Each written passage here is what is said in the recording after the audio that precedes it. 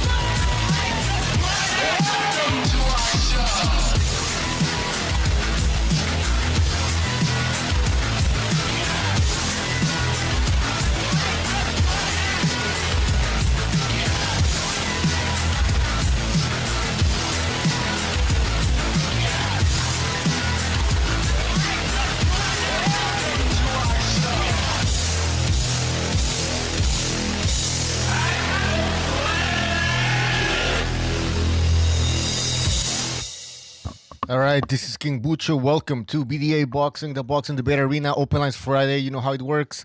First come, first served. So the link is in the description of the video and the link is in the chat as well.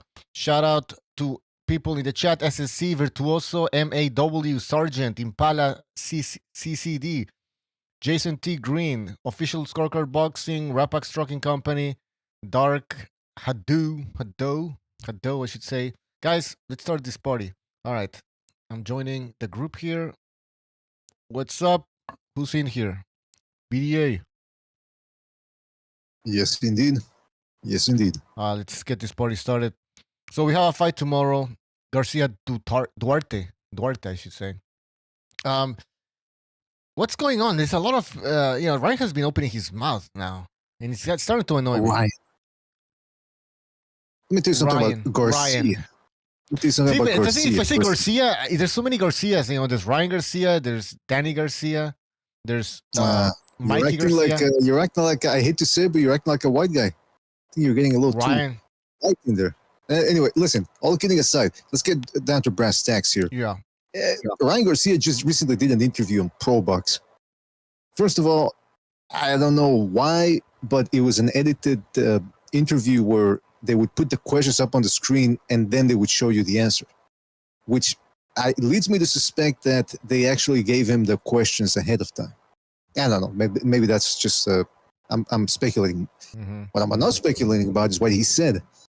First of all, he said that the rehydration clause and the catch weight hurt him for the Tank Davis fight, which you already knew. But at this point, why bring it up if you chose to go along with it, and you chose to ignore De La Hoya's advice? Apparently, De La Hoya is adamant that he told him, look, don't take this, it's too much. And Ryan Garcia, out of overconfidence, said, no, I'll take it. So now Ryan Garcia is throwing the guy who was right under the bus for whatever reason. I don't know. I'd like to hear more from him. Then he says that another reason why he didn't perform well was because he just wasn't into the fight. He wasn't motivated. There wasn't that much going on in boxing, so he just went in there and just essentially went on autopilot, which makes no sense. So because nothing is going on in boxing, all of a sudden he's not motivated for his fight, the biggest fight of his life at that point, and the biggest fight of the year in terms of money. So that made me scratch my head and go, what is he talking about? So now what we know is that even when the biggest fight of his life is in front of him, the guy just can't get motivated. And then he said, it was also because I stayed idle for almost a year. I didn't take a tune-up. I got into some bad habits, he said. Or I think he called them self-destructive habits. And then, because I didn't watch the whole interview, it was 15 minutes, but they asked him, hey, what about how was your breakup or how was your split with Goosen? And he goes, well, with Goosen, I would show up to the gym and It wasn't closed, and there were 3 other people there, and there were little kids running around. And I'm thinking, what's going on here? You know, but he should have really closed the gym down. But I didn't say anything. I let it go. But he said, and then some of those things really pissed me off. And I'm thinking, wait a minute. So those things piss you off in the build-up to your biggest fight of your life, but you just let it go. He won't let it go with De La Hoya. Well, he let it go because he wasn't motivated for that fight. He wasn't taking it seriously. I mean, but that's the thing. When a fighter says, "I'm motivated, I'm gonna knock this guy out," because that's what he was saying before the Davis fight. He was very talkative and vociferous. Now all of a sudden, I wasn't into it. So how are we supposed to believe him now, fighting a guy that nobody's really heard of before? Why are we supposed to believe him when he says he's ready? Because that's what he's been saying in the build-up to this fight as well. I'm ready. I'll show you my work, blah, blah, blah. Well, and they asked him, hey, what guided you to what made you choose Derrick James? How did you guys get together? He goes, well, I was just listening to the Holy Spirit, and he guided me to Texas. I'm thinking the Holy Spirit. Well, I mean, he had a path to Damascus moment. This fucking guy. I gotta tell you, Bucho, this dude is really grating me with all the nonsense he's saying. Yeah. I don't know what's going on. He's, like Gonzalo said, this guy is mentally unhinged. That's a fact. And, he says that. I called it. Yeah, go ahead. No, I saw that whole press conference yesterday, and since then heard some interviews with him, and it just sounds. The guy did not sound right, and he hasn't sounded right for a long time. I just don't know why we have to take it so seriously now. It's just. I wish he would just stay in I wish there was like an Instagram league and he could go there and Instagram fight. And we don't have to really take him seriously as a fighter anymore. It's just a lot of horse shit. Did he say anything crazy before the Tank Davis fight? Yeah, of course. I mean, listen, it all goes back to when he left Eddie Reynoso. Getting into feuds with Canelo on Instagram. Getting into feuds with whoever didn't agree with him. He's a child. And to compare your career to the careers of Bernard Hopkins and De La Hoya, for all the faults De La Hoya has now, he had a tremendous career. His career and Ryan's career are stark, like, they're so different. You don't, that guy was a superstar. Sean Penn and like Magic Johnson was going to his fights. This guy is not like that. This guy, he moved different. He a different breed. He's an Instagram breed. That's what he is. He's not. Well, can I say something about that? I have a hard time considering this guy a real fighter every time I hear him talk, and he can't back it up. He's been going on this road for a while. Let me say something about that too, because I was on Twitter and some people were saying, "Wow, Ryan Garcia is having trouble with Golden Boy," and let's not forget that Canelo also left Golden Boy. It seems like there's a pattern. And I'm thinking, well, wait a minute. Let's really analyze this, because Canelo did very good business with Golden Boy Promotions before it all fell apart. But that's also because Canelo got big, way bigger than any one promotional entity. I mean, you could look at Bob Arum too. He built De La Hoya and Mayweather from scratch, and they ended up leaving him, not necessarily because he was a bad promoter, but because they could step away from him and be free agents and do their thing and have more freedom. So it's the same thing with Canelo. And again, Canelo had way more success than Ryan Garcia. And let's not forget, real quick. Ryan Garcia. Let me finish. Ryan Garcia hasn't even sold well, other than the Davis fight. He was selling well before that in terms of doing numbers, I think, for the zone. But right now, apparently, this fight is not selling well. So for him to believe that he's some big star that's going to be free from any one promoter, he better work his way up to a real fighter, combine that with the fame he's got outside the ring, and then maybe something will happen. Until then, he's got to go. All I'm saying is, Ryan, everywhere he goes, he has this tendency of everything he touches falls apart almost. Whether it's his mental health or his discipline, everywhere he goes, people talk about him not being serious. He lashes out, and even though Golden Boy have their issues, I would say to not bite the hand that feeds you. However, there's two sides to the story, especially when you have Golden Boy being your promoter, when they don't have the best track record when it comes to building up stars. I'd say we saw it with Canelo, and we'll probably see it again with their stars right now with like Ortiz, Ryan, even Schofield, and I think it's obvious that Golden Boy doesn't have that much experience. I don't know who's not stand behind this, but I mean, if your top guy is saying this, either it's an extremely smart marketing move for the fight because it's not selling, or Ryan's just crazy right now and he needs help. You know, he hasn't been diagnosed with anything, and I don't buy this mental health shit at all.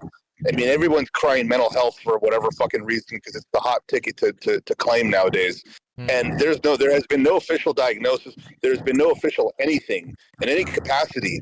At least when guys have a broken something or a broken orbital bone or there's proof. People want to see X-rays, some kind of record of it. There's nothing. This guy's just claiming shit that doesn't exist.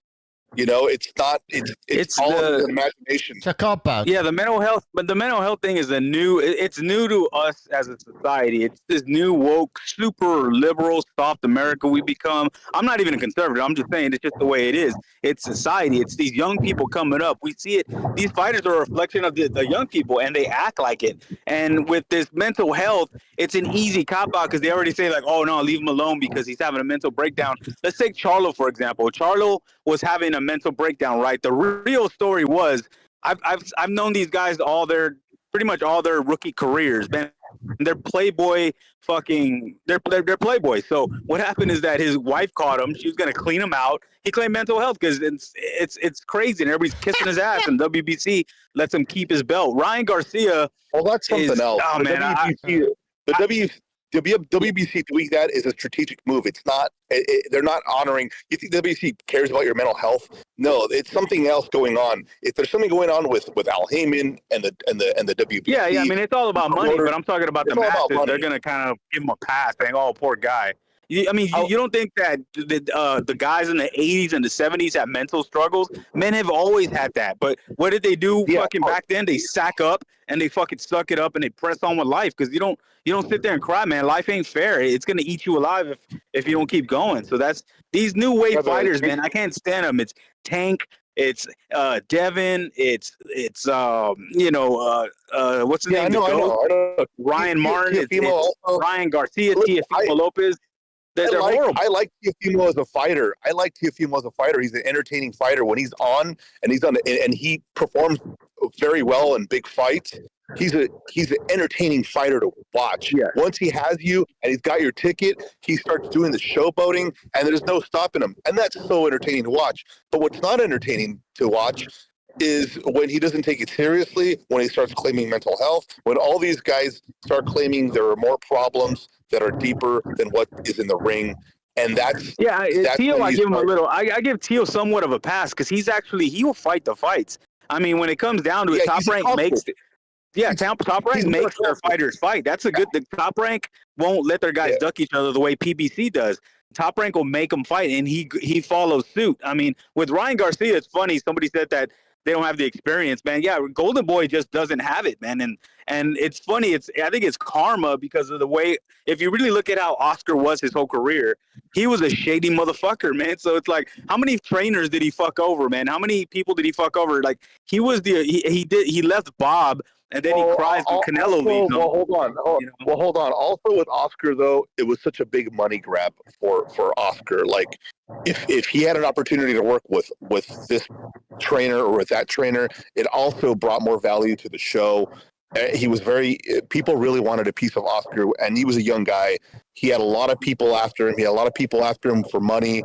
The guy didn't have a lot of experience with money, didn't know how to manage money, so he got taken advantage of as well. You got to think about that too. I don't give him that much of a pass. I think Oscar. I do. I do. I love Oscar as a fighter.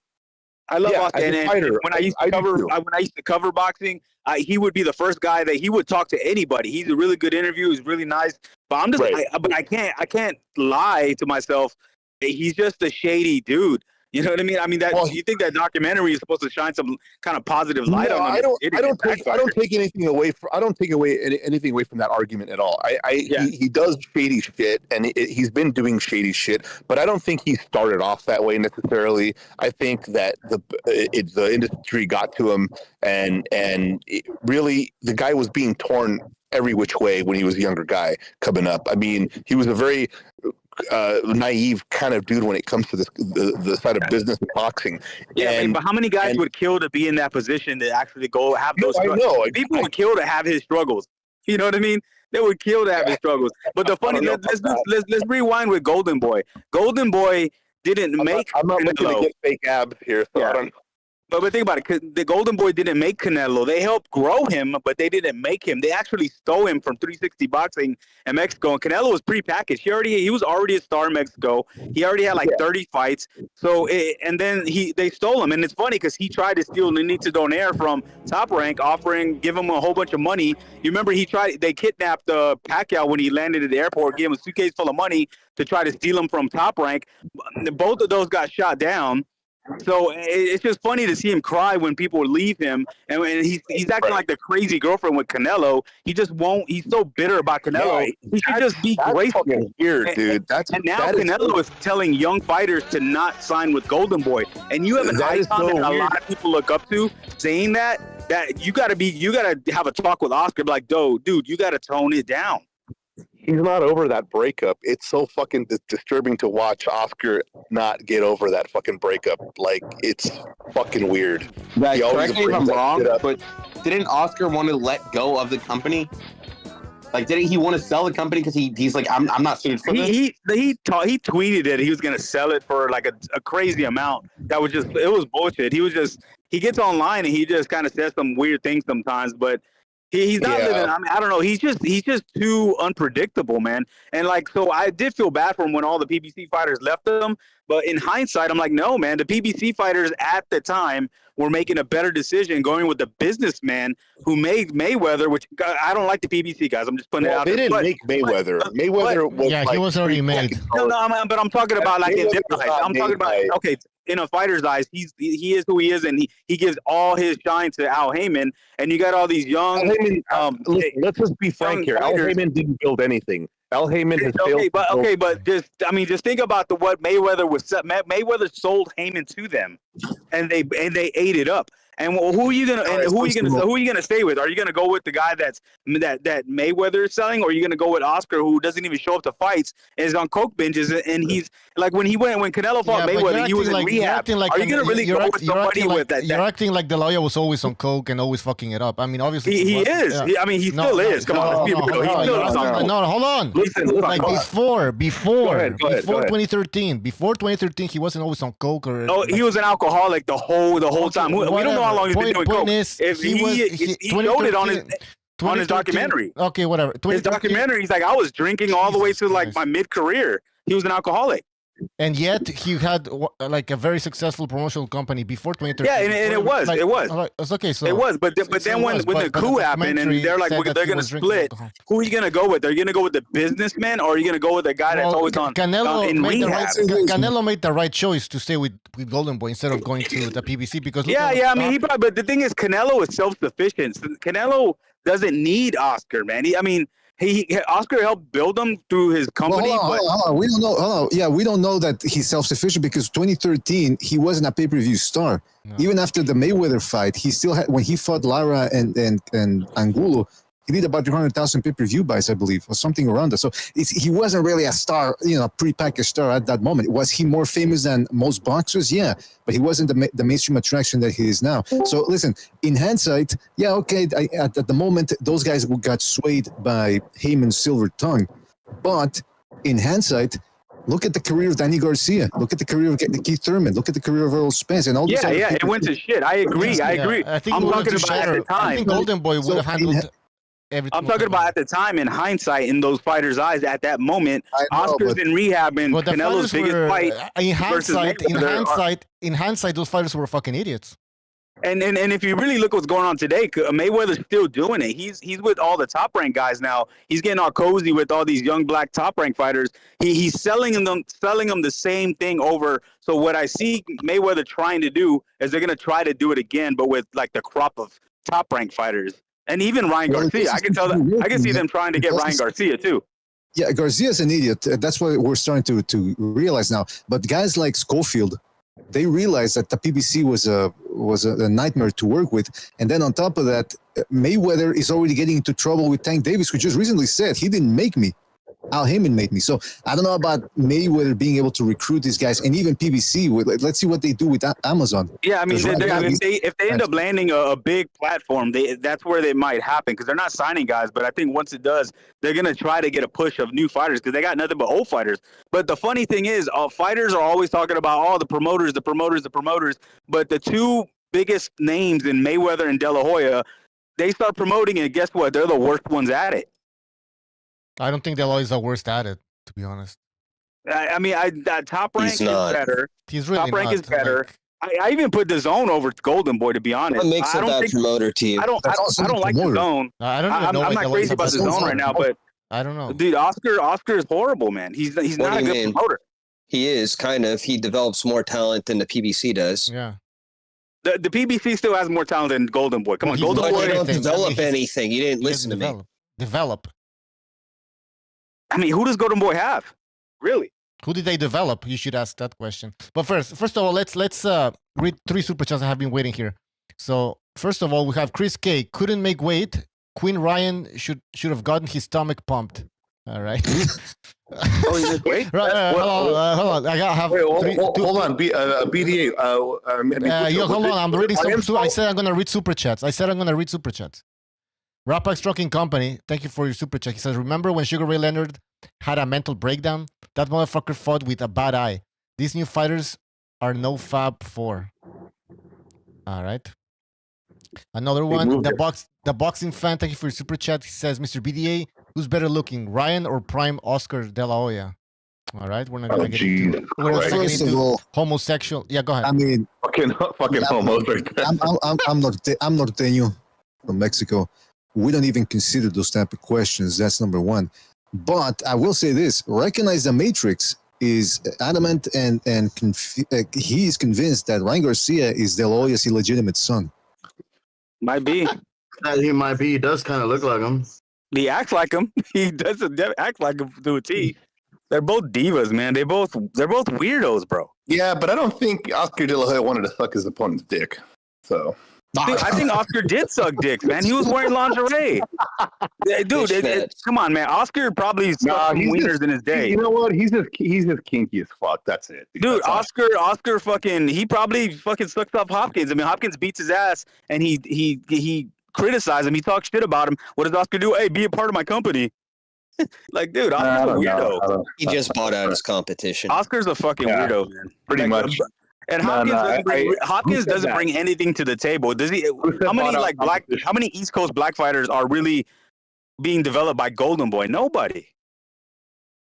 I don't know how to look at the roster, but Golden Boy has they do develop talent, and they find. Who did they develop? Who did they produce? Canelo doesn't count. Hold on. They were doing a good job with Virgil Ortiz, and I think Virgil Ortiz had not been for the rhabdomyolysis, he would have been on top right now. Can I talk about Virgil? Hold on a second. Oscar was skipping out on his fights, and he was partying with Brian and buying him gold watches and not going to his fights. All right, he doesn't like him. I'm just telling you, he doesn't like Oscar too. Listen. The way they were bringing up Virgil before he got sick, I thought was fucking brilliant, and he had some really good fights, and they were matching him up little by little, incrementally. They were matching him up with harder opponents, and the way he was dispatching of those opponents, I thought was great, and they were really nurturing his career.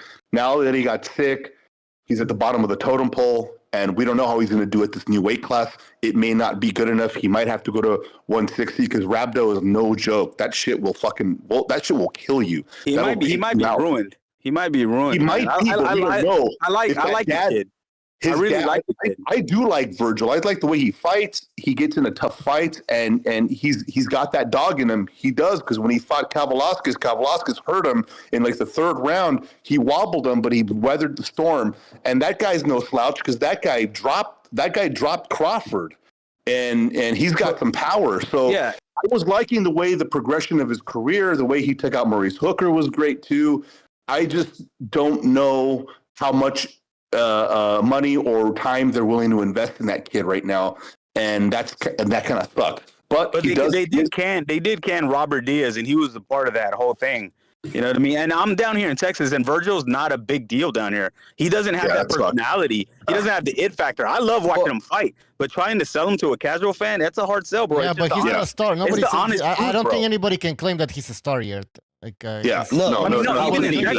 in Texas, he's not that over a big. year. Yeah, He's not that big down here. He's not that big down here either. Is what I'm trying to say. He's not supposed to be that big yet. I'm down here. I'm next to Dallas. And I think the worst, one at a time. The worst promoter is. Bucho, was it Ryan's fault for the weight for the missing the weight or the weight catch or whatever the fuck they're doing? I just heard that today that they were weighing in over 140. Was it? I don't know. Somebody tell me in the chat. I didn't even watch the weighing. I think it's a catch weight. I didn't even know it was a catch. I didn't even know it was a catch. Somebody missed weight. That's what they said. Somebody missed weight and they had to do a last minute adjustment. Well, Akin Barak forgot to ask Oscar De La Hoya. They didn't ask him, but suspicion is that yes, it was Ryan Garcia. He made a deal with Oscar Duarte prior to the weigh-in, maybe a few days before. This kid is right. That way, Oscar Duarte wouldn't deplete himself either. That way, they will give him plenty of time to don't drain yourself. Also, step in comfortably. Yeah, Charlo 2.0. Ryan Garcia. Exactly. Who was Those two are gonna hang out. Who was a better? Is Mayweather still promoting? You got Carmel, but he sucks too, man. But it's just, it's funny because there's parallels because Oscar, his fighters don't like him the same way that Tank doesn't like Mayweather. There is an actual promoter. Mayweather he's a terrible promoter. He's not even a promoter. I think they're both horrible. I'm just telling you. They're both He's a proxy for me. He's horrible. You're trying too hard, man. Southpaw, you're trying too hard. I know. No, the BBC's horrible, but I get it, man. I get it. You guys are real soft on Mexico, bro. I'm just telling the truth, bro. Mexico. I mean, you're saying that Mayweather is equally as bad as De La Hoya. No, and then you're calling me, and then you're fucking saying that we're soft on Mexico. You're a fucking idiot. You're comparing Mayweather and Oscar De La Hoya. You're a fucking idiot. It's showing. You're a fucking idiot. This is what You're I said. a fucking idiot. You're dumbass. You're a fucking dumbass. What are you talking about? What the fuck are you talking about? Mayweather fighters don't like him the same way that. Oh, they don't like. It's not about liking you, fucking idiot. It's about putting on good fights. He hasn't even put on a single good fight. That's what matters. Not if they like him or not. What are you, dude, that's not what I said, What are bro. you in fucking high school? Can I re-say what I said? No. You've been saying everything. You've been talking the whole fucking time. You've been saying you've been talking the whole fucking time. I know. Now you have to, and now you need more time to keep on talking bullshit.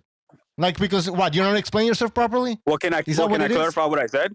No. No, it's over, man. We need to move on. You're the only one talking here. Oh God, dude, you're on. Yeah, God, you're the only one talking here. You're the only one talking here. Fucking horrible, dude. Oh yeah, you're the one talking. Oh my God. LDB. Come on, man. Call it down the middle, bro. Just call it down the middle. I don't get it. No, you should call it down the middle. You're the Latin LDBC, bro. Yeah. You're a fucking idiot. Nobody even does that. Not even the LDBC. Let me say something. Hold on. Listen, hold on. If you want to call it down the middle, meaning you're the guy that's getting it right and everyone's getting it wrong, you're the only guy that's on bias. Yeah, you're you can't say hold on. You can't say the zone is a better promoter because the zone is not a promoter. They're a network. Yeah, dude, you know what I mean, bro. Like the zone when Eddie Hearn, that whole side is we all know promoters and networks. The most insane conversation I've heard. Where are you from? Where are you from, by the way? Where are you from? Where are you from? Where are you from? I want to know where South is from. Where are you from? Where are you from? You're like calling us Mexico, South Mexico. What are you? What are you? I don't even want to answer. She's too afraid to answer the question. You're too afraid to answer the question. We got to start muting people. Everyone starts talking at the same time. Well, I'm asking a simple question. This guy comes back with another question. Where are you from? He moved different. He a different breed. I said Texas. Everybody's What are talking. you? so What can't are hear you? what What I'm are saying. you? Can we ethnically? stay there? You're putting words into my mouth because everybody's Where are you talking. from You're ethnically? not hearing what I'm Where are you from asking. ethnically? But you don't want to answer the question. You're mouth. from Texas. Okay. Yeah, He's that's from Dallas. He Right. Guatemalan. What the fuck are you, man? Like, first of all, you don't want to answer. Then after, Bucho, shut your start snobby ass yelling, up, you want dude. to Just answer. listen to what I say instead of Nah, I talking don't want to over me. listen to what you got to say. You dumbass. You're a fucking idiot. You've been talking the You're whole too time. stupid. Yeah, you're an idiot. Now listen to me for another 5 minutes. Nah, it's enough. Okay, go. I've had enough. Go for it. No, that's you. Oh, there's I other never people that said want to that. talk. I There's never other said people that that want to Mayweather was talk, you good. dumbass. I never said that. Yo, I'm saying Bucho, welcome to they're the both Southpaw full of on Lefty their own Show. way. Yo, he's a fucking idiot. I can't believe he was comparing the This is to crazy. Mayweather. Like it's like that's not even the. I didn't even NBC comes compare up. him. You didn't Yeah, hear what I said you because did you're compare talking them. over me. Oh no, No. I'll give you 10 more minutes shit. to explain yourself. I What said the the fuck? parallel is that Mayweather's fighters don't like him, and neither does Oscar's fighters. They don't like Oscar. Shut up, man. That's what I'm saying. All right, we get I it. see a lot of We're gonna blame move be put on Oscar de la Hoya. He had his career. He did well for himself. Why He had don't a the great fighters career. take I some was a big responsibility fan. for themselves? Actually, you know what the first point he made was? The first point he made is that Oscar doesn't develop talent. I live in California. Golden Boy runs California. He has little shows all the fucking time. Yeah, they haven't materialized necessarily yet, but he's doing it. What the fuck does PBC or Mayweather do? You have no idea what you're talking Dude, about. I agree. I agree. Then They don't what do the fuck anything. are we doing right now? I agree. I'm saying there's parallels between them. I'm not saying that That is not they're in the same boat. I'm saying my God. they're pretty bad in their own ways. But that He doesn't doesn't want to make be fun- right. He likes No, to hear it's it. a Oh, very good and make one Hey, bad. hey, They can both be problem. I terrible. gotta say something real quick. Quags, you gotta stop interrupting, man. Because I'm starting to notice you're interrupting a lot, man. And that goes for everybody too, man. You guys keep jumping in. I'm trying to hear what Southpaw's saying, and even though I disagree with what he's saying, but I want to hear what the fuck he's saying. Everyone's interrupting everybody. But now can I just say something? We're getting now into, well, nobody, these guys, they don't like the lawyer. The point is, let's look at the results. They're still holding shows, like the Quack said. They're still holding shows. Compared to what Mayweather's doing, they're not doing anything. It's like I don't know. Yeah, I agree. It's not I even a agree debate. with that. I agree with that. I agree with that. I'm not saying this guy hates De La Hoya so much. This guy hates De La Hoya so Dude, much. I love De La Hoya. I've interviewed De La Hoya. He's an awesome guy. When I worked for the Boxing Voice, Whatever. I don't give a shit. Cool. No, I don't but care. I gotta tell it the truth, bro. He's one of my I don't favorite care fighters what you have growing to up. say. All this, yeah, sure, you can start saying that you like him. I don't believe you. So Because of what basically, you're been saying that he sucks dick, but you like him. That's yeah, weird. you're an for him. idiot. Why Like, you talking shit on him? you can't say that shit and then say, and then you can't just say after that, well, I like the guy. You can't just say I like the guy, and therefore, it's like we're not. Yeah, I don't know. I don't mind that you like him. If you accuse him of fucking dick, Hey, that's Southpaw Yeah, you're a fucking Lefty. idiot. come on. Hey, Southpaw Lefty. Someone just DM'd me. They told me you suck dick, bro. So what? Yeah. Oh God, dude, that's clever, bro. That's real clever. You're funny as I mean, fuck. hearsay, bro. Funny, bro. That is funny. You're funny. Oh yeah. But hey, he sucks. But I like him. Dude, that was He's the so worst clever, promoter. bro. He's the You're worst such a promoter of them clever- all. He's even worse than Mayweather as a Dude, no, promoter. I'm But I giving like him him. all I like him. I criticism. talk like shut Yeah, up, I'm man. giving him all criticism because I was I'm a huge fan of Oscar as a fighter. Of course. And I was a huge fan when I Golden know. Boy did when they started. But what I'm you saying lost is all they have a lot of credibility when flaws. you mentioned the And biased the voice. fighters Yeah. of Golden Boy have a lot of problems with Oscar, and All it's right. clear as He's a day. certified cokehead, although you have no literal proof right now if he's using coke, but then you like him. He was always a cokehead. He Cheating on said. him. He was always a cokehead. He said he's like a terrible promoter. But anyways, we're the one defending De La Hoya. We're the Mexican, soft Mexicans, whatever he fucking called us. But yeah, you love Oscar. Anyways, Don Chile Relleno, thank you for your super chat. He says Southpaw loves the albino Dubai Roach. Who's the albino Dubia Roach? Dubia Oh, Roach. Carmel. He's talking about Carmel. He's talking about Carmel. Now I'm not excited about that kid because I think he's not gonna fight nobody. He's gonna be like Tank. He's not gonna fight nobody. I never said that Mayweather was better than Oscar. Oscar is way better than Floyd. I'll say that. But I'm saying Oscar is terrible in his own right. The same way Hearn is terrible. A lot of these guys All right, are bro, not. do we have are to listen treading to water. you every fucking second? Like you've been talking the whole show. Shut the fuck up, man. Can I just say this, man? Can I just say this? I agree. I'll agree with Southpaw Lefty. I'll agree with Southpaw Lefty in the sense that every promoter has their negative. Shots fired. Shots fired. But this all started because we were talking about De La Hoya is as bad as Mayweather. Now we changed it to Nah, he's I not. disagree. That's totally. PDA. That's not what I said. Can I repeat what I said? Because they talked over me. They got parallels. They got Oscar's fighter don't like him, and neither does Floyd's. That's the same thing. What the fuck? But you're Am I always gonna saying have, dude. I still think Golden Boy's better. Dude, stop. There's Let parallels. me say something, Butcher. You're always gonna have promoter disputes, no matter who it is. Oscar De La Hoya is a all-time great Mexican fighter who takes a Latino fan base, and whether they're small or not, and he sells out crowds all over the West Coast with guys that aren't even at world level at the time. That's just what it is. He's a great promoter, in my opinion. And Floyd couldn't even fucking lace Oscar. Floyd couldn't even lace Oscar's fucking bootstraps. Oscar beat a prime Shane Moses fight and got robbed. Yo, you teach your football name like boxy voice, like we're gonna get shook, bro. Oscar takes unknown Latinos. No, I'm just saying, I've actually interacted with him. He's takes unknown guys and makes them sells out crowds. I worked with him, and he's actually really cool. I've covered a lot of his events when they were doing. But that's too much of a general accusation. You're thinking in black and white. No fighters like him, or all fighters like him. There's got to be like a gray area somewhere in the middle. Some fighters might like him and some might not. But you're saying that, no, how do you know? That's impossible for you to know. Gonzalez, did he take the picture with the fishnets as well? When Oscar's with his fishnets, the gloves, He's and the one that took the picture. I was there. I've heard some fighters just recently. The other day I was listening. They were giving props to Oscar De La Hoya, thanking Oscar De La Hoya. So you can't say that no fighter like. Can I name a couple? Franco left him. Not off the top of my head, but you know what I mean. The fuck, it's impossible for nobody to like. Okay. Is Jimmy here? Jimmy. Yes. Is the Hoya a terrible promoter? Is he a super terrible promoter? Is he better than Floyd? Well, yeah, Floyd. Listen, no, Floyd's not even a promoter. Let's just be honest. He's too much of a narcissist. I mean, even someone as horrible as Davis comes out and says that he deleted the tweet. I posted it last night in the Discord. I can post it again. He came out and said that Al actually rescued him from saw the job, how horrible he was doing. All this guy does is talk about himself. And, you go from supposedly being, the greatest fighter of all time. You should have been able to transition right in with all that money into getting fighters. And then my thing is this.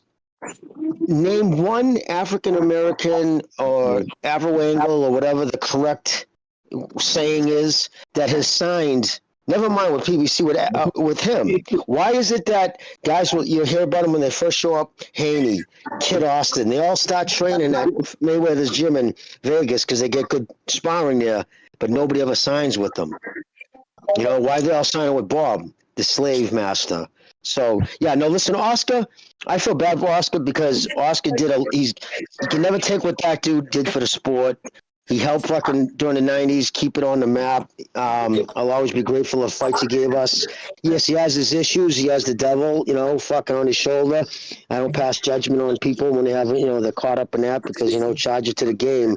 But it's surprising he even saved. That's why, I don't like the one thing he does do that I don't like is when he cuts up Canelo, when he starts talking shit about Canelo.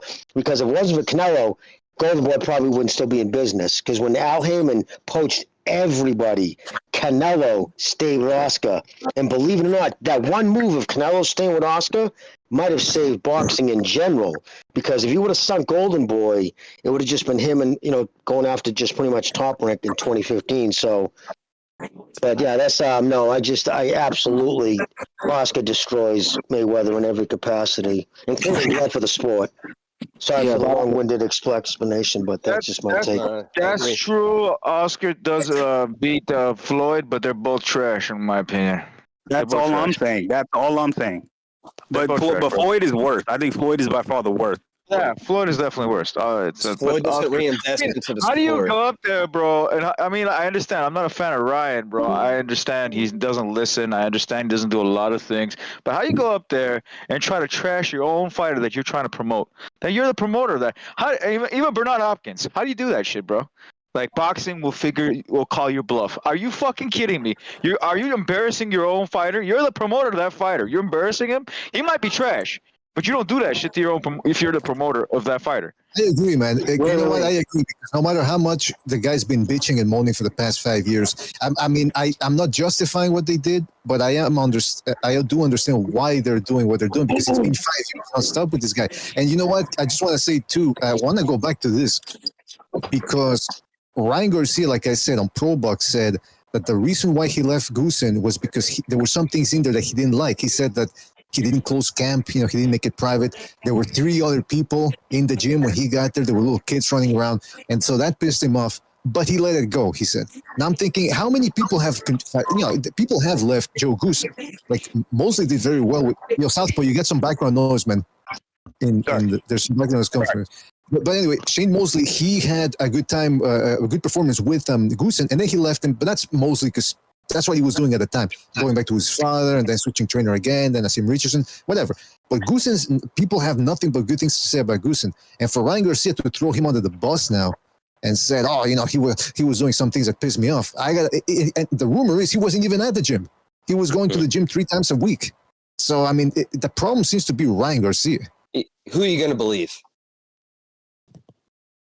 Yeah, that's true, BA. And also, Golden Boy, you know why they're pissed off? Okay, for one, they took Bernard Hopkins' words out of context. He was referring to himself, if that was my career.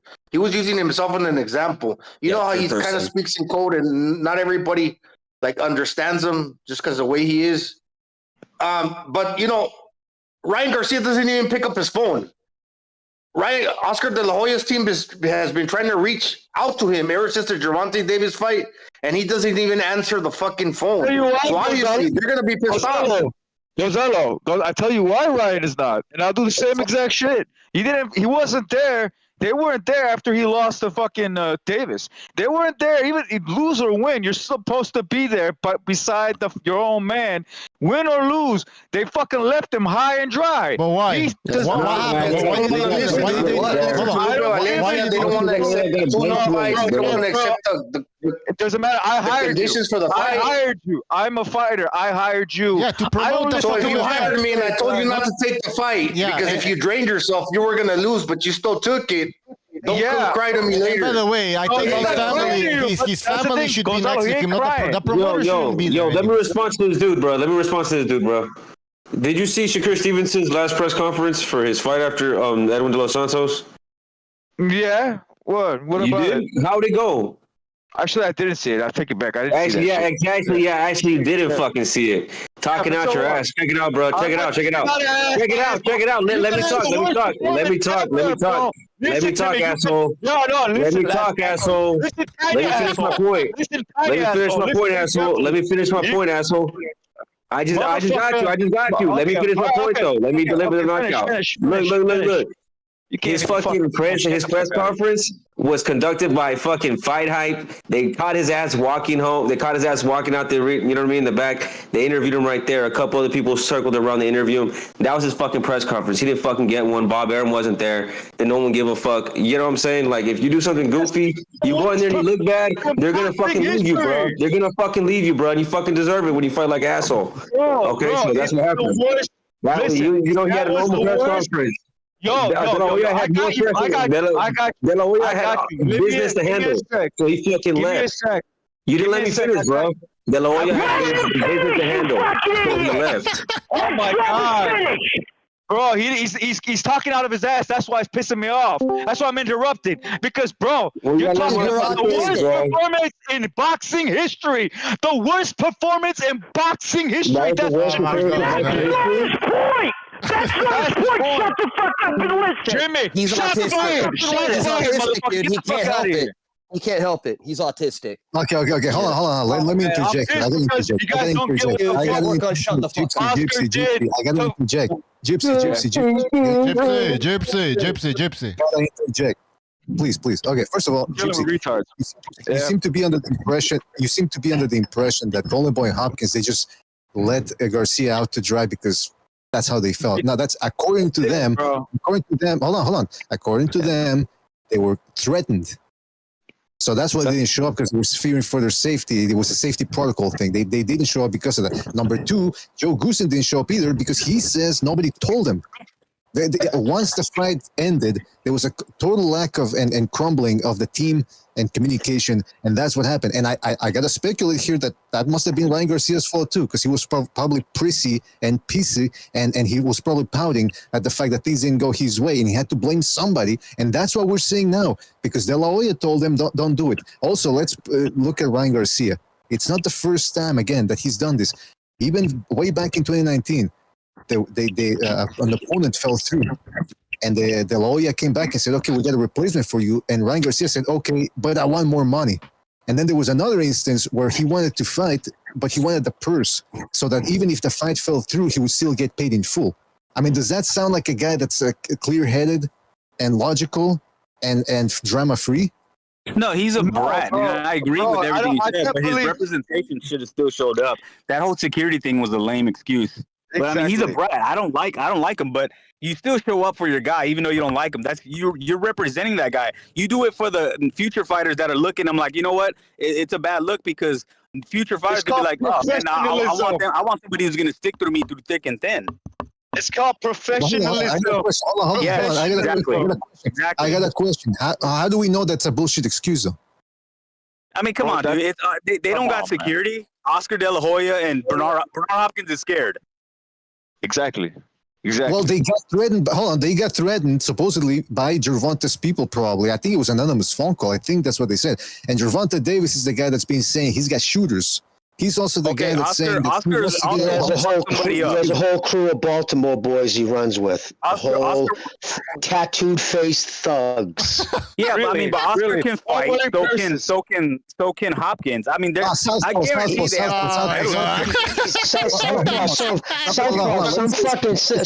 kid with a fucking shoe-size IQ pulls out a fucking gat and puts two in his chest.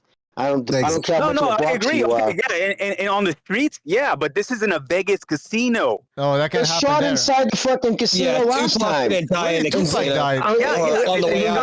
where the regular people are, but I'm talking about the VIPs in the back, the ones that go to the press conferences. Yeah, but there's no metal detectors, man. People can walk around there and shit. And like Oscar and them, they don't have bodyguards. You know what I mean? They just have themselves. I mean, it's why people walk up to them all the time with cameras.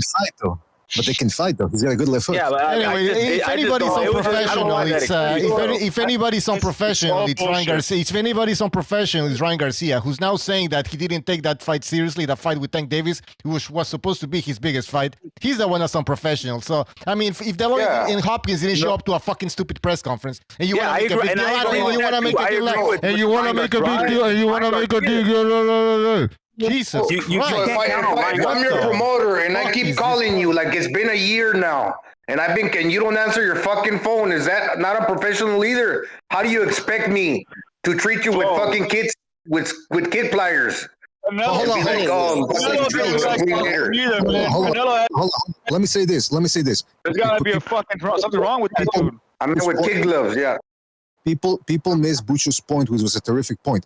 Ryan Garcia, everything I said about him wanting money up front and wanting more money for a replacement. Then he admitted himself he didn't take the biggest fight of his life seriously. So are we going to really make a problem out of the fact that his promoters didn't show up for a press conference? I wouldn't show up to that fucking guy. It's an image of his dad. He's a spitting image of his dad, bro. Why is it that one has to be right, one has to be wrong? They're both wrong. That's all I'm saying. No, this is trying to accomplish right now. No, yeah, I got what Bucho said, but everybody knows that, but they simply seem to dismiss that. They simply seem to dismiss that all that you said, Pete, is true, but nobody seems to care. They're only looking at it from Ryan Garcia's side. Yeah, the victim. No, fuck Ryan Garcia. Honestly, bro, only children need fucking emotional support like that, bro. You know? Yeah, exactly. You can't need emotional support, bro. He's a grown-ass man. I never seen Al Heyman show up to no fucking press conference either, bro. Nobody else. In hindsight, if they didn't show up or not, he still fucking lost the fight because he didn't want to listen beforehand. Not to take the fight under the conditions, but he was listening to Lupe Valencia and fucking the other dude, Leonard Corby. Hey, Gonzalo, you know what that means? Gonzalo, that means that Golden Boy, De La Hoya and Hopkins were trying to provide Ryan Garcia with sound advice. You know, that's what good promoters do. Give you sound advice. They were providing him with sound advice. That guy didn't want to hear it. All right. Fair enough. But That's right. I mean, he's a spitting image of his dad. His dad didn't give a shit. He fought anybody, even though he was gonna lose some of these fights. He still fought him. He's a spitting image of his fucking dad. Yeah. What? I mean, Don King used to only leave with the winner, bro. Don King never hang out with the loser after the fucking fight, and dude, I tell you that. Fuck Don King, bro. Don King is a fucking gangster, fucking Hall of Fame fucking Hall of Famer, Hall of Famer, piece of shit motherfucker, bro. Like that's what he is. You don't know Don King.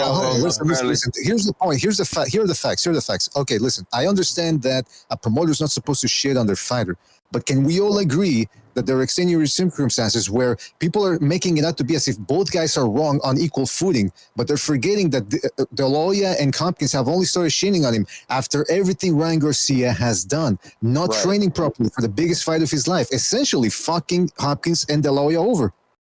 Yeah.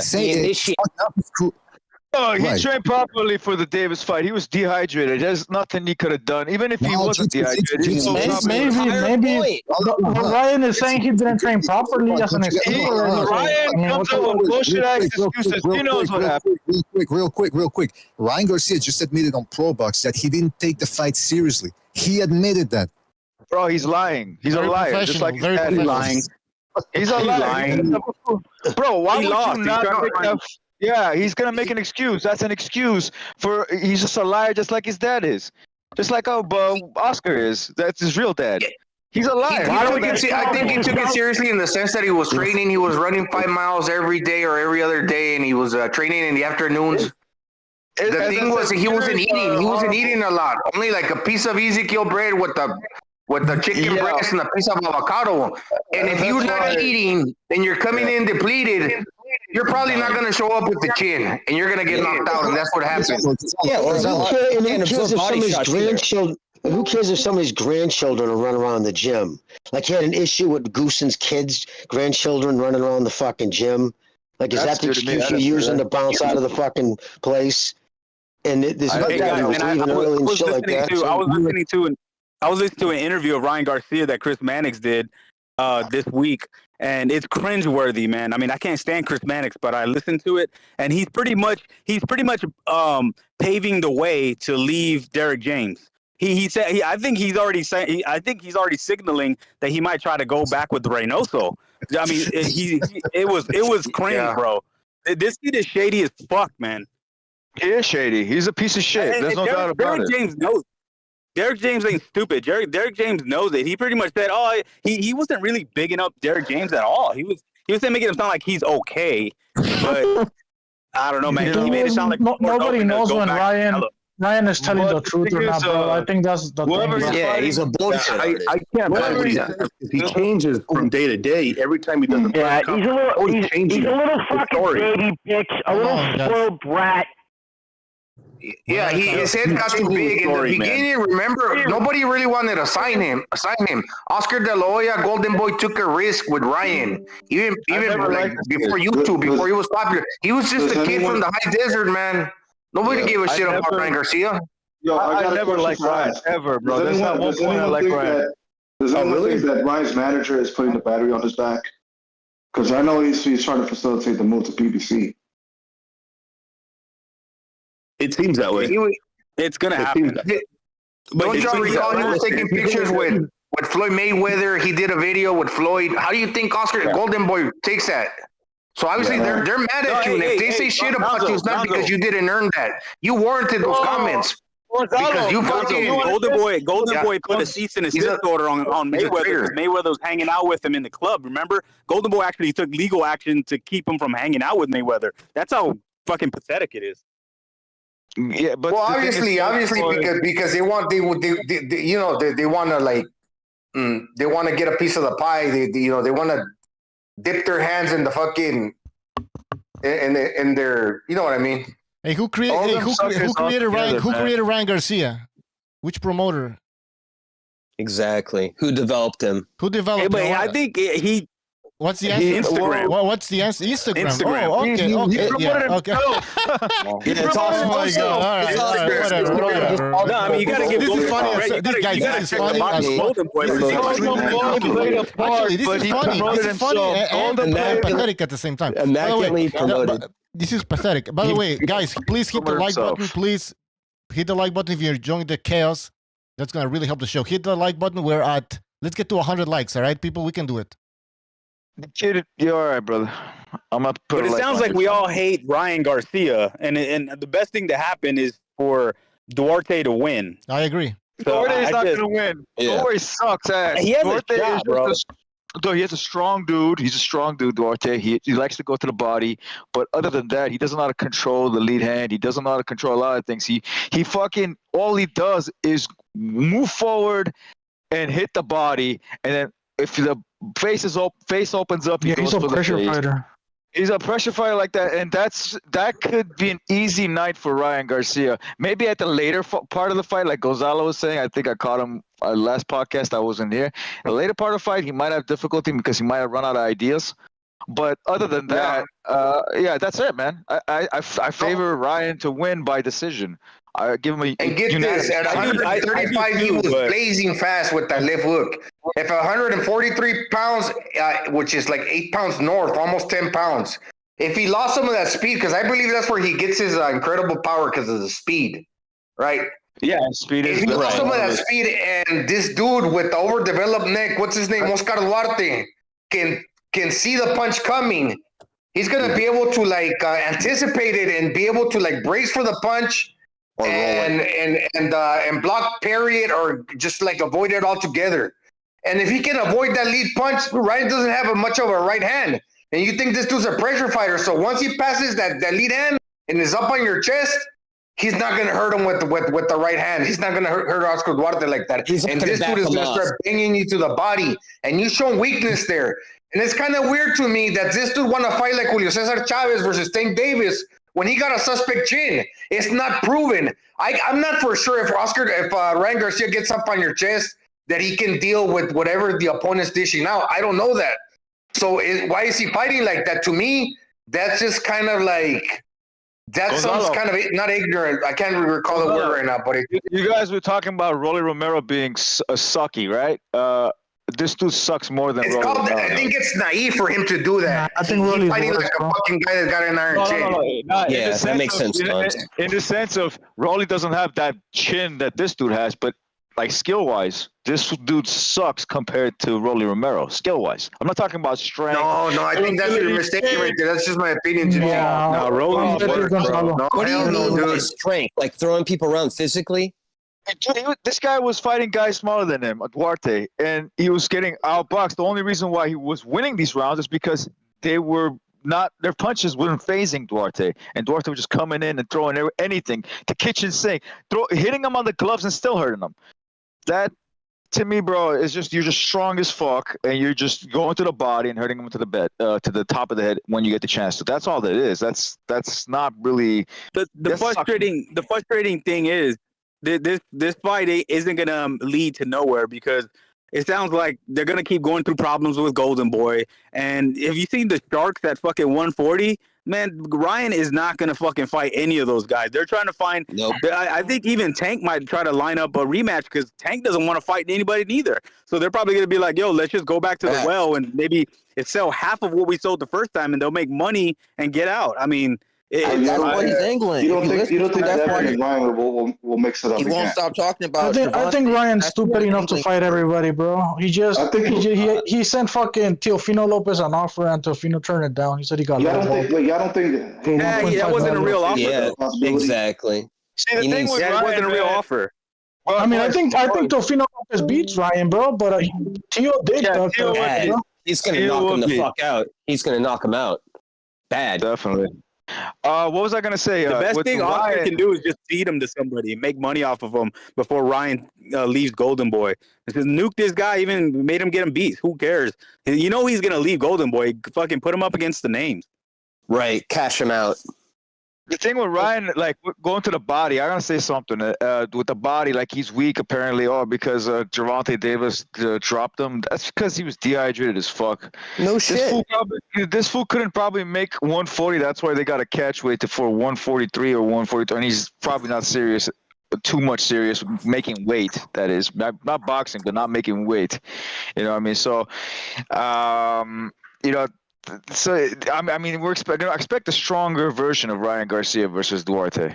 Expect a lot stronger version. Oscar Duarte is pretty strong too at 142.8. My problem with some people, Gypsy, you guys, that I have when they say that the only good fighters are the ones that we know that got the name. There's plenty of other fighters that people don't recognize that are just as good and probably more dangerous than the popular ones. Yeah, I still think fucking I Ryan's agree. gonna beat We've seen it Duarte, in the bro. past. Just because of the fucking style. You get me? He's a counter puncher fighting a fucking pressure fighter. However, bro, if Ryan doesn't take this guy serious and he doesn't train, Duarte is gonna beat him, bro. That's how it is. I hope that happens. And I was gonna go to this fight, and to make shit worse, man, they overpriced these fucking tickets, man. The area I like to sit at, like on the high risers, right in the middle, they were like $400 a pop, like in the middle. Whoa. I'm like, this kid's coming off of a disappointing loss, you know, and it's just they're gonna do that. It's fucking stupid. That's why they're not selling too. Yeah, I heard they're not selling. They're cashing that shit out. They're trying to get as much money as they can out of this fucking piece of shit. Bro, about the current fight, the fight this weekend. It's like bleeding. It's like bleeding a pig. You know, they're just they're gonna bleed it. Hold on. Did you guys hear how much the fucking Benavidez and Andrade fight did? 59,000. 60,000. How much? 59,800. Oh, fucking figure.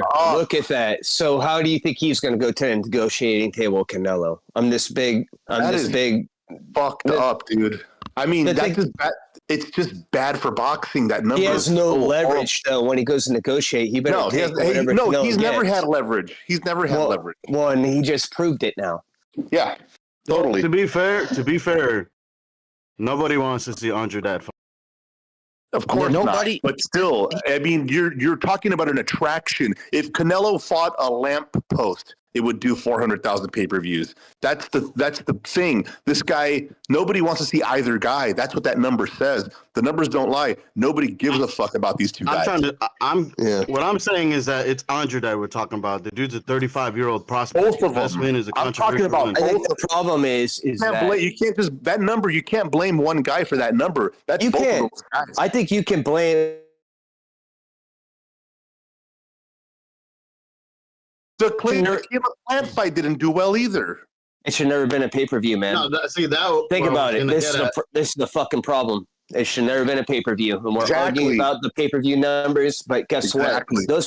I think Benavidez could actually potentially be could potentially sell, but not when you put a paywall in front of him. They're killing his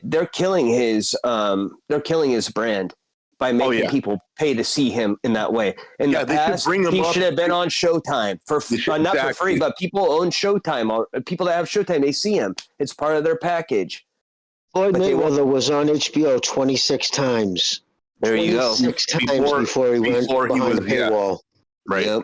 There you go. Yeah, and they're not doing that anymore with these guys, and it's a shame. And we really should be able to see these guys fight on a Saturday night without having to fucking do any paying $85. It's not worth it. I agree. In a society where we have instant gratification, especially has gotten worse with social media. People harming you in the long term for a very short term benefit. And I thought about it today. Hey, do you guys? You haven't talked with your fighter. You're in the boardroom or wherever the fuck you're having the meeting. You go, hey, dude, listen. You have two options. One, we do a bunch of shitty little pay-per-views and you make a little bit of money, or you have 20 fights. We build you up, and then you get $1 million pay-per-view and you get a huge payout for that. What do you want to do? What do you want to do? Be a star, or just bleed the fucking community of boxing dry with? I don't have a budget anymore, bro, to be doing that shit. To be honest with you, I mean, so everything's pay-per-view from now on, as far as the PC goes, bro. Yeah, of course. You guys heard of this guy called Ward a Week? He said that it's okay for the fighters to be asked for pay-per-views. He said that if you guys want them to fight the best, they have to, they should be on pay-per-view and all that other stuff. You guys know that is I know.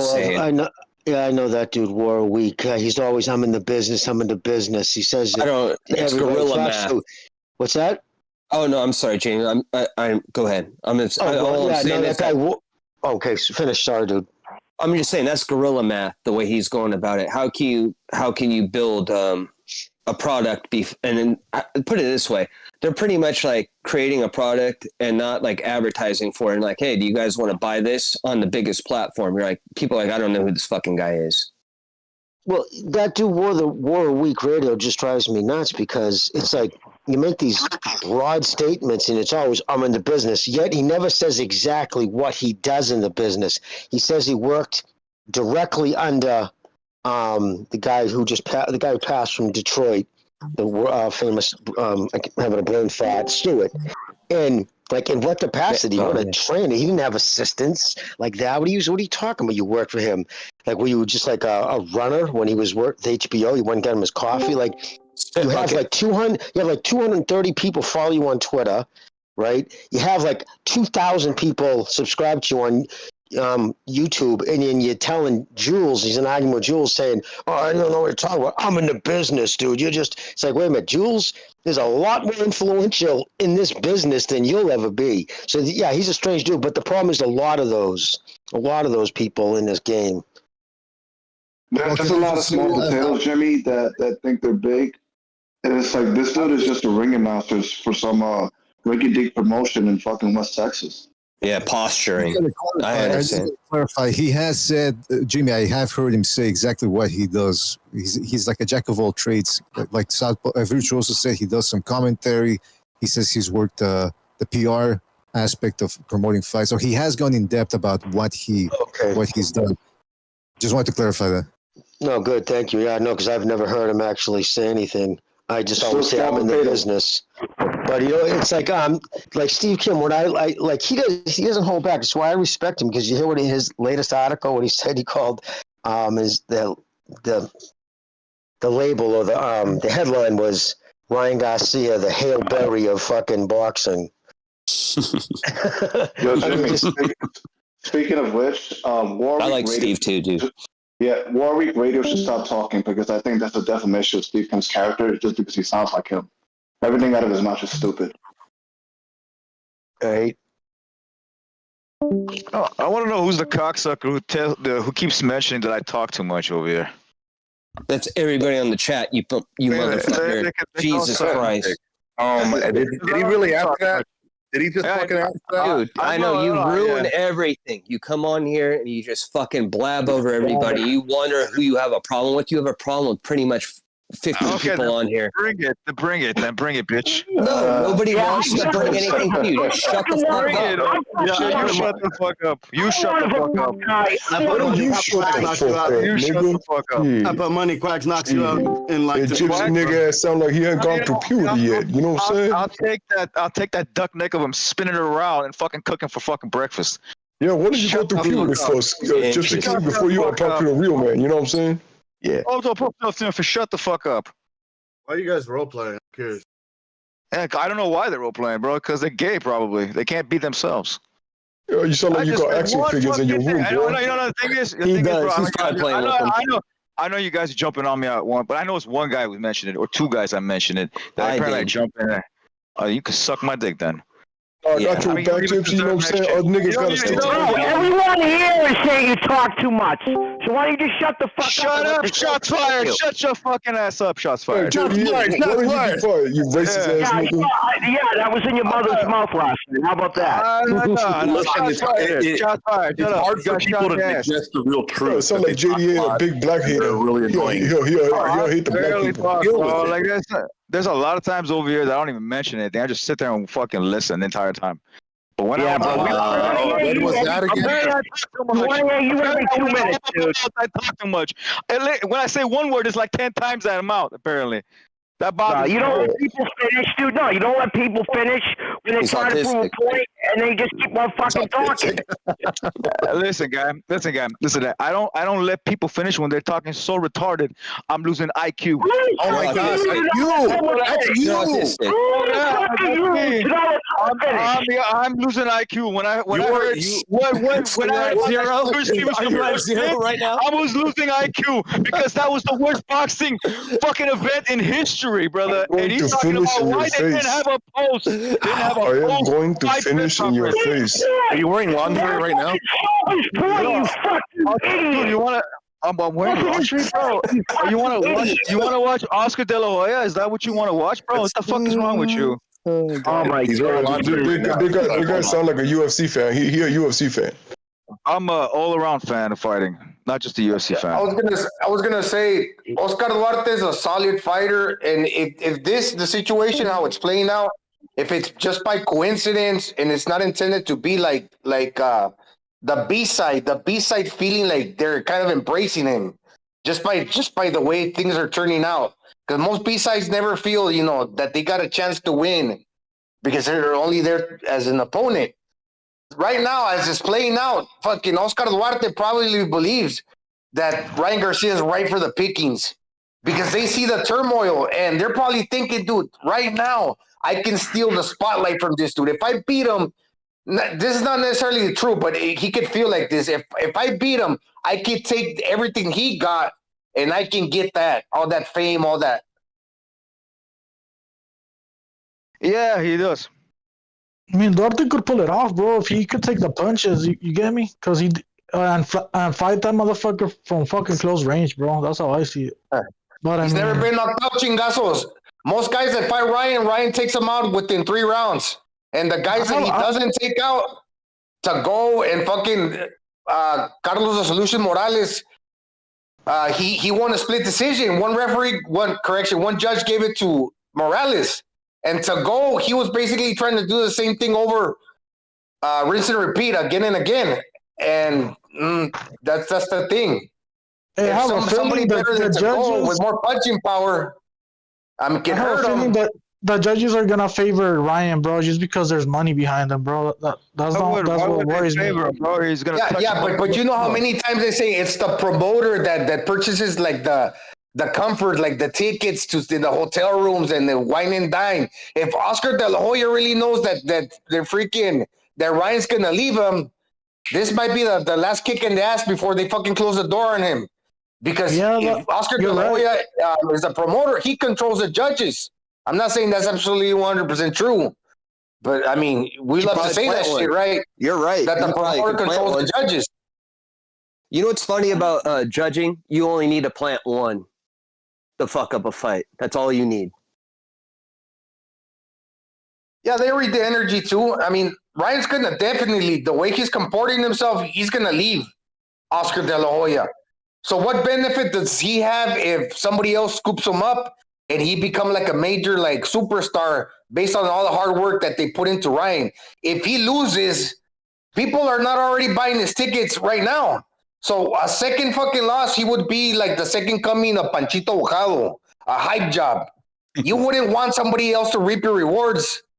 Fuck Ryan, he's already you anyways, so might as well him leave and not make money with other people. Yeah, listen, Gonzalo's talking. Stop it right now, Gonzalo, is that a lot of people do think right now that he is a hype job. After he sat down like that, a lot of people feel like he is a hype job.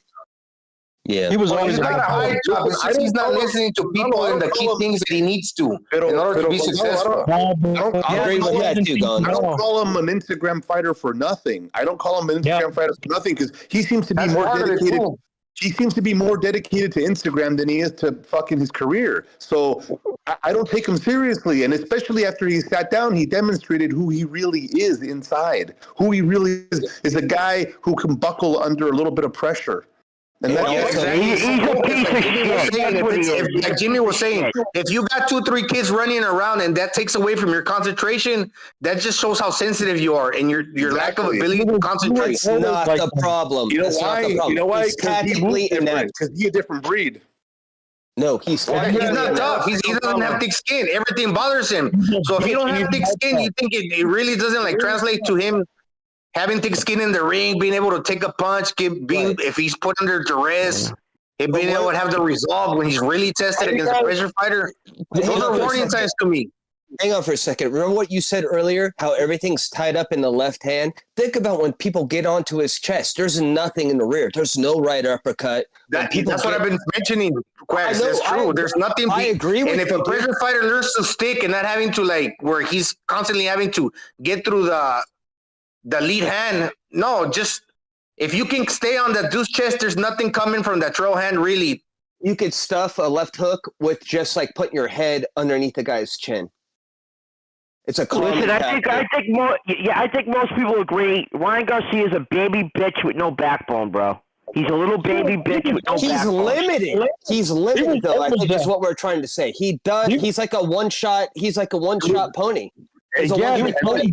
Gervonta Davis called him out when he said all he's got is that weak ass hook. How many times did he throw that fucking hook without setting it up? He relied on the hook. He did four hooks in a row, and then he got knocked down. He didn't set it up. He didn't jab it. He didn't jab, move, jab, stick, move, jab, and then lead hook. No, he just relied on that fucking weak ass piece of shit hook. That's all he's got. That's all the kid's ever been. That's it.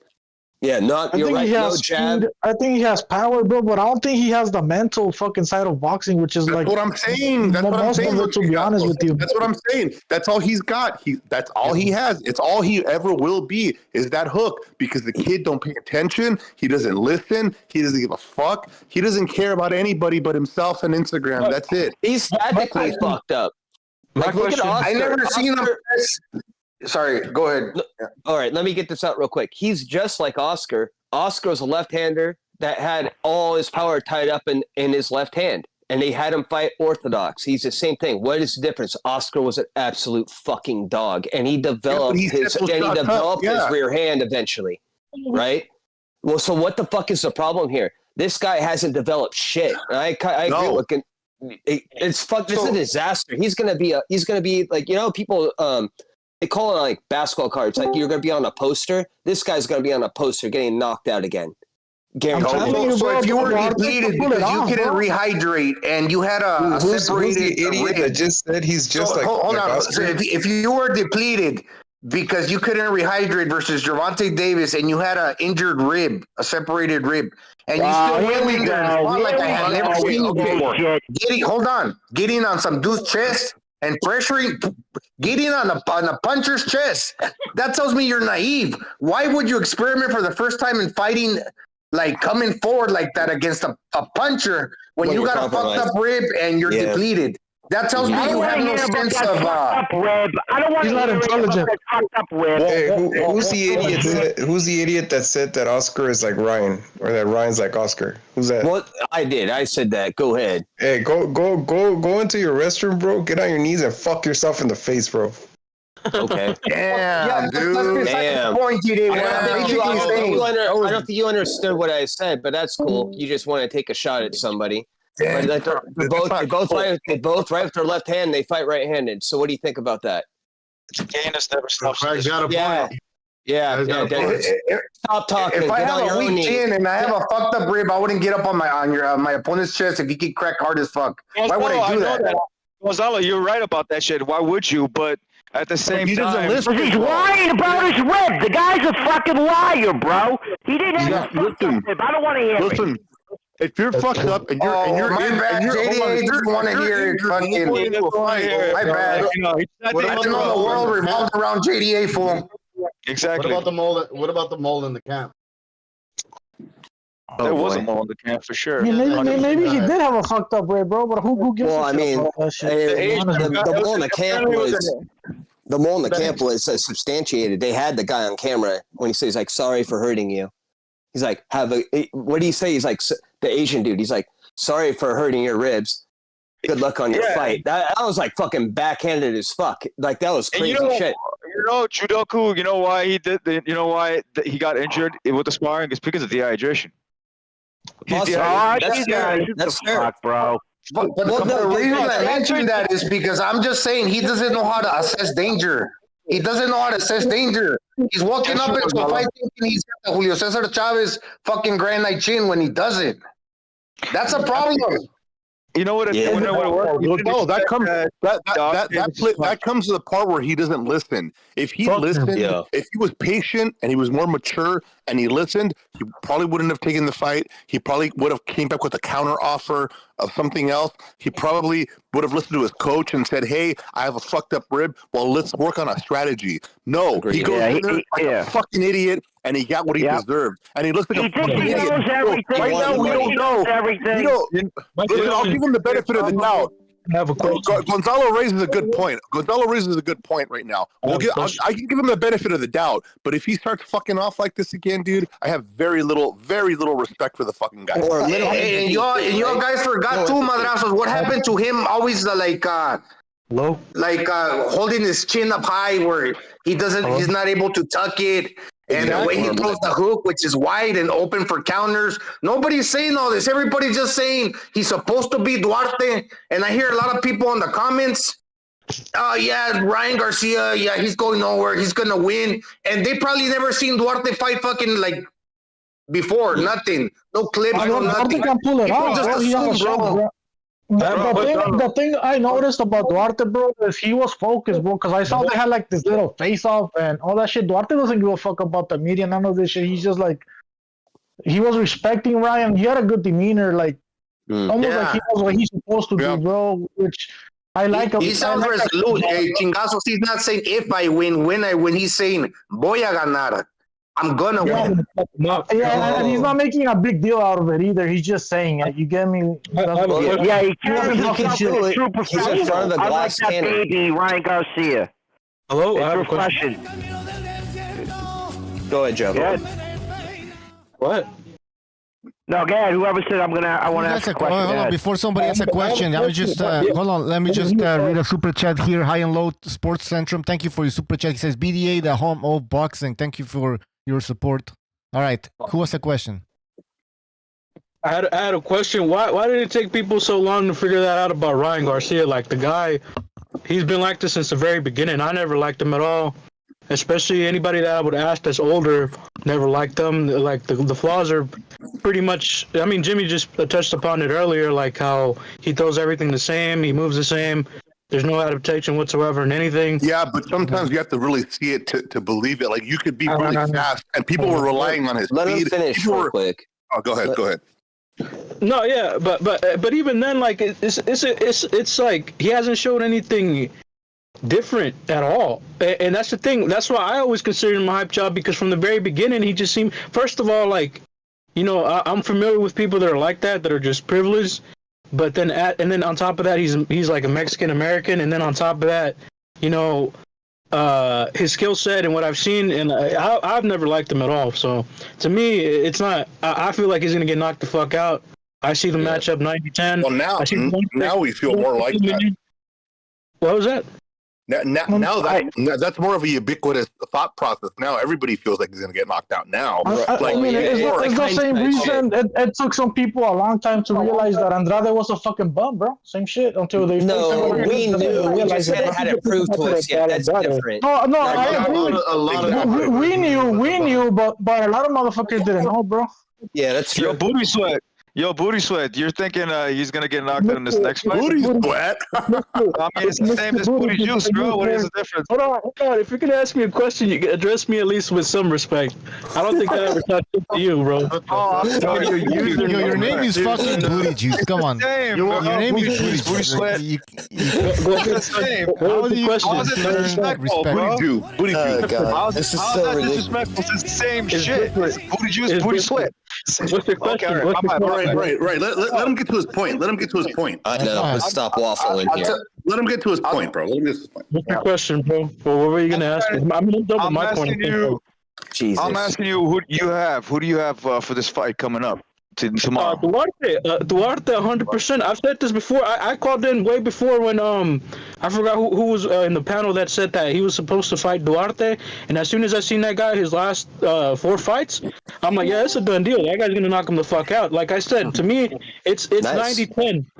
It's 90-10. Duarte has even, let's say, worst case scenario. Let's say what are the odds? I like your confidence. What are the odds on this motherfucker? Yeah. I'll tell you what, Duarte's not built like Francisco Fonseca. Francisco Fonseca's a little dude. The dude he took out in 2 rounds?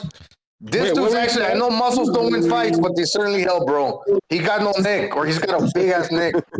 Let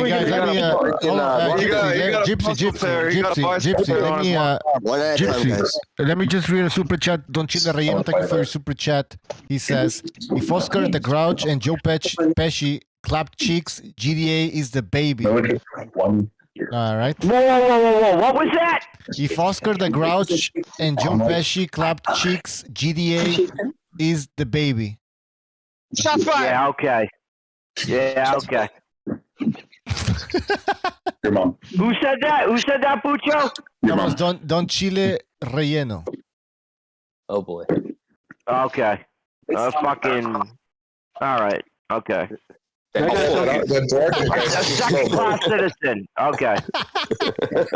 Ryan Garcia, he's a good fighter. He's got speed and power. I was just saying that with the lead hand, if he was throwing, like, for example, in baseball, a 95 mile per hour fastball, but now he's weighing 143 instead of 35, and all of a sudden that fastball is like 89 miles per hour. Now you're going to see it coming.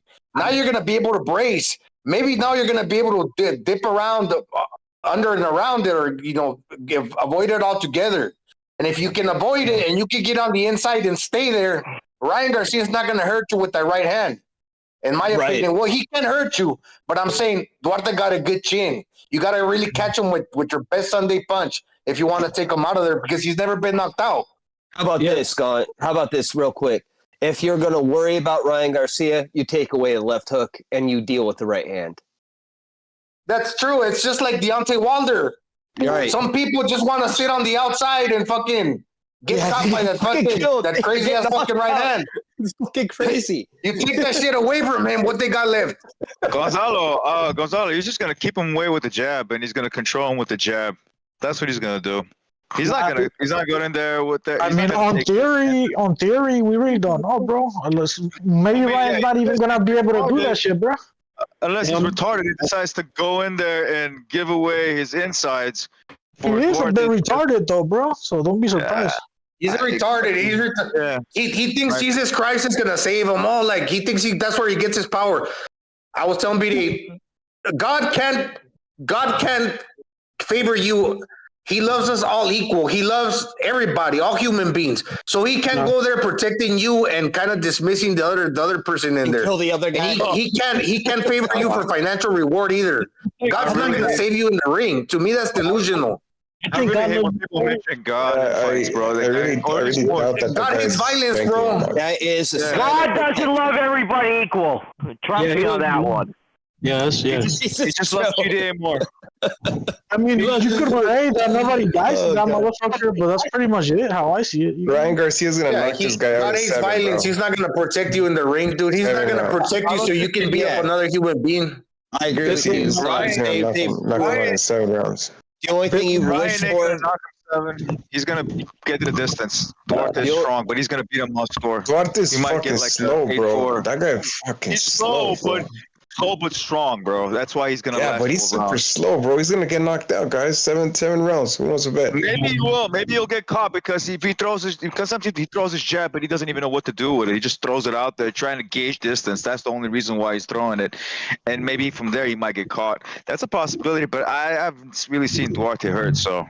I'm saying I was watching all of Duarte's fights of some of them, and dang, that guy's super slow, bro. He works really slow. I don't think he's gonna see that left hook. Sometimes shots look slow, like the new Canelo when he's throwing them shoulder-driven punches. They look slow, but it's really because he's throwing the shoulder behind, and they're like dead blows. They're the blows that are not designed to like when you're pulling your arm back. You're trying to sink the blow in. Canelo's always fast, bro. Canelo's fast. Don't compare Canelo with that shit. Canelo's really fast. In what regard? In his waist movement. Yeah. In his head movement, his hooks to the body. I think he has the best hook to the body, lead hand hook to the body, to the lead hand hook to the head, and all kinds of hooks, I would say. Any kind of hook. Yeah, but it's off a feint. I don't think that makes him necessarily quick. That means he has good timing and stuff like that. He pushes people into place. I don't think he's that quick. I don't know, fast. Man. He's pretty quick, bro. He look, he got timing. He doesn't throw combination anymore. Speed with timing. You're confusing speed with timing. Timing. I'm not confusing speed with timing at all. His timing and his flawless. So it looks quick, but his timing is there. He has the timing and the speed. He has both of them. What I'm trying to tell you guys. I don't think we change the subject real quick. I don't think. Go ahead. Can we change something real quick? Yeah, go On ahead. December 9th, right? On December 9th, where we have Haney, Prograis, nobody really cares. There's a good fight that no one's talking about, and maybe this will be good for the show. If you look up Albert Batista versus Lazaro Alvarez, you have two Olympians. Batista was a 2020 Olympian gold medalist. He's like rated number 5 or 6 through the WBA. He's fighting the guy that he beat in the semifinal, right? So Alvarez is a bronze medalist. So these are two Olympians and two Olympic medalists fighting each other, and they're both undefeated lightweight prospects. And it's going to be on December 9th in Saudi Arabia. It's going to be in not Saudi Arabia, Dubai. So yeah, I think we should maybe talk a little bit about that. If you, I don't know if you guys haven't. You always do no disrespect, but I don't think nobody cares, bro. But I don't know about them to comment on it. It's because this fight could be for like could set up a fight with Zepeda. Like the winner of this fight might fight Zepeda. I don't want to talk about how who knows about those dudes that Dora just mentioned. Go ahead. Who knows about those guys Dora just mentioned? I don't. Okay, so we have a problem right now. What's their name? What's their name? I mean, listen, that doesn't mean that it's not going to be good, though. It's good that you keep brought it up. But we we're gonna check it out properly right now. Yeah, but we can't I don't know. We cannot break it. Like, listen, Laura, we'll check it. I'll check it out for sure. I'm gonna look into it. Yeah, me too. But I'll send you a link. These are two Olympic medalists fighting. All right. What's their name? Listen, I mentioned I saw a fight on Pro Box TV on Wednesday, and I'm gonna put it on the social. Great. Go ahead. All right, post it, man, so you can see. And by the way, super chat, Don Chile Relleno again. Thank you for your super chat. It says booty loose sounds obese, probably Keister's Big Macs. Oh shit, dude. Yeah. Sometimes you listen to a guy and you can fucking tell. Jesus Christ. Booty sweat. Sometimes you can listen to the dude and just tell. Booty sweat, not booty juice. Are you sweating?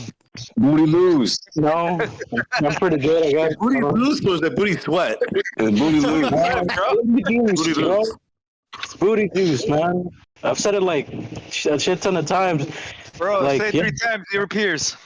Booty juice, booty loose. Booty loose. Okay, we got you. Boy. Go ahead. Yeah, fuck that guy. That's it. That's all I gotta say about that. I don't know what the fuck he's talking about. Hey, I don't know, but Haney versus Prograis, that's an interesting fight. I don't know what you think. Not really. It's going to be a I think stylistically it's good. You know why? Because Haney's short arm dude. It's going to be a boring Haney UD, dude. Like Haney's got 4 inches of reach on. He's got better footwork. Dude, it's already decided. But he's going to try. Prograis is going to try, though. It's not going to be of course, bad. But that doesn't mean he's going to win. Like, I mean, we're not talking about that. We're talking about it's going to be a good fight. Haney's a 5-1 favorite. This is like seen as a borderline mismatch, for a reason. He'll be 35. He'll be 35. I'm pretty sure we all judo. Who's this talking right now?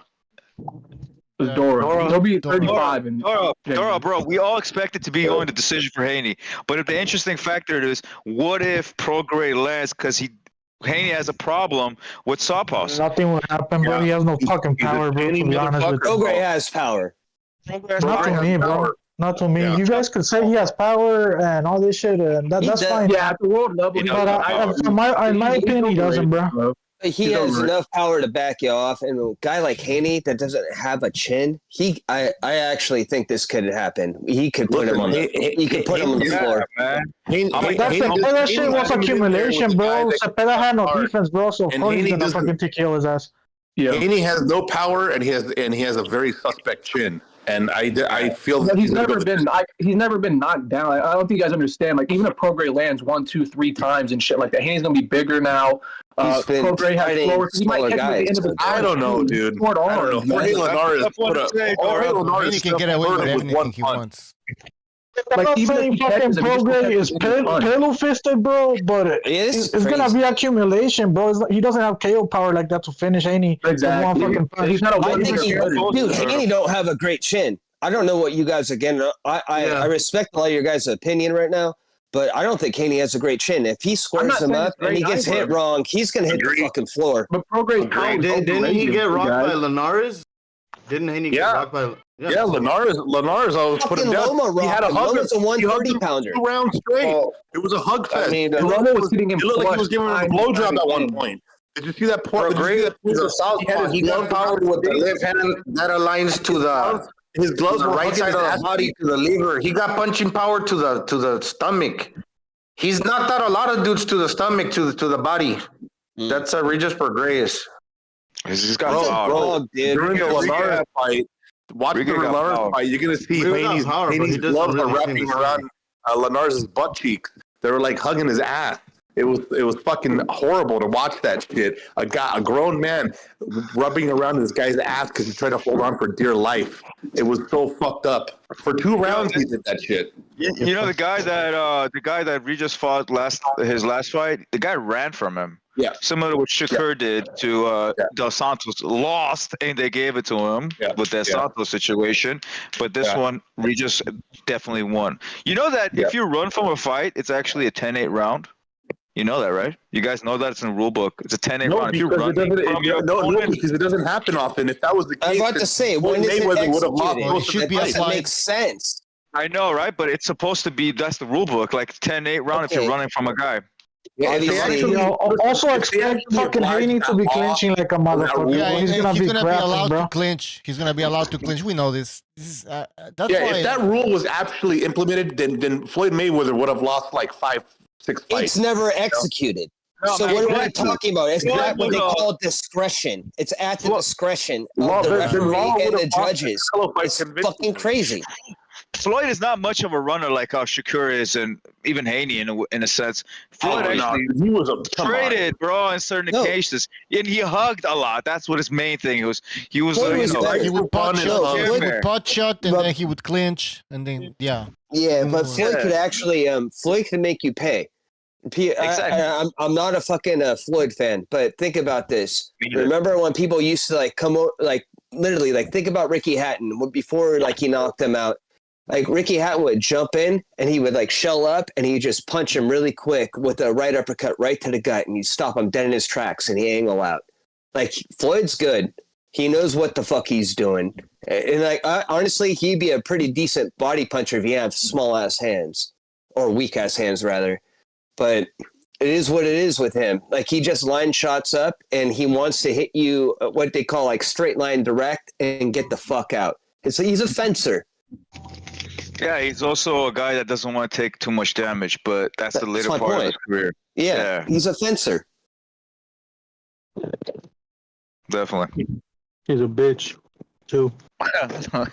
Well, I mean, I agree with that to an extent, but he fought before. When he was younger, he's been in fights. He was an assassin, bro. Before when he was younger, he was an assassin, bro. Oh yeah, Pretty Boy. Yeah, obviously that's I think the overall consensus. That was the best era, but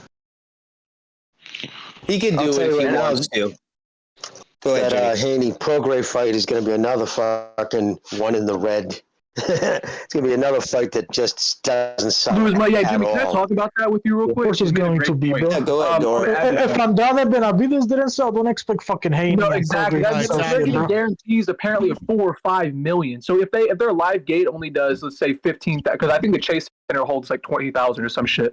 Let's say they hold 15,000 tickets. Their live gate only does $3 million. I mean, the amount of pay-per-views they'll have to do for this to be profitable is what, 200,000, probably 250,000. If they're both getting guaranteed around $4 or $5 million, that's not going to happen. Is there a cross metric that you can take from the gate and then equate the pay-per-view sales? Because I'm actually kind of curious right now how many people actually went to the Andrade Benavides fight, and then did they sell it out completely? Because I don't think they did. And if they did, okay, so that would give you a good idea how many people are kind of going to buy it because nobody showed up. So what is the cross reference there? Do you understand? Right. Yeah, I'm sure you could look at the average on the price of the tickets and shit like that. That also determine how many people are interested, how many people are willing to pay top dollar to see the fight. And this fight just doesn't have it. There you go. Eddie Hearn, like I said, is going to continue to lose money on Haney, millions, and he already has. And these black Americans are overpaid to underperform. And, Teofimo gets lowballed, when he's a lineal champion. He just looks spectacular in his last fight. That's why I fucking hate boxing. That's all I have to say to that. They're going to lose money. Well, they obviously are. But, man, I wonder how this is working out right now. I know when they gave Al Haymon, I know, some of the guys that own businesses on here. I want you to follow me on this. Think about it. If you start a business and you have a bunch of money, you can actually technically in America declare a loss for 3 years before you even start showing any kind of profit. Interesting. before the IRS will even start crawling up your ass. There's ways around the IRS, always. Yeah, no, I understand that, but I'm just talking about like maybe this is why this is so extended right now with why PBC so. Okay, go ahead, Joe. You all right? Breathing. Yeah, sorry about that. Oh, Sorry, bro. breathing. Sorry. I thought I was muted. What the hell is going on, Jay? I thought he was like, he's like Booty sweat, bro. Are you thinking about Ryan Garcia? I don't know. I'm just wondering how this got dragged out. He's So long, booty I sweat, guess. bro. He's drinking booty sweat. Hey, by the way, we got a guys, we got a super chat here. JA05, thank you for your super chat. He says the Haney hate is real. His last 3 opponents, including Regis, have been either world champions or former world champs. I struggle to think of a fighter 25 or under taking more risks. That's what you think about his. Well, let's break down. Delfino takes more risk, in my opinion. Let him Whatever. finish the chat, guys. No, that's it. I just your thoughts on this, guys. Yeah, I'll add. So Lomo was 35. Prograis will be 1 month removed from 35, and now he wants to go fight Tank's leftovers or a 35, 36-year-old inactive Keith Thurman after he beats Prograis. Like, bro, he's cherry picking. He doesn't want to fight Matthias. He doesn't want to fight Teofimo Lopez. He doesn't want to fight dangerous fights. I'm gonna play devil's advocate. Prograis is a top 140 pounder, right? Like he is, but he's weighted and he's aging, and his last fight was shit. Yeah, he came off a career worst performance. You got to remember that. Like, he looked horrible in that fight. But as his first fight at 140, it's a reasonable fight. Yeah, sure, but yeah, I agree. But he's not staying at 140. He wants to go fucking cherry pick Barrios or Thurman next instead of fighting Barrios is next. The thing with Prograis is that sometimes Prograis has bad Barrios makes no sense. Prograis has bad performances and then follows up with good performances. So that could have been an off night for him. And if he's judging on that, why Haney's picking him that's a bad way of looking at it. I mean, because Prograis has had bad moments and then has had good moments. Even that super series they had with the 140 division, he had bad moments. I forgot what fight he had. He had a bad. I think he knocked out body aside of Josh Taylor in that shit. So, I mean, this was a guy who's supposed to get out there in 4 or 5 rounds. There's a reason he's a 5-1 fucking favorite. He ran, bro. The guy ran, touched him up. He got hit with a few shots, knocked down. That fight was still very close. You know what I'm saying? He can't fight people that can fight on the back foot. Josh Taylor was there to be hit. That's why he looked good. You know what I'm saying? There's 2 different styles. Like, that's why Teal's picking him apart, because he's there to be hit. He's there to be countered. Taney's not just going to – he's going to just sit at range, pop shot him, and it's going to be a boring shit show. I'm telling you. Shit fight. True, bro. He can sit in range, but since he has trouble with southpaws in their left hands. Yeah, but if I was Prograis, I'd leave with my head. I'd start cutting him up. Listen, also, cuts the ring and all that shit. He's gonna get clinched, bro. He's gonna get clinched whenever he fighter too. Prograis is a little bit of an awkward fighter too, so he's not gonna. Big time, I agree. Go ahead. And he fights with his right arm. I'm just saying he's a little bit of an awkward fighter. He doesn't have a traditional. I don't know. For me, he doesn't have a traditional approach. He does find openings and little angles, and he can capitalize on certain things. And I think it would be an interesting fight. I think it'll go the distance, but I think Haney's going to be in trouble, and he's going to have that look of, oh shit, I'm in trouble. But I feel like they're going to give it to Haney by decision. So I just don't think it's going to be an easy fight for him. That's all. No, it will. I agree. It's going to be dirty. I think it's going to be easy watch. It will be. Prograis leads I hope I'm wrong. Yeah. I hope Prograis beats this motherfucker, but I don't. Yeah, I want Prograis to knock him out. There's nothing more that I want than that. That would be a great Christmas gift. If he can win, go ahead. All right. Hey, if he can win at mid-range, just say if he wins any kind of exchange at mid-range. The only thing he needs to do after that is to dive in with his head to stuff the clinch and start cutting Haney up. I know that's dirty, but think about what he's trying to do. Be dirty before he gets to be dirty. Well, listen, one thing I do have hope for, one thing I do have hope for is that I know, but I'm talking about him anticipating afterwards. Like after you throw your shot, dive in on him. hold on. I saw the face to face, and one thing I do have hope for is that Prograis is a little shorter. So I'm hoping that in the clinch, if this motherfucker clinches with him, I'm hoping Prograis has that dog in him and starts fucking wailing to the body on the inside because he's smaller than him. Even though he does weigh more than him, he's a little heavier. He's gonna. I hope that he just capitalizes on those moments when Haney starts clinching, and he won't be able to do that when he's wrapped up. That's what I'm trying to tell you right now. If he uses his head, he can use the crown of his head to keep him at distance to do what you're saying right now. But once you get your arms wrapped up, that's true. That's true. That's what I'm trying. I agree with you, bro. But you fucking cut him up, headbutt it. When he goes, when he goes to clinch, he cuts himself when he does it. Who's reffing? The ref is gonna be on fucking Haney's side, bro. So if Prograis starts doing that, he's gonna get points deducted, bro. Who is it? Does anybody know who the ref is? It's in San Francisco, so it doesn't matter who it is, bro. It's obvious who they're trying to position to win. The establishment is protecting Haney. Like this isn't fucking. Well, I mean, I'm going to the fight. and nice. I'm hoping that I'm going to the fight, and I'm hoping that I get my money's worth because I hope that shit goes. You'll be disappointed. God damn it! Fuck you, Dora. How much you pay? And we'll tell you. How much you pay? Oh, I got a good hookup. I got a good seats, and I got a good hookup from someone that we know. Okay, cool. All right, so here I'm gonna explain why this fight's just a boring mismatch. Prograis likes to lead with his right arm low, and when he attacks, he's kind of like he likes to attack the weak side, like of orthodox fighters and shit too. He'll like to try and swim to the right, but he telegraphs everything he does, and he's gonna be there for the jab all night. And all he has to do is step off. All he has to do is jab and step off. Like I'm telling you, Prograis has slower feet. He's a short-armed fighter. He's not a 4 or 5 punch combination kind of fighter. Sometimes he loses the punches too much. That's what I'm saying. Like he's too slow, man. He's not. Well, I don't think he's too slow, but he just needs to pull him in. Let Haney when he hurts Haney just a little bit. You need to take that small step back. When he goes to grab, you pull him in, and then you crack him again. And but then he does have an awkward approach, and he's a lefty. That's the thing. He's an awkward guy, and he's a lefty. And I think that would give him problems. A far better technical fighter. Like he's starting to actually. The people are putting too much stock into southpaw shit. Like Haney just fought, Lomachenko, who's one of the best southpaws. I'm not worried about him being a southpaw. I'm just talking about tactically how he can take advantage of him. Like he needs to. If he hits him hard, go ahead. Yeah, sorry. If you guys are talking, I just got to mention one thing. You can continue on saying what you're going to say. It's interesting what you guys are saying. And one thing is that Prograis has a very fast left hook, left straight, I would say, and a hook at this. He can make it as a hook as well. He's got a very fast one. And I don't know if Haney is always going to be able to avoid that because he throws it in spontaneous moments. It's unorthodox how he throws it sometimes, and he catches people with it. That's how he dropped that fucking the guy that he fought this last fight. But in this fight, he's gonna come in more pissed. He's gonna come in with something to prove. In his last fight, he had nothing to prove.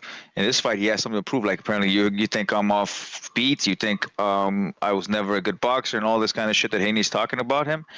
I think he's coming in to prove something, and this is gonna be a good fight at least. I'm not saying that it's going to be a great fight. I'm going to say it's going to be at least a good fight, and hopefully he catches and knocks him out. Yeah. I think he'll knock him down. You guys quote me right now. I think Prograis is going to put him on the floor. I'm hoping that's the case. I really do. That would be exciting. If it's a fair fight, then maybe. But the referee is going to be on Haney's side.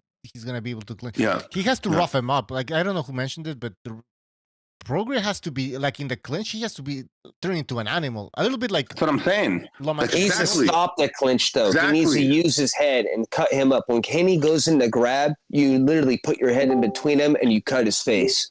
Yeah, he needs to accidentally hit him in the dick. Well, that'll be the next. That's round. That's plan B. Not round one, bro. That's round one. That's like that. He'll hesitate to clinch. Plan B is hitting the dick. Go ahead. I'm afraid the inactivity of Prograis is going to really have a negative effect. Well, no, in this fight. He didn't fight that. He fought not too long ago, didn't he? I think he's fought twice in the last 3 years total. Yeah, but his last fight was relatively. I think his last fight was relatively recent. It's inside of a year, right? Yeah. So I think he looks should have to fought me 3 times since then. So at his Jimmy, age. this is a cherry pick. That's the thing. That's why all these guys suck now. It's why we see deterioration in their skills at 26. Like Boots Ennis, we've already seen a deterioration in his skills. He hasn't even peaked yet because they're fighting too infrequently. There's a reason people used to fight 4, 5, 6, 7 times a year.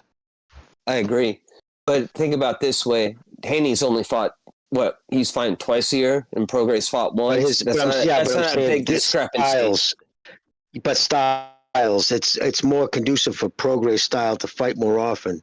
It's gonna affect him more because of Haney's style, which is, we know, you know what I mean, lame. He's just gonna, because he's got the length, he's got the speed, and he's just gonna fucking, spray and pray. Just fucking jab, clinch anytime he comes in close. He's gonna frustrate Prograis. I think I agree with what you said earlier. I think it's gonna be boring. Unfortunately, I think it might be a boring fight. I think he can make it dirt. Just beat the shit out of him. You guys didn't get the memo. Devin Haney said he's going to beat the shit out of Prograis. Oh, that's interesting. If that happens, come on, we're going to have a good fight because Prograis is going to fucking tune his ass up. He doesn't want to get in a firefight with that dude. He does not want to get in a fight yet. I hope Prograis puts his lights out. Don't get me wrong. First round crack, that'd be fucking great. He's a usurper. You know what I mean? I know somebody said we're haters because we're not. Listen, great. The kid does fight. He does, oppose to a lot of people in his generation. He does take on good quality fighters, and good on him. But you lost that fucking fight. No ifs, ands, or buts about it. So you gave up those belts. Good. You should have never had him in your position. And I can't stand motherfuckers who celebrate judges' robberies. Yeah, proxy wins. Thank you. Here we are. Thank you. That's what we call him. He's a proxy champion. That's what we call him from now on. Haney. I don't know what's wrong with you guys. Listen, you guys. We can't forget about the fact that first he was an email champion, and then he got gifted a decision. That's a fucking double win. You're wrong. You're wrong. Oh, wow. You're actually wrong. I'm wrong. Devin Haney. You have more? Lomachenko ducked Devin Haney. Come on. Oh, God. Really? Oh, okay. He ducked him. You said he's gonna beat the shit out of him. Haney said that. He's gonna beat the dog shit out of. Or is it the booty sweat that he's gonna take off of him? Exactly. I don't know, dude. Like, can you imagine like being Haney and you really don't hit that hard and you're like, I'm gonna beat the fuck. Remember Floyd? He's like, I'm gonna fuck you up. Remember when Floyd used to tell guys that? He's like, I'm gonna fuck you up. It's like, you haven't fucked anybody up in like 8 years. It's like, come on now, man. We know what it is. You're selling it. Everybody's actually waiting for him possibly to fuck you up. It's the opposite. Nobody believes you. Haney's already, what's actually worse? Haney's already, like, how do you say it? Like, he's already aged out in some ways. People already know, like, he was never, like, there was never a pretty boy Haney, and now he becomes like a defense fighter. No, this guy's been a pillow-fisted bitch his entire career. Exactly. You know what? Haney looks a lot like Floyd. There's a lot of similarities facially wise, especially like except that he's the more. I don't know about that, dude. Yeah, he has a freakishly looking. It's not like all black people are the same. I didn't say that. No, this kid looks like I don't want to say it, but look at his nose. Its nose is too big. Yeah, but he has Floyd features, bro. Look at his face, his mouth. I don't think so, dude. I don't think so. I don't know, man. You got it. I don't know. You guys might be right. I might be wrong, but it kind of does look like Floyd a little bit. It doesn't look like Floyd. You'll recognize it. Send a picture of like nose shapes and shit in the chat. Huh? See what. But anyways, we don't even need to talk about the rivalry because thankfully the lightweight division is moving on. He held up the division for months, knowing he would never come back down. So now we don't got to talk about that anymore. Start seeing other fights. Guys like Murataya might get a WBO belt in a year or so. Shakur will probably keep his WBA belt. Maybe Zepeda has a chance to fight for Tank's WBA belt in 2024 or something. We can actually talk about good fights now that he's no longer here. I just saw Gambosis and Lomachenko fighting in April in Australia for the IBF. Left, it should be a mismatch if Loma has anything left, and then he can if he's that's going to be a fucking massacre. Oh, but it's a good fight. It I'll should pay be. for that. I bet you that's going to be a good fight, though. I think you're right. I think game, bro. no, Lomachenko's going to beat him, but he's going to. No, I know. I think he's going to give Loma some problems. Game, he's like he's durable. He's gonna fight with him, even though he's getting outboxed. He's gonna play with his food, though. I think Lomachenko's like that's not a great matchup. You have a guy that has to come forward against an expert boxer. That's not going to work out well. There's no aspect to where Kambosos will lose that. Kambosos will have Lomachenko's 36 going into that fight. Yep. He is a 36-year-old man. I know, and he relies on speed and shit. He relies on speed, yeah. I know. I'm with you. I think he beats him, and I think he more likely stops him. But I think it's going to be a competitive fight, even if Loma's winning most of the rounds. I think Kambosos is going to go to the hospital. You heard it here first. He probably will. Yeah, he probably will. No, I mean, like, he's going to get knocked out. I'm not convinced that Loma stops him unless he like just lands 30, 40 punches around. Because if he was taking Tio's power pretty well, Kambosos has a fucking chin, man. I mean, they're looking at Kambosos like he's complete trash, but that's not. No, I don't think he's trash. I think he's stylistically all wrong. I think he's all wrong. Yeah, he's all wrong. This is how you get really fucking hurt. Hey, Recognize, I'm glad you were able to make the show. You finished dumpster diving? Hey, go make my cappuccino and put some cinnamon on it, all right? Yeah, okay. Give that fucking New York finest some donuts, bro. Fucking shots fired and all that shit. Who's talking now? This dipshit still? Gypsy King? Yeah, okay, all right, you dipshit. I'm gonna dip your head into shit, dipshit. You ain't gonna do shit. You ain't gonna do shit. I will, I swear. And I'll put an Irish fucking leprechaun fucking clover leaf on top of that shit. Once I'm not done all Irish, you fucking disgrace. Shut the fuck up.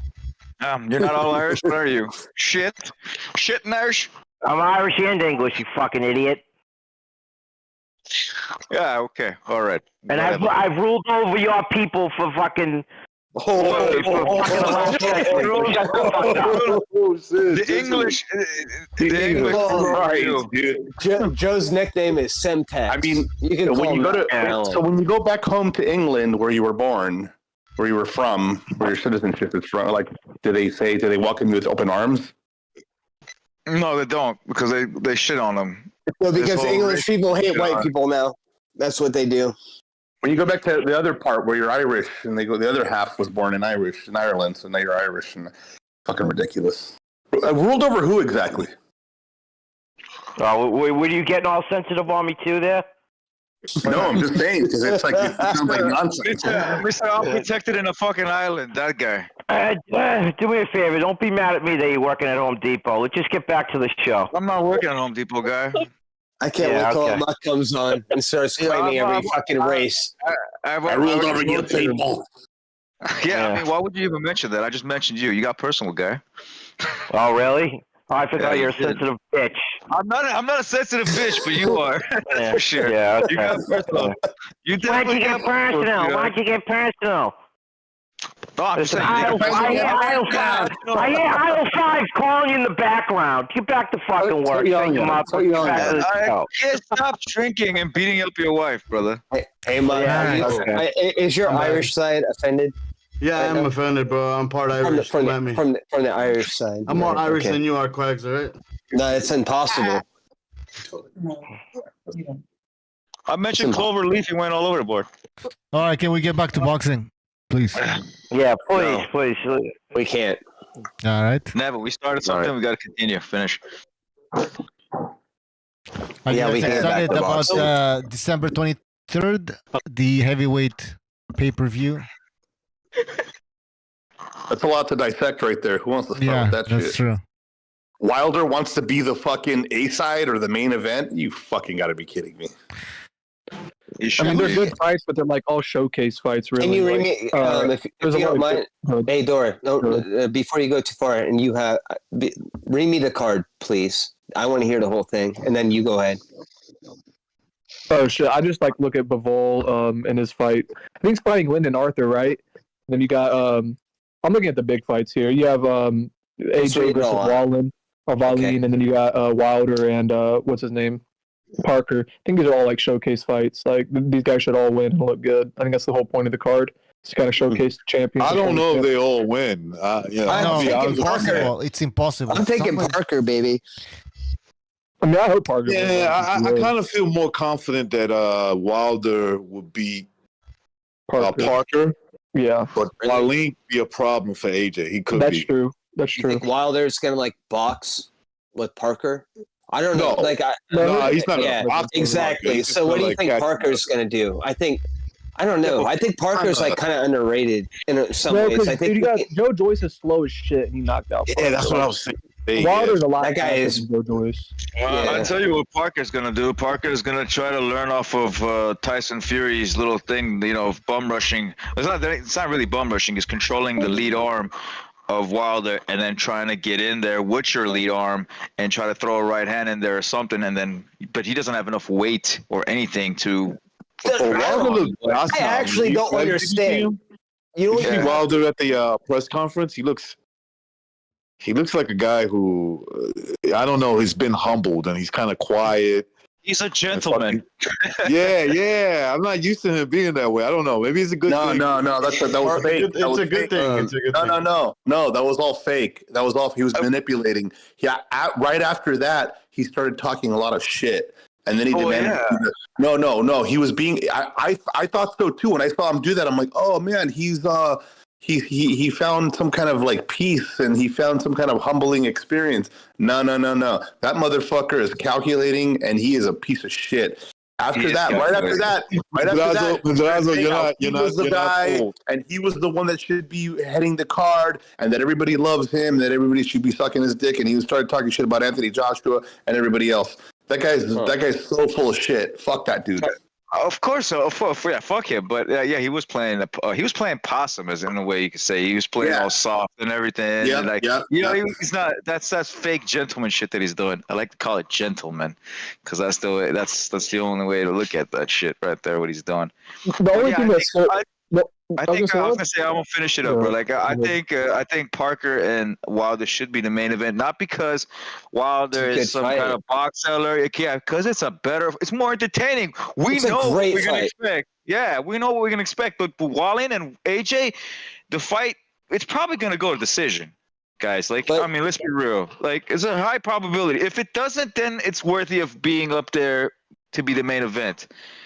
Parker has a really good jab, in my opinion, especially for a heavyweight. He can pop it, and if you can feint and then pop your jab, you can take it. Wilder, he's in trouble. You feint on Wilder, he's in trouble. But hang on for a second. If you can feint and then pop the jab, you can take away the right hand. But if you jab and you come in naked, you come over the top of it, and that's where Wilder's looking to come in. But if he can feint, step back, and then pop him, he can take the right hand away from him immediately. You know who gave Fury the blue? I'm sorry. You know who gave Fury the blueprint to beat Wilder in the second fight?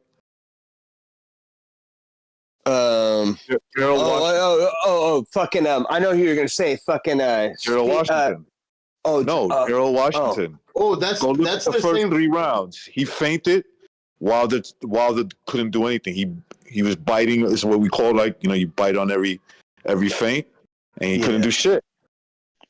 I think it's Klitschko. No, Spilka. I watched that fight. I've actually only seen highlights of Spilka. Now finally I watched it. Actually, Wilder was pretty much doing good, bro. It was competitive the first 3 rounds or whatever, and then after that, Wilder started landing his right hand. He even landed a fucking right uppercut on fucking Spilka, bro. He landed a couple of rights before he took his ass out. It wasn't just one hit a quitter. He landed a bunch of rights before he actually took Spilka's head off.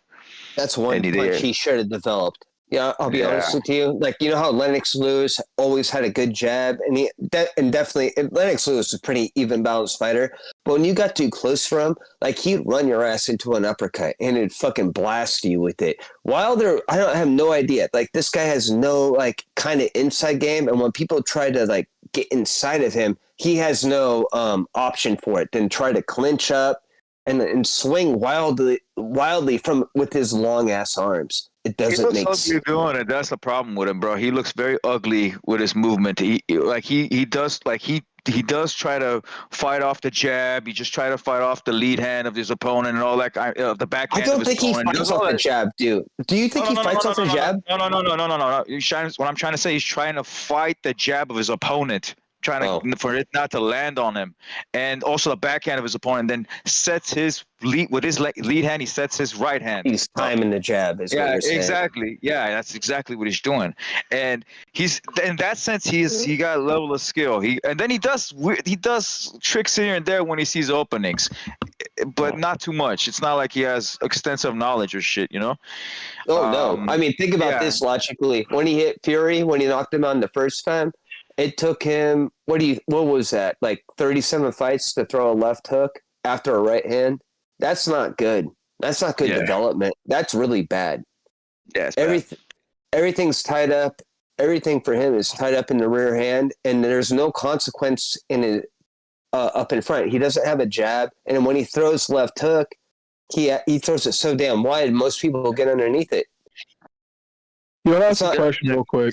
Does Zhili Zhang, does he get frozen out in this whole thing? Like, or is he going to maybe get the winner of Miller Dubois? What happens with him? I don't think so. There's too much money to be made there. They have to put him with somebody.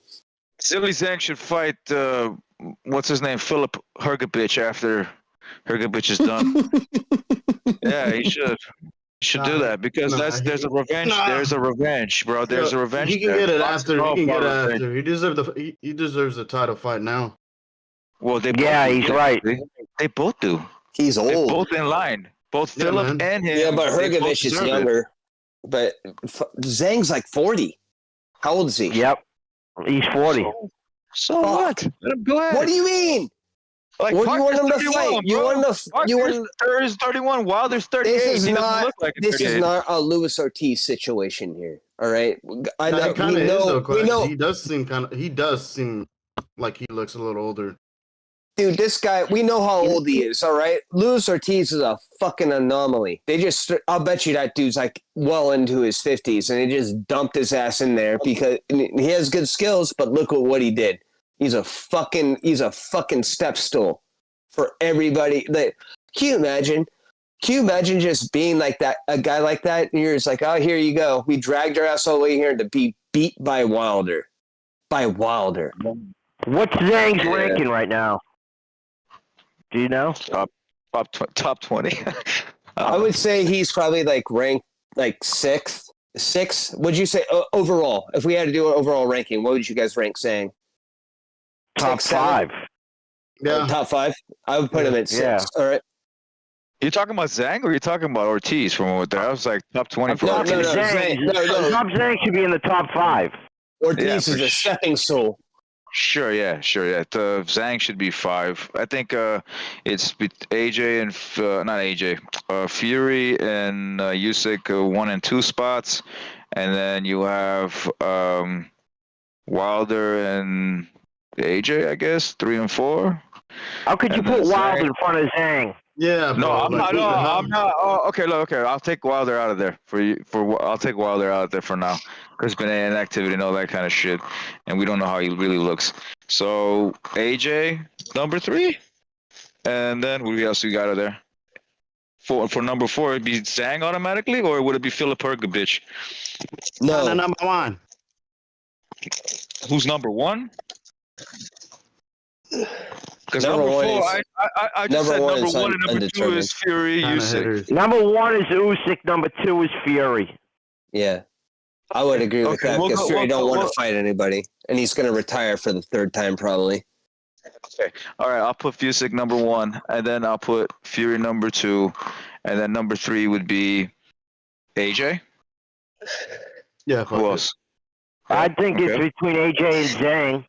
I mean. At least AJ's more active and better competition. Yeah, AJ. I'd say it's in between all 3. Shit. Yeah, I'd say it's in between all 3 of them. Yeah. AJ, Wilder, and Zhang. I think they can compete from 3 to 5. I wouldn't put Wilder because Wilder has been inactive for so long. Yeah, but Wilder might beat AJ though. I know he would, bro, but that's not what it is. No, we're not talking about profile. We're just talking about where they should be. I'd put it. I would. Me personally would put Zhang at 3, AJ 4, and then you might have to put Wilder at 5. I don't know. I'm not really. Where's Philip? Where's Philip fall into this? I think Wilder and Zhang are literally almost interchangeable. Zhang has done more lately, and Wilder just has the bullshit. His bullshit career being. Who do you guys think is a better win? Who do you guys think is a better win, Luis Ortiz or Joe Joyce? Honestly, Joe Joyce I would say Joe Joyce because of his age. It's not like he didn't beat up a senior citizen. That's true, but I don't know. But it's a tough one with Luis Ortiz and Joe Joyce. I mean, if they ever fought at the time that Ortiz fought Joyce, Ortiz fought Wilder. I don't know how Joyce would have done against that Ortiz. Would he be cautious from getting hit? I don't know. I think Joyce would break Ortiz down, especially. I'm thinking too, but at the same time, we're like, what if he's too cautious and he get like how Zhang did him? How Zhang did him? The thing is the same probably. I don't think Joyce isn't. But I'm sorry. Ortiz doesn't really fight like that though. Yeah, I figure Joyce would not. Yeah, Joyce would probably take him out, bro. Because I don't think he doesn't have enough pop in him to keep Joyce off of him. I think Zhang's all wrong for Joe Joyce because Joe Joyce just kind of plots and goes forward, and especially when you're looking in the mirror, like you have Southpaw versus Orthodox. Like I don't know, there's something strange. It reminds. Joyce, did you guys watch that fight? Sorry, Zhang versus Joyce. It reminds me of Korobov versus Charlo, where he just leaned in and he couldn't miss. Oh yeah, Korobov, but Korobov was that, and he drive. I know, but I know he was pillow fist. Look at the comparisons there. Like he just leaned in, he cracked him every fucking time. That guy, he could like close his eyes. He's like, oh, there you are. Hit you. Yeah. But Joyce is just a walking punching bag. I've always said this way back before he got exposed by Zhang. He's a walking punching bag, that's for sure. That's 100%. But it's worse.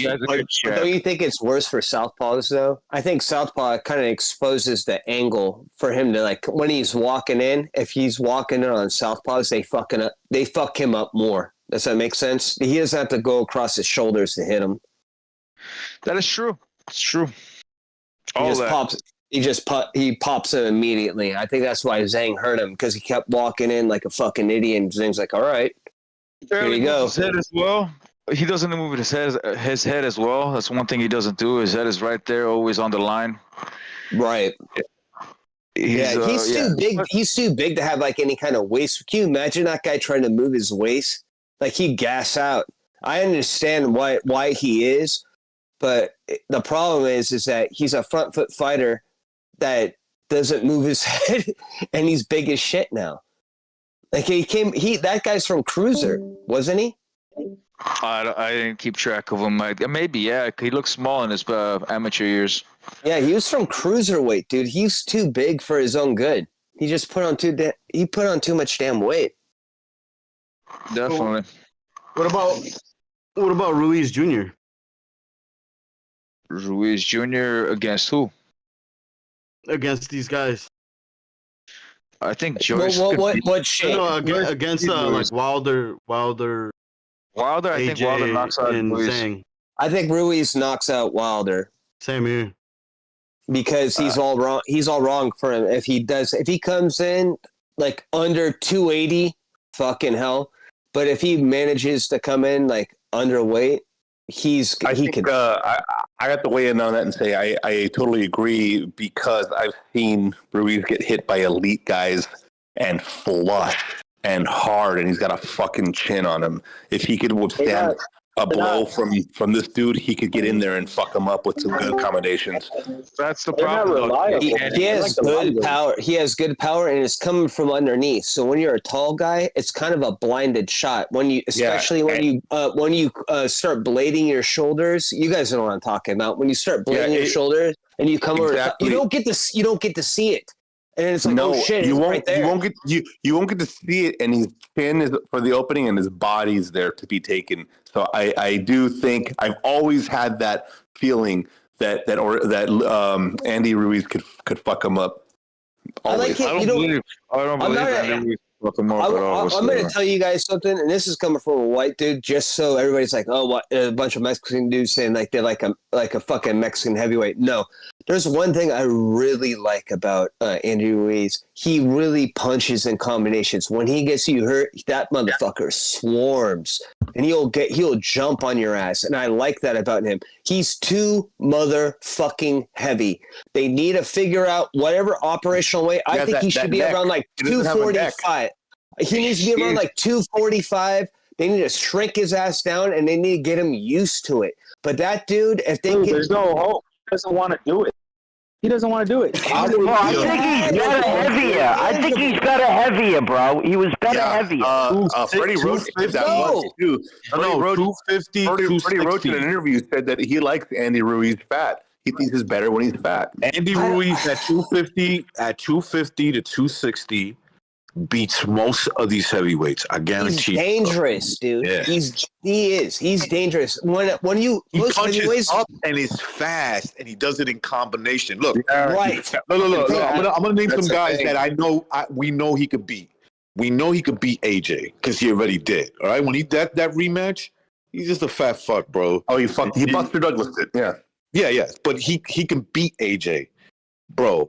He would beat Wilder. If Wilder can't touch him, he'll fuck Wilder up. And I guess Wilder. And you have to remember during that AJ fight, that left hook that dropped him, that wasn't the hook that really hurt. It was that flush right. He took it. He ate a monster straight right hand, a power shot that landed, and he still came back and he fucking knocked him down. Technically,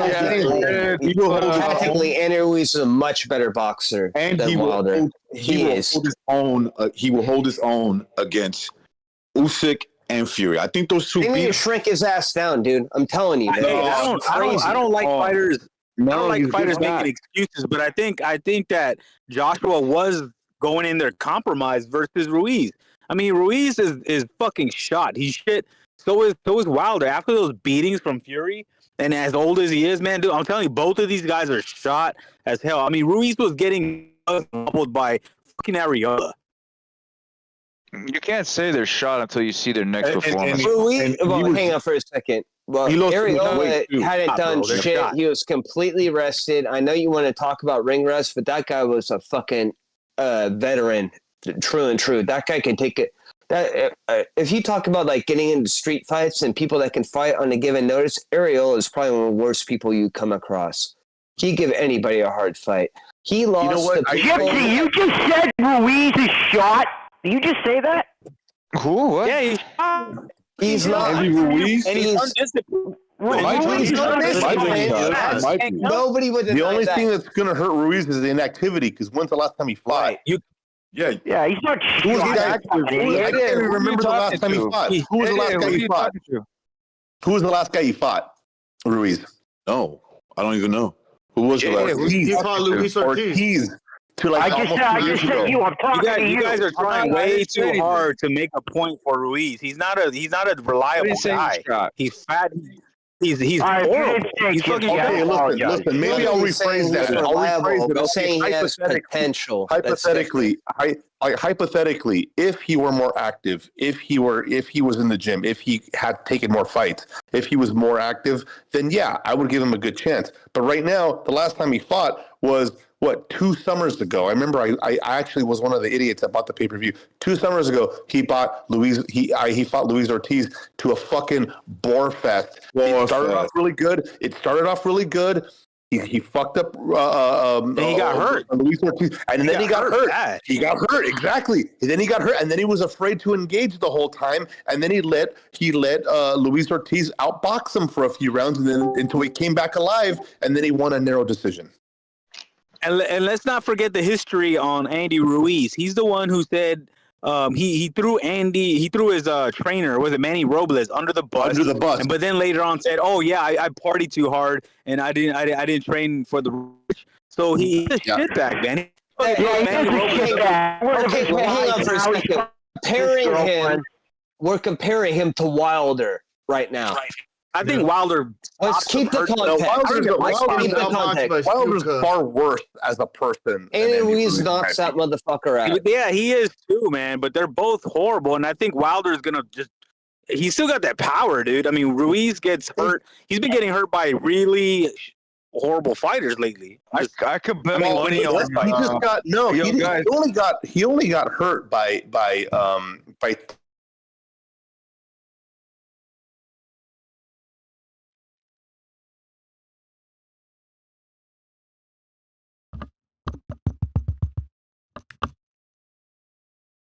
Andy Ruiz losing too much weight. He still comes in with the beard. Yeah, he looks like shit. He did. He looks like he's a lightweight. No, he looks like he's a 140 guy cutting down to 30. You know what I mean? No, he's not fat.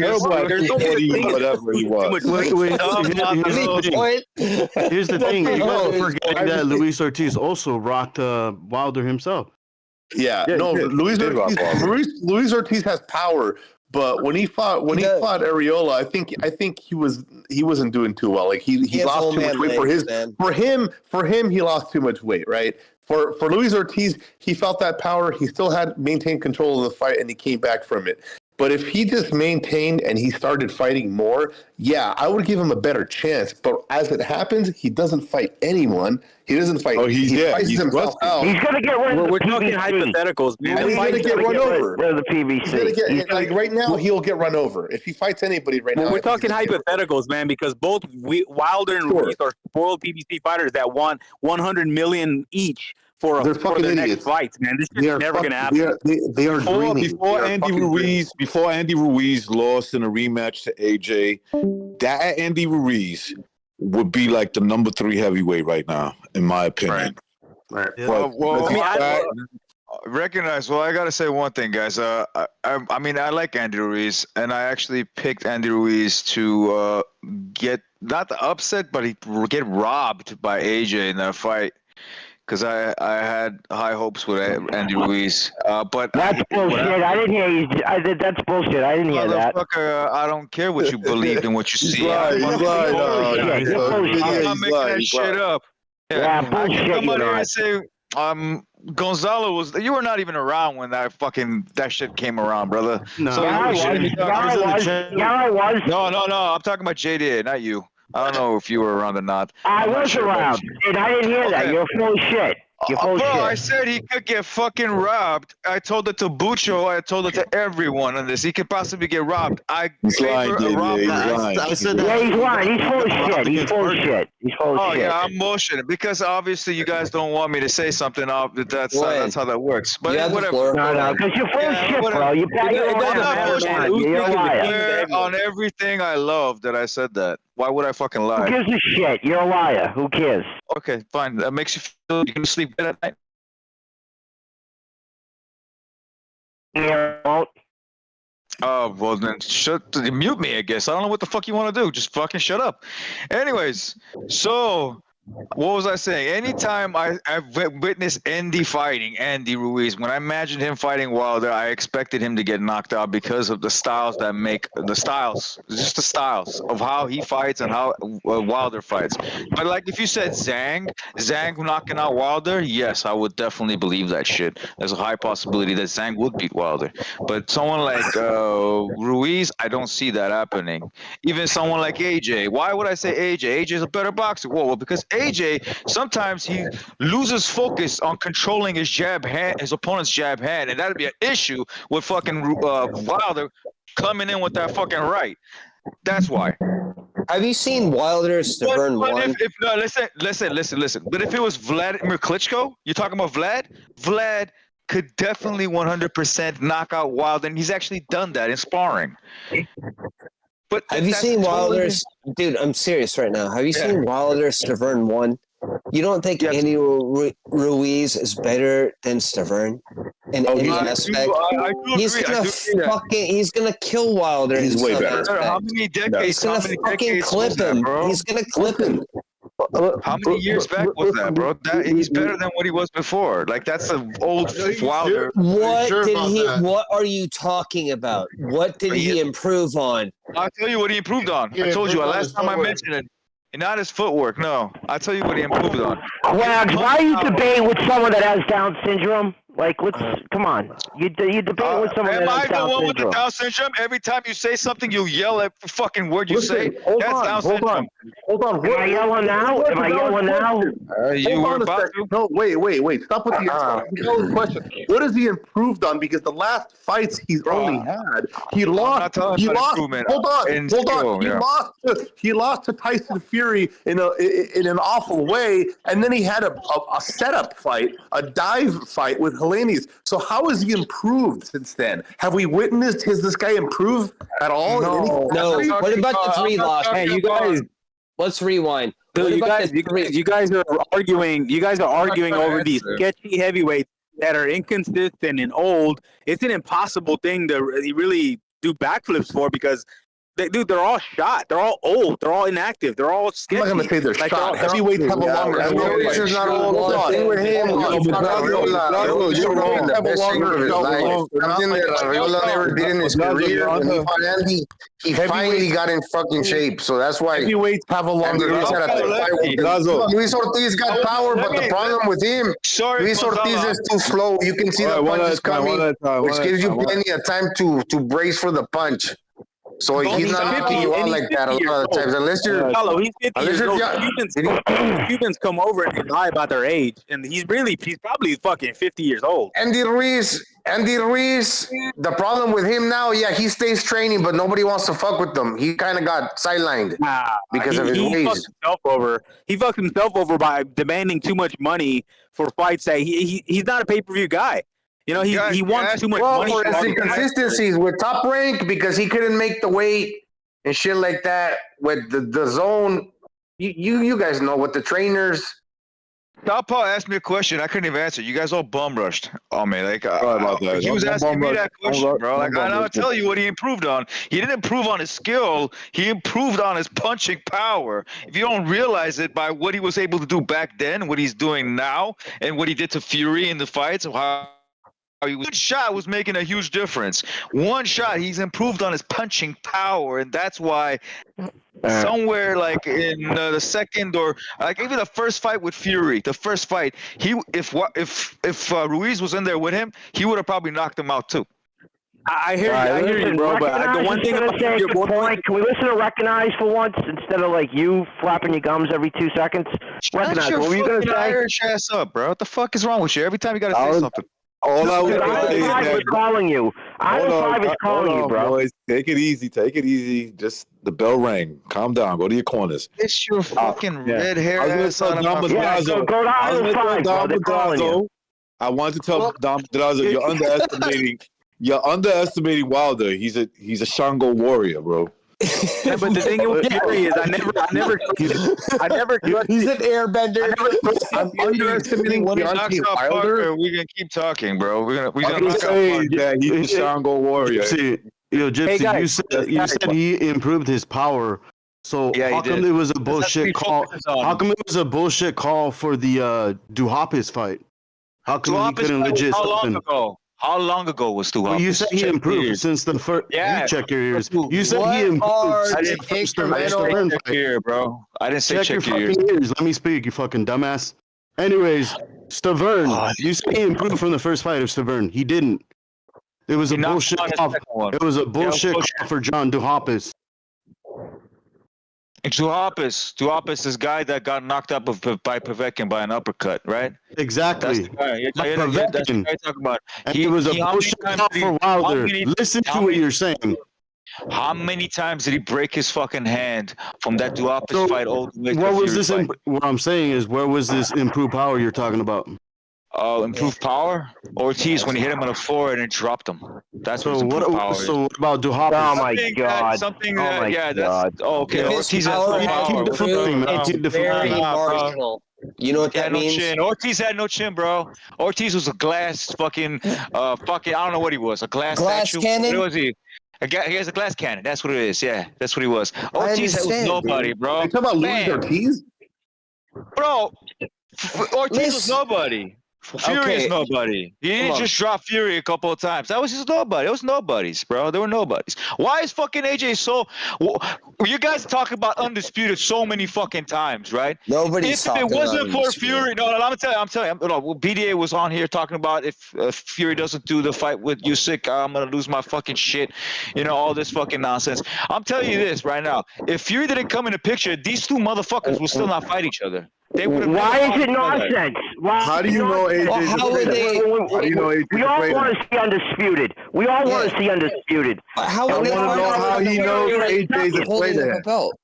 I know because of Williams' reaction at the Takam fight. The Takam fight was the biggest reaction, the biggest obvious fucking thing. The motherfucker didn't even want to mention Wilder's name in the ring when they mentioned undisputed. That's why. His whole body language said, I don't give a shit what contract he tosses. He tosses out the illusion that, he wanted to fight Fury as well. All that bullshit. He didn't want to fight Fury. He never wanted to fight Fury. He never wanted to fight Who didn't want to fight Fury? AJ. We're talking about Mr. AJ. But we're talking about, you just said BDA was saying that we're talking about Wilder. Wilder's such a bitch. He's a nobody, right? Why is AJ realistically, hold on. Ask yourself this.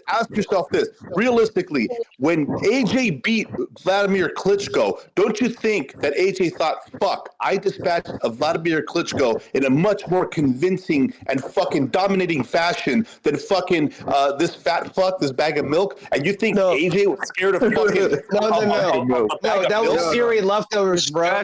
That was Fury leftovers. Listen, exactly. That was Fury's leftovers for months. And second, Come on, dude. He fought him in Germany in his own backyard. I was trying to be funny. I know you were. You think Fury hurt fucking Tyson Fury? He didn't hurt Klitschko, bro. What are you talking about? He didn't hurt Klitschko. Go watch my video. It was a boring fight. It was a boring fight. How about this? Watch the ref. You know what? I'm the idiot. I'm the idiot for fucking debating with you. I'm the idiot. How about this? I'm supposed to sit here. I'm supposed to sit here and buy the fact. I'm supposed to sit here and buy the fact that AJ was scared of a guy. I'm supposed to sit here and. Well, hold on. You realistically have to ask yourself this. You realistically have to ask yourself this. You think that guy was scared of fighting a guy who couldn't fight a guy he fought a long time ago? There was no fucking way. There's no fucking way. Bro, I know what you're thinking. You're like, oh, it's Klitschko. He knocked out Klitschko. How is this possible? That's exactly what I was thinking too. I was scratching my head. No. How is this possible? I'm telling you right now. I was thinking the same way you're thinking. I'm like, there's no way AJ is scared of Wilder. Why would he be scared of Wilder? Why would AJ be scared of Wilder? He definitely is 100%. You guys have to go one at a time. This is crazy. Yeah, let's talk. Why would AJ why would AJ ever be fucking scared of that bag of milk? Why? How? Ask him. I'll tell you. You don't smell fear. You don't smell pussy. You don't smell that shit. You never smell that. You never felt before, dude. You never fought Fury. That's all I can say. Tyson Fury is the only When you look at another man's eyes and you can smell pussy, you never told me you never seen that shit. The only elite fighter he's ever fought was Vladimir Klitschko. That's the only elite fighter on his record. Everyone else. Why not get a rematch? Do you think Vladimir Klitschko deserves a rematch? For the longest time. No, breakdown. Fury's ducking. He didn't want the rematch. He never wanted to fight that guy again. Listen to me, guys. Like I'm not gonna raise my voice or anything like that, bro. I'm tired of fucking doing that shit a little bit. I'm not JDA. All right. Yeah, I know. I've been yelling. Sorry, you're mentally retarded. That's why I have to yell is because all you do is fucking talk. That's all you fucking do. So yeah, what can we do? All we can do is talk. What else can we do over here? Yeah, because you make it like the show. You're the show, bro. You answer every fucking question. I don't. It's not about that. It's about you arguing. You have a different opinion of what I have to say. And that's what it is. Continue. Okay, thank you. That was beautiful. Actually, that was nice. Anyways, what was I saying? What were we cut off from? Yeah, AJ. AJ, why is he scared? God fucking knows why. I don't know why he's scared. Or maybe because the right hand he might get clipped. Maybe he's not confident in his own abilities. I don't fucking know, because what Klitschko did to him in that, was it the 5th round? Ever since that point, he been rattled. Something's wrong with that dude. Oh my God. I'm not joking, bro. He's a weak-minded individual, bro. He is. He is. I was a fan of that dude. But right before that, you wanted the floor for that. Dude, I don't know what the fuck you guys were talking about. We were talking about something. Somebody mentioned something, so I've lost track of what the hell you guys were talking about. So I started talking about that because you guys still think that AJ wasn't afraid of that. I don't think he's ever been afraid of Tyson Fury, bro. I don't buy it. Bro, I don't buy that shit at all. With Tyson, it's a different thing. With Wilder, it's he's afraid to get knocked out. Okay, he's a fraud. Okay, he's a fraud that fought Chisora 3 times, fought Dylan White, a guy that Wilder was avoided for who knows how long after he took out Wilder 3 times. You're talking about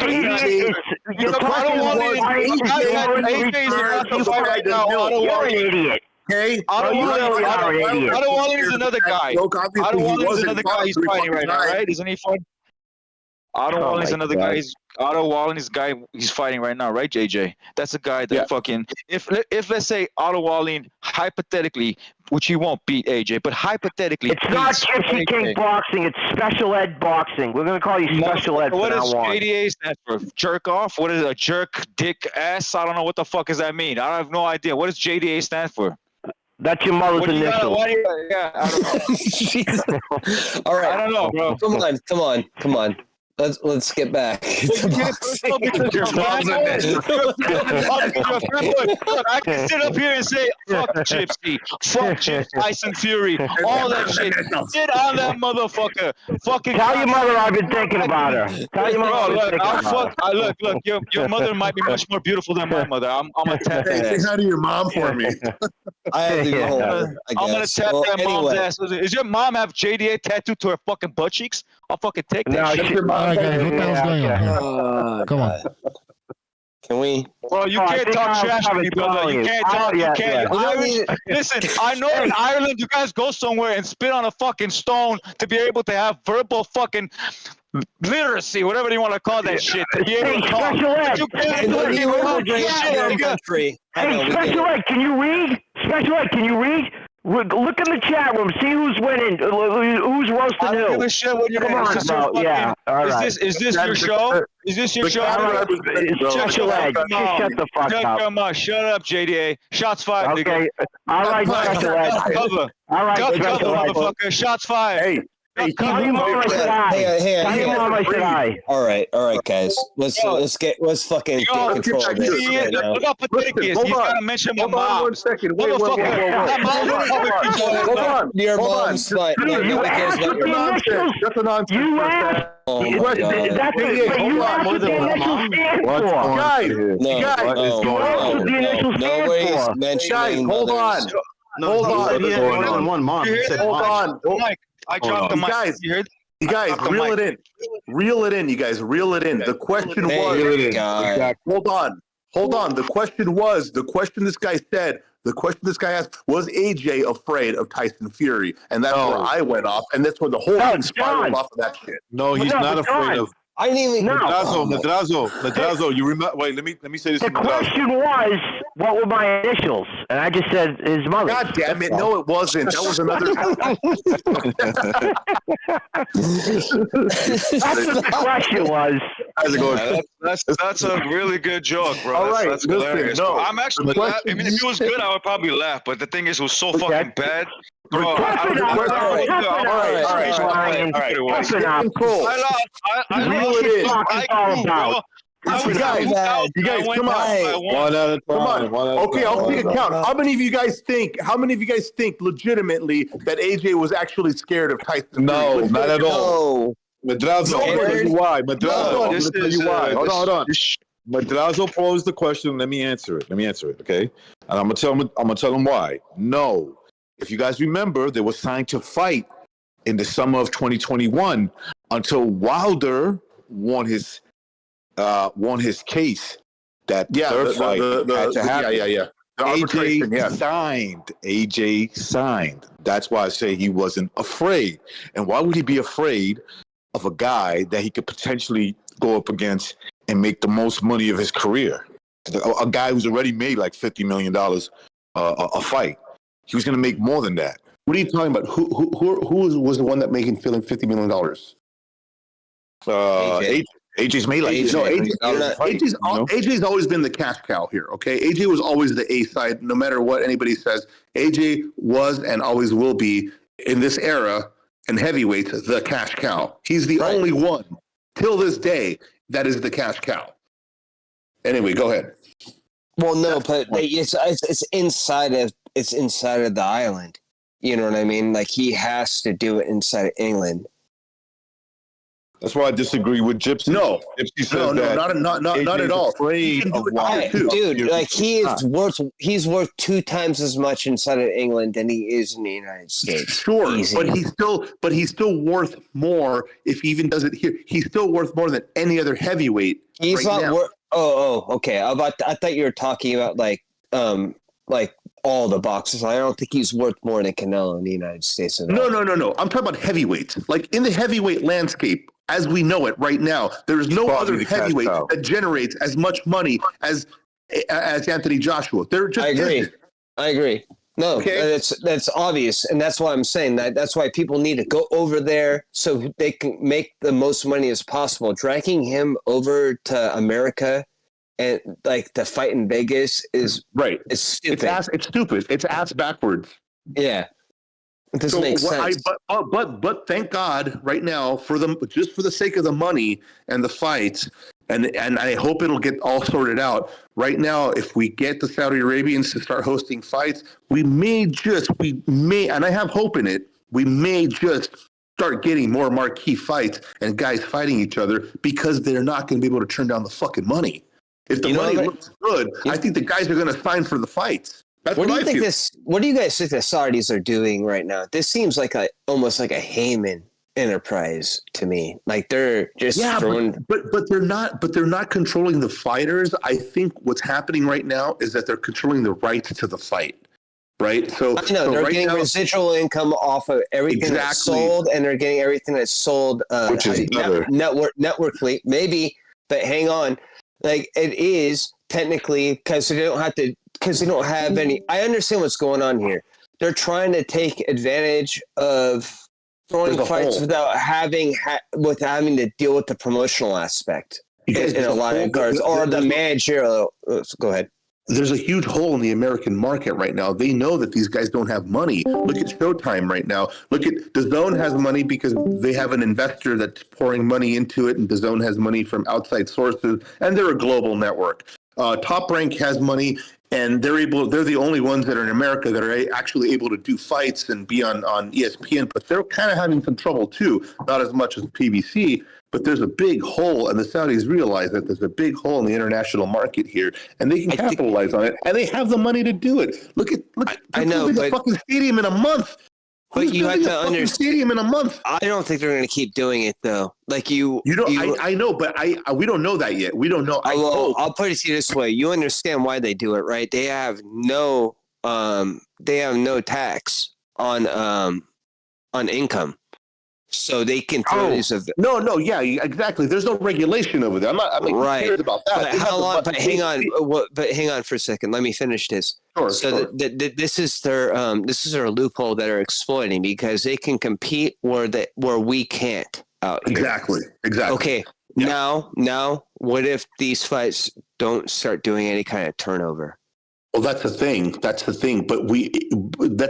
what I'm saying is that if okay, and this is only an if the money's good enough, you don't think that marquee fighters that aren't fighting each other are going to start fighting each other if the money's good? You don't think that's going to happen? Obviously, I don't know. I don't, because I've been watching boxing for the past. I don't think it will, because I don't know either, shit. but it might because all these motherfuckers rely on, all they want is a good paycheck. They're trying to stretch out that O until they start getting. I'll put it to you this way. I would agree. I agree with you. I understand what you're saying. I think it'd be more. What if they had a promotional entity that was out of that area, and if you said that and they were throwing fights there, I would be actually more on board. But they're not. They're using everybody else. It's almost like using somebody for insurance. Like, oh, I don't want to take this on board, so I'm going to use you that has this already, and you pay all these things already. I'm just going to use your service for a second. You know what? This is pretty much what they're doing right now. They're using things. This is go ahead. They don't own anything. I'm going to point something out here. Okay, when Benavidez fought Andre this weekend, nobody's heard from Canelo, and the reason nobody heard from Canelo all this time is because he was being entertained by the Saudis. The Saudis flew him out there.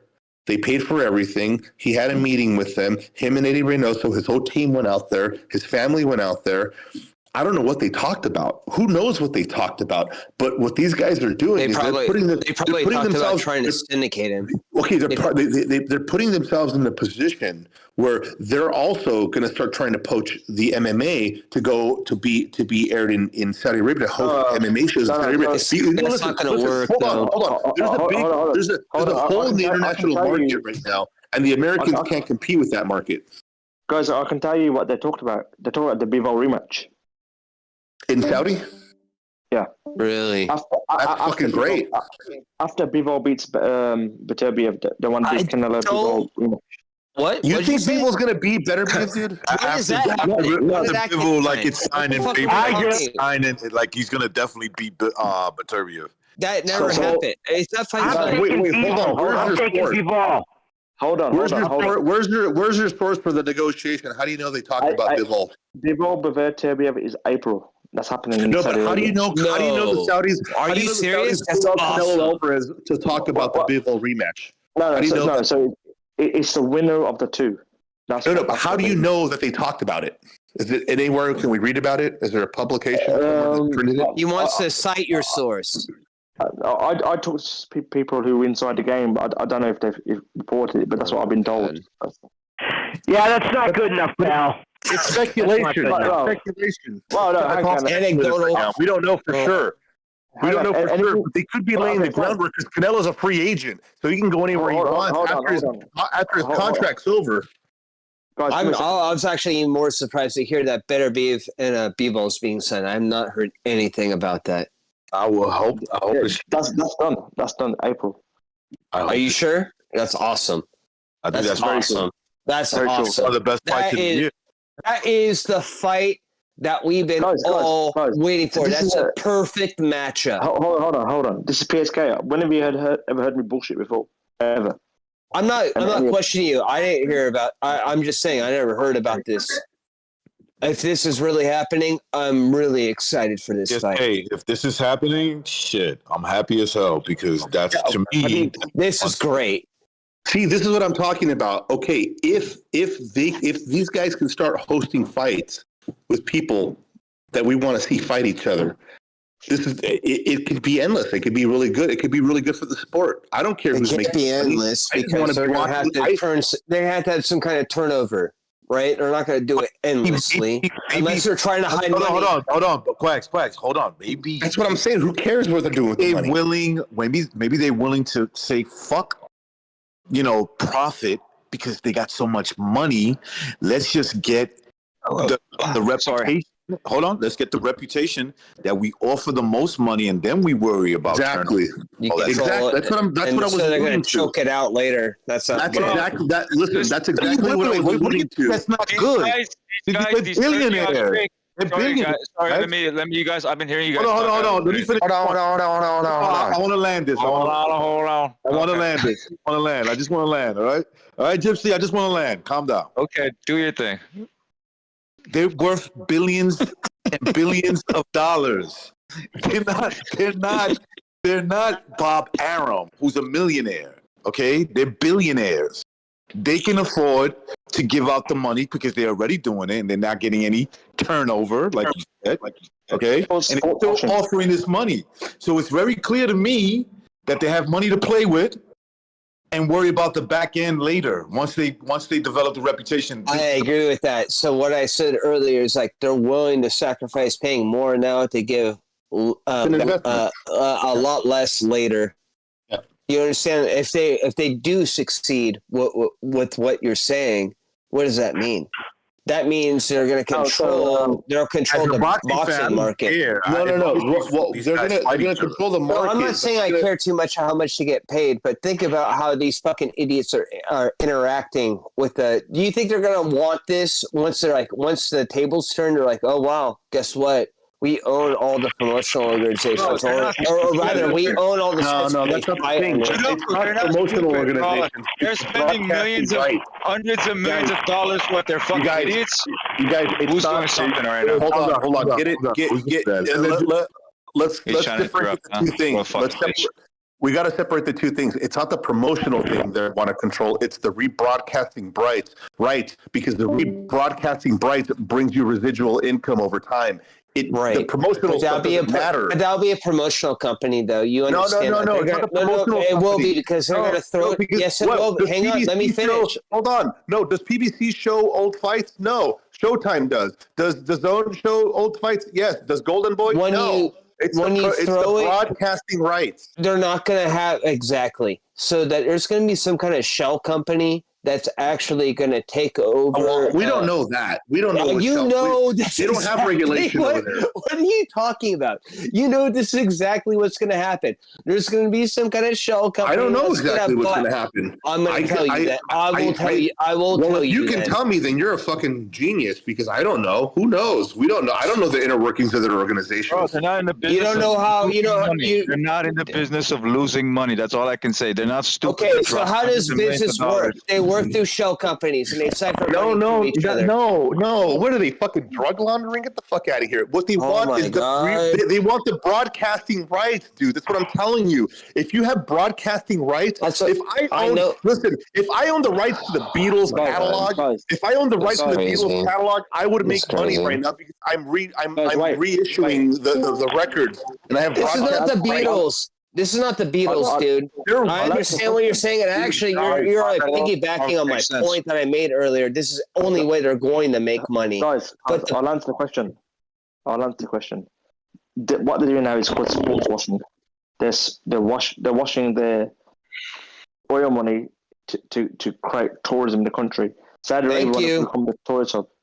Yeah, okay, that's one aspect of it. That's not the long game, you guys. This is why the deal fell apart. It was the broadcasting rights. That's why Frank Warren didn't want to do the deal with Usyk and Fury in the Middle East because they wanted the broadcasting rights. They didn't want. He's talking about syndication. I read about that shit. Obviously, no. Okay, yeah, you read about it. I agree with you. Yes, I did. I read about that shit. I know you're talking about syndication rights, and you're right. Can I get a comment in here, my friend? What? Yes, go ahead. Go ahead. Everybody interrupt. Let's go. What the fuck? I just want to make a comment. This is small. Go ahead, my friend. You go first. No, you go. No,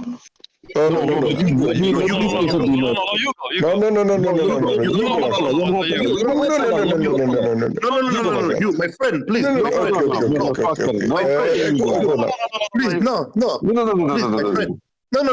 please, my friend. No, my friend, look, my friend, please. But my friend, please, I'm telling you, go. Look, motherfucker, wait. You motherfucker. No motherfucker, big guy. No, you motherfucker, you. Motherfucker, you guys you take my dog. Are you gonna stop or you want me to start kicking you motherfuckers? You motherfucker, you. You motherfucker, you. What's going on here? You're a fucking guy. What the fuck are you talking about? Fucking okay. Oh man, that was good. I started it, just went, bro. Where's JDA, bro? Where's JDA? That's good. That's another cab driver yelling at JDA. Stop it right now. That was the biggest fucking like I don't know brain aneurysm over like you guys need to fucking Quags, you have to be a cop next time. You guys think people you gotta be a cop next time, bro. I didn't hear that properly. Guys, you have to be a cop next time. The whole point with the Saudis is that they want to create legitimate sporting events in the country because they want to create tourism, and that's why they're trying to deliver these impossible fights, and that's their proviso. Exactly. So and why did no, so hold on. There's something that used to call Skills Challenge last year, and Prince Mohammed bin Salman said that they're not doing enough to create the boxing wave in the country what they really need to. So that's why this Turkey Al Sheikh has now taken over. Now, however, this guy he went with Frank Warren, which is probably a bit of a mistake in all honesty. But they have so much money that it doesn't matter who they go with. They could have gone with Bob Arum. They could have gone with I don't know Ben Shalom or some fucking what was Oscar De La Hoya. They had so much money, it doesn't matter what bullshit they chatted because the money was so real. And the reason why they want to do that is to create like a tourism, I guess, event in their country. They want to be that.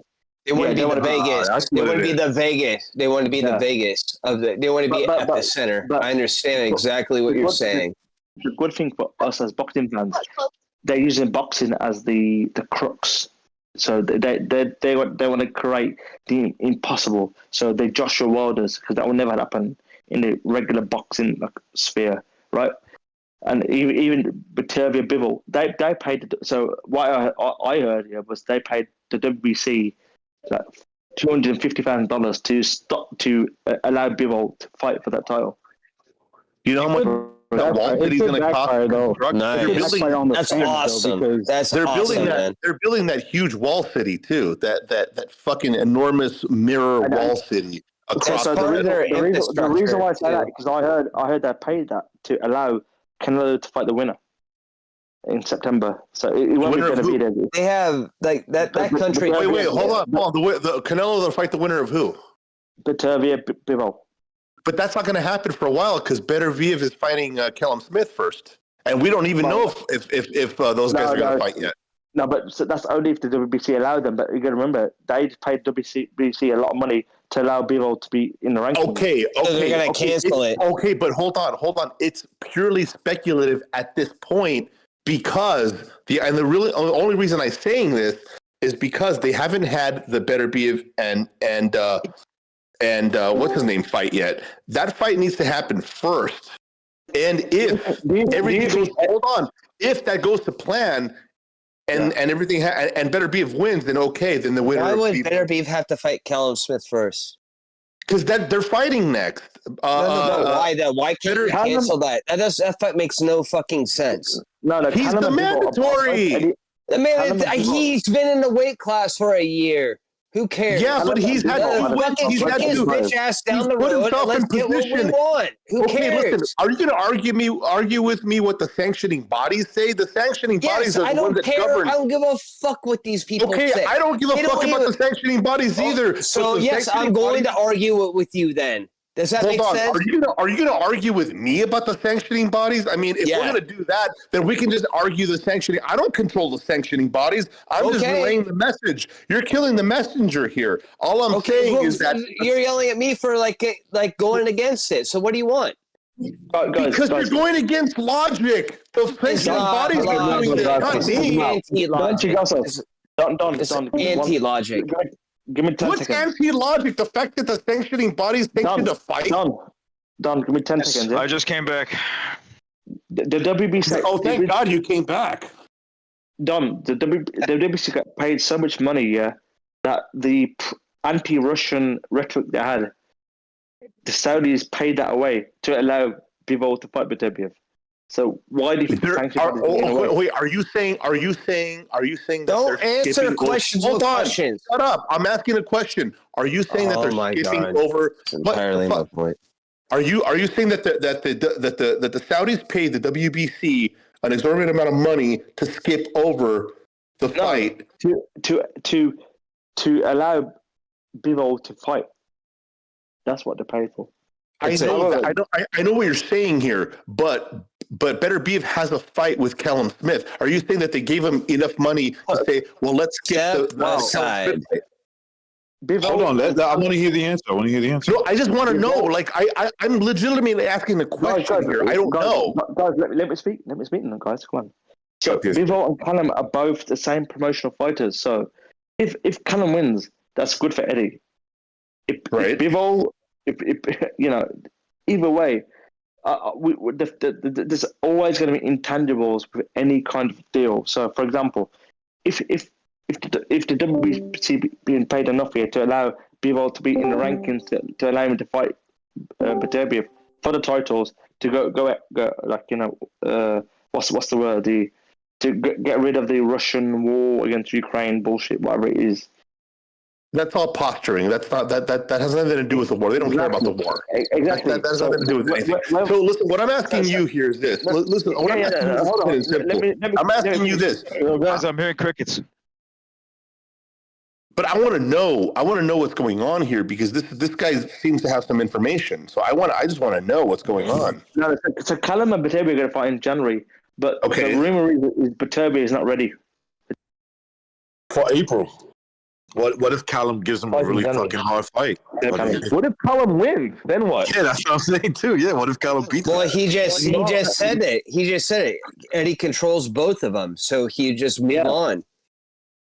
No there chance. You go. There you go. Easy. Smith, stop making this fucking complicated. So what? Canelo moves up and then fucking fights Callum Smith because he already beat him? Well, if he has all the shit, potentially. I don't know. That's how fucking fighting works. I don't know. I know that's how it works.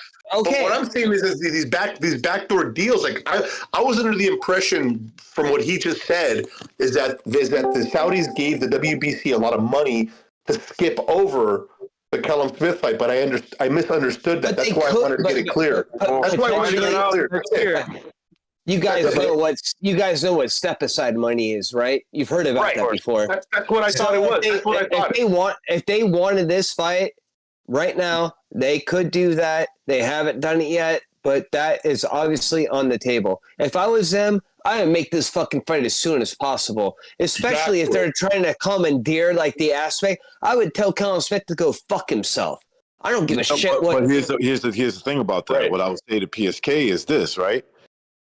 Them hoping that the fight can happen in April all depends on that fight if it's taking place in January and what the results turn out. Now, if Beterbiev goes in there and wins pretty easy and he's fine, and you know, there's a lot of injuries too with Beterbiev already in the past, and he's getting older, so. I don't know. That's kind of a risky move. It is a risky move. It's risky for him, but think about if you're a Saudi and you want to throw that fight, what are you trying to do? You're trying to age why would a guy that is like supposed to be like indifferent trying to figure out, well, it's better for him. Why would he be invested in Bivol? No, you just throw the fucking fight. And that's what they need to do right now. If they're really going after that, they should get it done. That's the best fight in boxing to be made. Easy. Yeah, that is the best boxing. That is the best fight for the fans. But what is the biggest fight for the money? Who cares? This is the best fight. This is exactly what you guys. I don't give a fuck about money. I don't get any money. I don't get any money from it. This is the best fight that we all want to watch. We have the perfect match versus Better Beef. Yeah, I agree. It's a perfect matchup, dude. I got a breaking news. Breaking news from Quentin Laster. Better Beef broke his nose sneezing into a Kleenex. Jesus, probably. Guys, somebody kicked me out from the Discord. I don't know what happened there. Kicked you off? You're on? Somebody kicked you off the Discord. Maybe you have internet instability, bro. You got internet instability. Just got kicked off from when I came back in. That's what it is. There's not many people that can throw you out. I didn't do it. By that rationale, by that rationale, the best fight, I agree. The best fight to make right now is Better Be a Bivol. I agree. But why they're flying Canelo out there and giving him the red carpet and the 5-star treatment. Because so I've been told. Go ahead. No. Let him talk. Go ahead. So he's been guaranteed the winner of that fight. That's the rhetoric to get Canelo to go to Saudi to fight in Saudi Arabia, because Canelo said he doesn't want any kind of fight. He doesn't care about like bullshit fights. He wants like a legacy. What's the word? A legacy fight. He wants somebody. Okay. And that's what he wants. He wants undisputed 175. So he goes. Dude, okay, can you imagine if he fought fucking Beterbiev? That'd be awful for him. That'd be the worst. Oh my God! Are you fucking serious? PSK, I imagine that's what Canelo wanted. I was saying that 175 is where he's going to end his career and try to get undisputed in that. Yeah, once he does too. That's what I think too. That's greatest Mexican boxer of all time. That's what he's going to be. Exactly. That's what he wants to do. He wants to become 2-time undisputed, and he wants. That's when I saw him at pictures of him in Saudi Arabia. I'm like, oh man, what fucking wants to fight Bivol? He's gonna die. He's gonna die at 175. You guys. Let him die. Beterbiev's gonna kill him. Beterbiev's gonna kill him. There's no other way around it. Beterbiev's gonna fucking end his career. Guys, Bivol is dangerous as fuck. Like I think if he fights Bivol again, I think Bivol actually knocks him out. He gauged him. I don't think so. You know, look. PSK, it was a PSK. Who's saying that? Judo, right? Judo, bro. The next fight with Bivol, I actually favor Canelo to rob him on a close fight. Yeah, I do too. I see that. I can see that. Yeah. I can see that. Very close fight, like a 7-5. You can call me Quags, by the way, Gypsy. Yeah. I'm sorry, bro. I called you PSK, didn't I? No. You call me Judo. I am Judo. I had to change my name for. Oh, I see. I got you, bro. Why'd you change your name? Because my buddy has a fucking betting website, and they don't know me by that, so I had to fucking put in like how they knew me. They knew me from I don't know. It's a long story. I thought you may have gotten a death threat or something. Guys. No, my friend has a fucking he has a Discord that I have to fucking do shit for, and it's a different thing, and I don't want to pay to have another name for this. So yeah. What difference does it make? It's on the Discord. You have a different name, and you have a different name on YouTube. Is that how it works? Yeah, my YouTube name is Quags, but on Discord I had to change it to help my friend's company out. Gotcha. It didn't make sense. They're like, "What the fuck does that mean?" Can you imagine? Like, "Hey, Quags," they're like, "What?" Guys, so the Saudis want Beterbiev to win it because that's their Sunni Muslim, right? So you gotta remember that. Right, yeah, and that's probably what's gonna happen. I think Beterbiev will knock out Bivol. Beterbiev is a boxer. He's a boxer, bro. I think, battle of attrition. Think about this. I think that's like 11th to 12th round knockout for Beterbiev, in my opinion. But did you guys see the Gosdick fight versus Beterbiev? Like Gosdick did really well until he did it. You know what was happening with Gosdick, bro? Like Quacks. You know what was happening with Quacks? He was the better boxer, slightly. But the thing is with Beterbiev knows how to box, man. He chose not to box with that dude. He chose to walk him down. He chose to treat him like a child, bro. Like he treated him like a child. He got destructive. I heard that Callum got offered $5 million to step aside. That's what I heard. Is he gonna step aside? There we go. I told you guys. It's gonna be. If they do it, they're gonna have to give him something. If I was them, I would make him do it immediately. Why? Do we need to fight him? So what I heard is he's going to step aside, but he has to fight the winner of Beterbiev Bivol before they fight Canelo. Well, if that happens, here's the thing, though. There's the Benavidez possible fight. So I guess No. It's 175. Can we not mention Benavidez right now, bro? Fuck that guy. He needs to deal with fucking Canelo. Fuck him, man. I seriously got. Big guy fucking cruiserweight 168. Hey, by the way, Gypsy, let me just read a membership renewal. He says, Rafael Garcia, he says, I just broke away to see Tyson versus Golada. Thought that was a good fight. that if Golota hadn't quit, he probably would have been paralyzed. Beterbiev is violent. All right, appreciate that. Bicho, 100%. Good to hear, brother. Hey, what's up, BSK? Yeah, good man. Yeah. What are you guys talking about here? Just Beterbiev being like what he just said, being a violent motherfucker, and like people is gonna be April. That's the best fucking. I hope you're right. I swear, dude. Like I wasn't I wasn't trying to like shit on you earlier, like saying, "Oh, that's not happening." I didn't hear about it, but that's awesome. If that's really happening, that's the best fight in boxing. This is great. I don't know about the best fight in boxing, but it's definitely pretty good. It's one of the best. No, this is the best fight in boxing to be made. This is, yeah, you're probably right. You might be right because of stylistic skills and power, and all they bring. Yeah, you might be right. Say, right? It's perfect. What? Immovable for what do you call it? Immovable force meets sorry. Oh my god. Irresistible force meets immovable object. It's better. Irresistible. Yeah, they're gonna say Canelo's ducking Benavidez though. Well, he can. What? He's not even at the weight. That's stupid. Canelo's not fighting at 160, 175 next year, bro. Fuck Benavidez. Canelo's fighting at 168. Canelo has the opportunity to fight these two fucking dudes that are killers. I'd rather watch that. I'd rather watch that any fucking day than fucking Benavidez. Fuck Benavidez, dude. Guys, let me finish. The reason what I heard is that they offered Canelo $150 million to fight the winner of those two guys. That's fucking great. Mamma mia, bro. We're going to have a banger, bro. We're going to have a fucking banger. Fuck what they want to do, they want to... That'd be a fucking... That'd be the... You know what would be the best part of it, too? If somehow... I think Beterbiev will win, but there's a... I don't know. That's a 50-50 fight to me. I think Bivol can outbox him. They want Canelo. They want Canelo. But the best fight. Hang on. Let me finish this real quick. The best fight we can hope for would be Beterbiev, Canelo.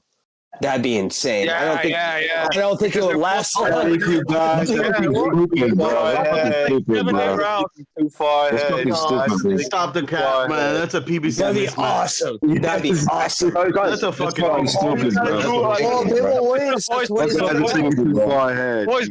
Boys, listen up. All you gotta do is juice up Canelo even more. Juice him up. Put him in there, bro. Hell of a He's fucking not a fight. 175 guy, bro. He did not look good at 175. No. You good enough to knock out Kovalev? Well, we got a super chat. We got a super chat. All of a sudden, that's a good knockout. Everyone hates when that fucking win. Hang on. Butcher's talking. Just quickly, we got a super chat that's on topic here. Mars, he says Canelo stylistically would have more success against Beterbiev than Bivol. Him being the... I agree. He's right. I agree. Just finish. He says him being the natural counterpuncher will want Arthur to come forward. Beterbiev got caught and dropped before. That'd be so much fun. Great comment. As long as it lasts, that'd be so much fun. So guys, let me finish up. That would be what I was told is Canelo would have success in the beginning with Beterbiev until let PSK go in. Exactly. PSK, what about the contract agreement that Canelo has with the PBC? So what? No, it's open-ended. They have to. Well, hold on. I got a question about that. I got a legitimate question about that. Let me finish from what I was told. Let me finish, please, and then you can ask the question left. So what I was told is that Canelo's going to start the new season in 2024 with that undisputed fight. That's what I was told. So but hang on, we're talking about contract. We're talking about contracts. Who's going to syndicate it? So I got to ask about that contract. Does anyone know if the contract stipulates that he signed with the PBC? How the fuck would anybody know Canelo's contract? Hang on, just shut up and let him. Shut the fuck up. Has anybody read Canelo's contract? Go suck a dick. Let him talk. What is the matter with you? Are you going to call your mum? Are you going to call your mum now? God damn it, dude. You're such a fucking idiot, bro. I heard you say Canelo's going to become undisputed at 175. That's the dumbest shit all week. Dude.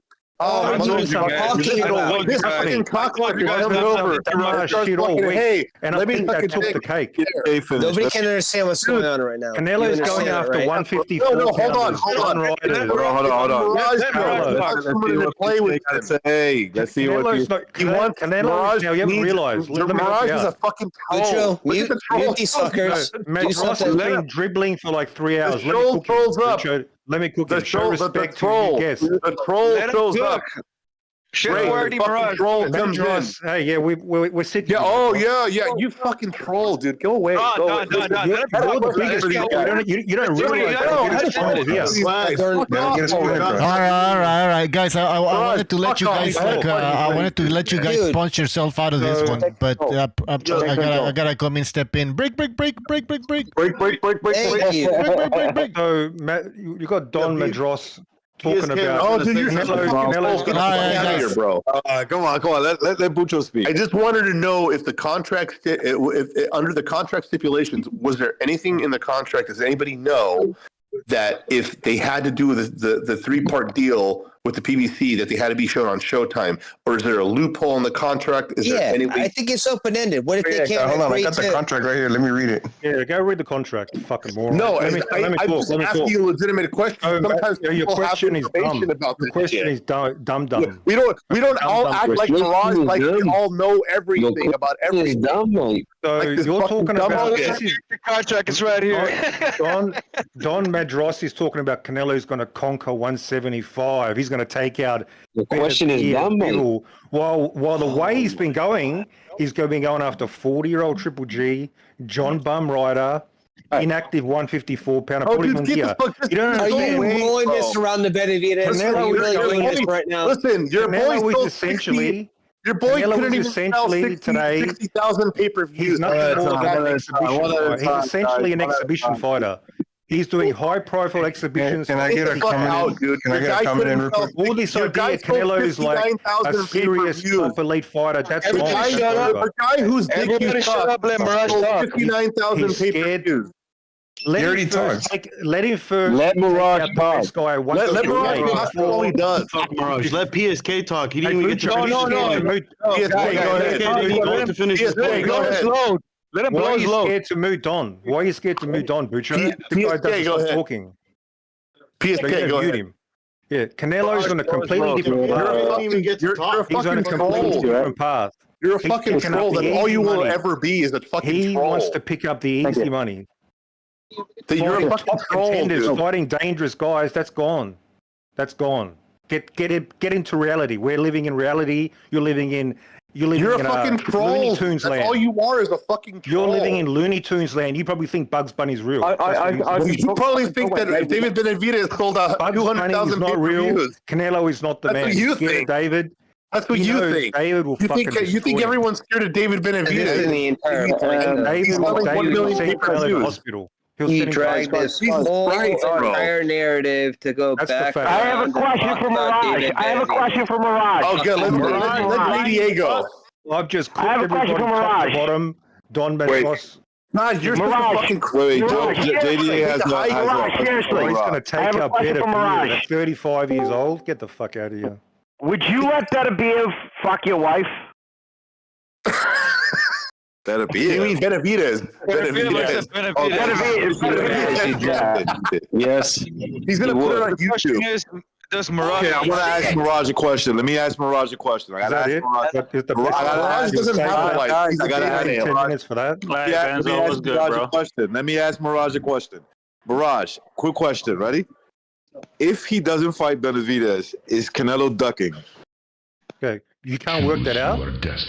You still can't work. Is it too complicated for you, is it? No, I just want to know. In your what do you think? What do you think? Benavidez I think he is, man. He's ducking like something really complicated. It's easy. The number one dude, the toughest dude, you choose to fight somebody easy, that's a duck. So if he fights Benavidez, he's ducking Benavidez. Oh, then Benavidez, because Benavidez is 40 years old. He almost got beaten up by a fucking yard last fight. Benavidez. Why doesn't Benavidez? He's never fighting Benavidez anymore. Guys, why is he just fought a 154 pounder and you're talking about Benavidez? Are you serious? I don't get it. I just don't see the listen, guys, people ask for me to answer the question. So PK's here. So Benavidez and Charlo's already signed. They're going to fight in February. Oh, they're signed. How do you know it's signed? Where'd you get that deal? Give me a link for that. Yeah, I want to see that. Man, is this he's thinking Morel? You keep saying shit. Like, we need some fucking. You will find out, in 6 weeks. Right? Bro, that nigga's ducking Morel, dog. Who said that? Who said that? I want to subscribe to your channel, bro. Who said that shit? I have no channel. I'm just giving you knowledge. Okay, bro. Thank you so much for your knowledge. That was awesome. Hey, do you want us to pay you for that knowledge? You got a Cash App? We can send some. Bro, shut the fuck up, you lime. Mirage, you got to 10 times already. Hold on, Mirage. When have I ever lied to you? I like Mirage. He's a troublemaker. I like him. Mirage, you like the bro. You're delusional. You're delusional. I don't know if you're lying or what. Wait, Mirage. You say you're delusional, but you're the one with the name Mirage. That doesn't make any fucking sense. Mirage, I'm the one who's been spot on. I've been spot on every time for the last year. I've been spot on every. You only talk about David for the future. I said David next week, and everybody laughed. Are you laughing at motherfuckers? Nobody laughed about David Benavidez. That's fucking ridiculous. And he's just getting warmed up as well. Yeah, you said Benavidez was going to stop Plant. That was a miracle. He beat the fuck out of him. Every time you come on any podcast, it's the same bullshit. You're on your knees sucking on a dick, and when every time you come on, you say and then you start talking about your boyfriend again. You say every time. Can I get a question? Every time you talk, you just want to. All right, the madrasas, we get it. All right, we get it. Yeah, Benzo, go in. Yeah, here's my comment. I want to go back to the conversation about the contract because, I mean, it's my understanding if he has 2 more fights, they have to take place consecutively, and then there's already a bid by where they're going to broadcast it, right? I mean, right? Aren't we like getting ahead of ourselves here? Doesn't it? That's what I'm saying. He's going to finish that out next year, right? And if you think about it, those aren't going to be those fighters. It's going to probably be PBC or Benavidez or Charlo and stuff. Isn't what's more likely to happen? We think it's the contract. So we don't know if there's any kind of threshold that needs to be met. Hold on. Go ahead, PSK.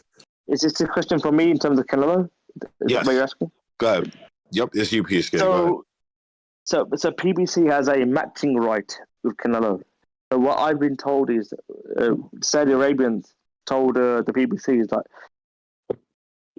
they need to advise Canelo to have a fight where he wants to actually fight his opponent. And what I was told that he doesn't want to fight Benavidez next. So Mirage is right in one degree. However, Canelo wants to fight the winner of Beterbiev and Bivol because that's what the fight was happening in April. And he thinks that the Benavidez fight is not greater than that fight. Yeah, there's not a lot of money there. There's not as much money as that one. Bivol and Beterbiev have no fan bases outside of hardcore. It doesn't matter. Think about it. They're barely even fights. Are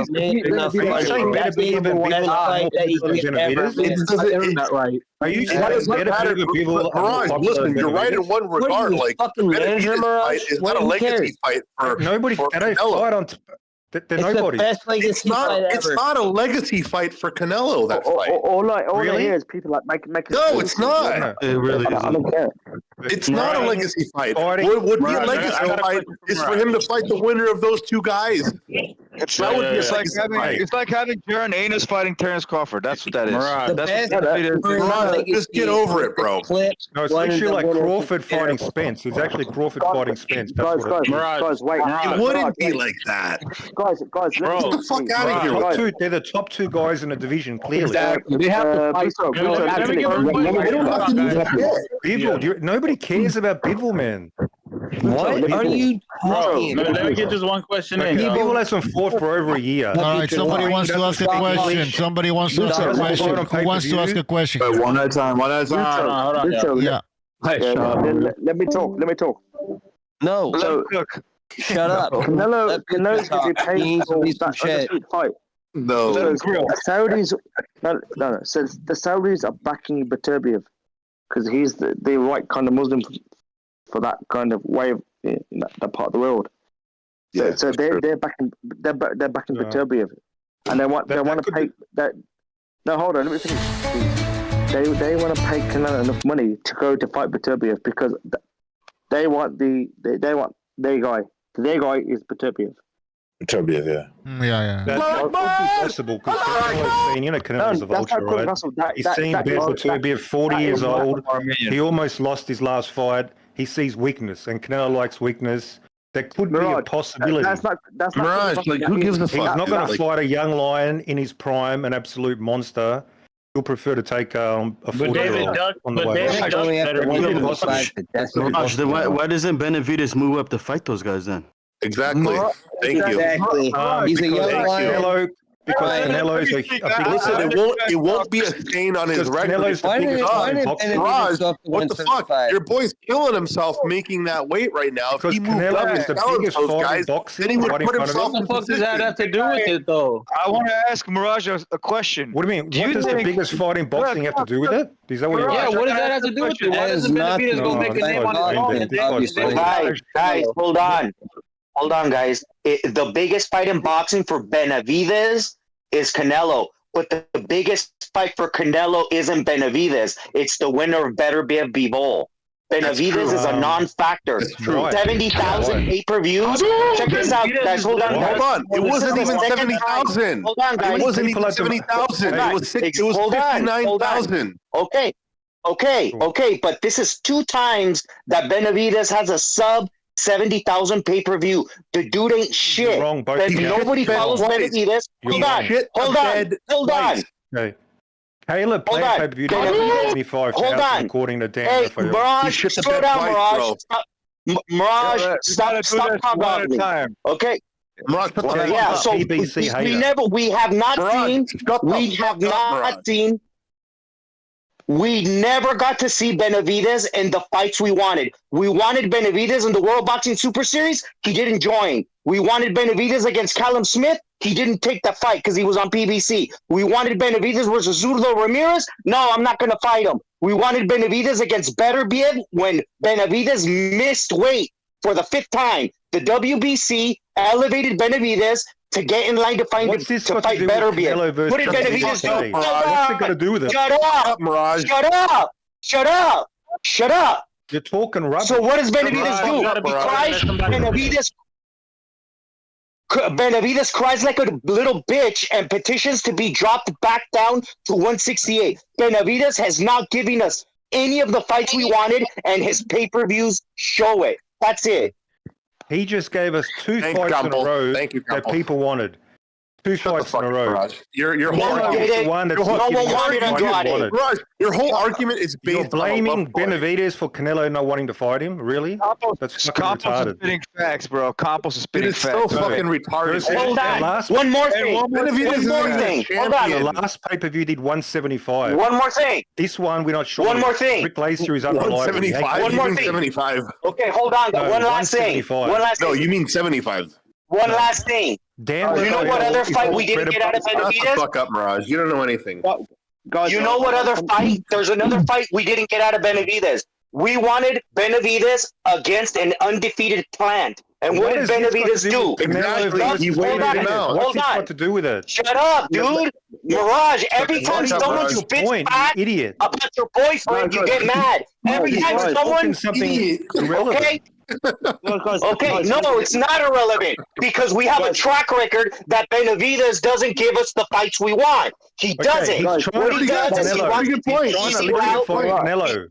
And I like Benavidez. He wants to take the easy route. Fights you don't want. Yeah, when was the last easy route? No, when Canelo fought somebody everybody wanted to see? Mirage, I gotta tell you something. When was the last time Canelo fought somebody everybody wanted to see? I have news for Benavidez. Guess what? Benavidez has never given us a fight we wanted to see. When was the last time Benavidez has never done somebody it. we all wanted to see? When's the last time Benavidez... Answer the question. Let's all right, hold on. I want to hear somebody else. BSK.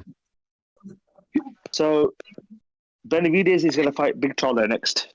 That's been signed already. That's signed. Okay, if it doesn't happen, you're banned from this place. Okay, how about that? I'll bet you 10 grand. No, you can't come on here again because I think you're full of shit. Hold on. I'll bet you $10,000. That's signed. No, I bet you just don't show your ass here anymore. Mirage. Mirage. GSK already flexed on you if you don't remember, bro. Yes. I'll bet you 10 grand. That's signed. No, 10 grand. You can't come here anymore. You can't log into BDA. No. I'll bet you 10,000. Bro. You remember how much do you value fucking BDA's fucking? I'll bet you $10,000. It's signed. No, guys, stop. I'll bet Mirage $10,000. It's signed. Oh okay, shit! Let me add I don't think PSK. I don't think he's gonna fucking honor that. Because you're gonna hand over to because I believe you. Regardless of the world of fucking bet that shit, bro. In my opinion, for Canelo to earn the right, I told you what I'm gonna bet. You can't come here anymore and talk shit, and you refuse to bet. Yeah, fine. I agree. I agree to your terms. Okay. All right, nobody now. Everybody's demanding one fighter fight Canelo. That's the demand. And you're saying better than Bivol is a bigger fight? What's the bet? I'm going to write it down. I want to know what the bet is. What do you give up? Mirage, if I'm right, what do you give up? I don't come here anymore either. I'm banned from videos. Ever again, okay? PSK, take that shit. Take it. Take that shit, bro. I would take it. Take that shit. Hell yeah. Mirage, I'd take it. Okay, so Charlo. I'm sorry, you fucked yourself. Damn, you're already hiding from Ring IQ. You're about to get banned from BDA. Who's Canelo fighting next then? PK. Munguia. He's gonna fight Munguia. Yeah, he's fighting Munguia next, 100%. Is that confirmed? Fighting Crawford. Yeah, dude, he's gonna avoid Benavidez. Confirm from your insiders. Yes, my insiders say he's fighting Crawford. The streets is talking. No, hold on. I told you before. The streets are talking. I have UK insight. I don't have anything more or less than that. Yo, PSK, I got a question I want to pose for the chat. What has Canelo done to earn the right to fight Bivol and Beterbiev after losing as badly as he did to Bivol? In my opinion, the only way he gets a chance to earn that right is if he beats the number one guy, the number one contender, the consensus guy. He has to beat Benavidez. You got to remember, be going up Canelo is he's not even the consensus best guy in the division. He's not even beating the number one threat. How the fuck can he go up and fight these guys? It's stupid. Canelo's undisputed. How the fuck is he not the consensus best, you dumbass? Because he hasn't fought. Everybody already listen. Benavidez is better than anybody. Hold on. All you guys said fucking Benavidez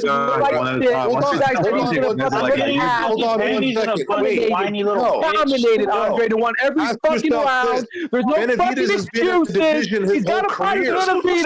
Benavidez has been in that fucking division his whole fucking career. Benavidez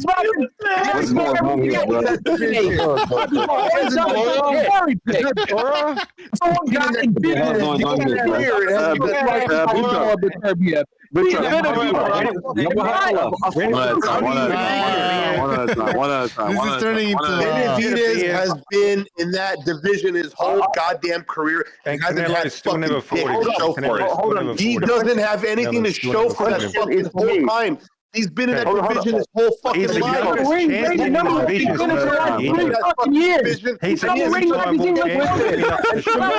Goes in there and goes undisputed in 11 months. How do you excuse that? Wouldn't you be fucking embarrassed? Who's talking? Supposed to happen. All right, I'm gonna mute Mirage. All right, hold on, guys. We need to calm down here. All right. So. Yeah. Recognize, please. Are you kidding me? All right, I'm muting a bunch of people here. Hold on. I wanted to kind of ask PSK a question. Okay, PSK. So you're saying that they worked this out, that, or maybe you know the contract a little bit better than everybody else, where Canelo is not obligated. This is a question. Is he not obligated to fight the next three fights for the PBC on their preferred network, which I'm guessing is like fucking Showtime or Prime Video or whatever the hell it is? Is he not obligated to do that? It's just a question. Meaning that he can skip that and fight the winner, like you said, of Beterbiev and Bivol in April. I don't think he's here. PSK. Oh, he's not there. My bad. No. I mean, I don't think anybody knows that. I That's think the he has to be question. obligated. And I kind of agree with Dora. Hold on. I would agree with Dora on this. This is the one thing I'm going to agree with. Is that in a way, like Canelo lost to Bivol, and he lost that fight. What would make that fight more interesting if he was to fight the winner of Bivol and Beterbiev, if he did beat the number one consensus contender at 168. So basically, he cleaned out the division, right? So he's like, look, I cleaned out my division after I lost. I fought I fought the number one contender. And so now I'm done with 168. Somebody kick me out again. Yeah, so if they're fighting, if Beterbiev are fighting in April, that means Canelo can fight David. That means David. Question again. That means Canelo can fight David in May. Hey, yeah. And then fight 175 after. Question again. He can do both. He can do both. What does he do? Nobody cares. Ask the question again. Recognize. Okay, no. Mirage, sorry, somebody kicked me out again. Who's kicking him? Is somebody kicking him out? Because I'll remove all the fucking moderating powers. You might be having internet issues. You might be having internet issues. Yeah, probably, man. No. Maybe. I apologize. I didn't do it. Here's my question to you. And it's a question. I don't know if you're aware of, if you know the answer or not.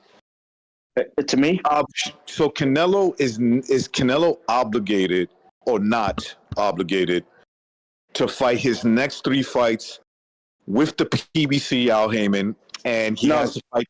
He's not. No. Okay. That's it. That was my question. Yeah. Okay. So he could do that then. Then technically he could do that. Now I do agree with Dora. PSK, can you answer my question? No. So Mirage, I have something for you as well. David's camp, they got invited to Saudi Arabia in 3 weeks' time. Yeah. Can you answer what I asked? Why Canelo has time to fight David first, and then go to 175 after, because they're fighting at the Beterbiev fighting the same time around May, so he could fight David first, clean out 168, finish that, then go up 75. Why doesn't he do that? I'm curious. That makes more sense in regards to that makes more. Listen, that makes more sense. Obviously, answer why. But that would make that. Listen, that makes more sense. If you were to fight David Benavidez, clean that out.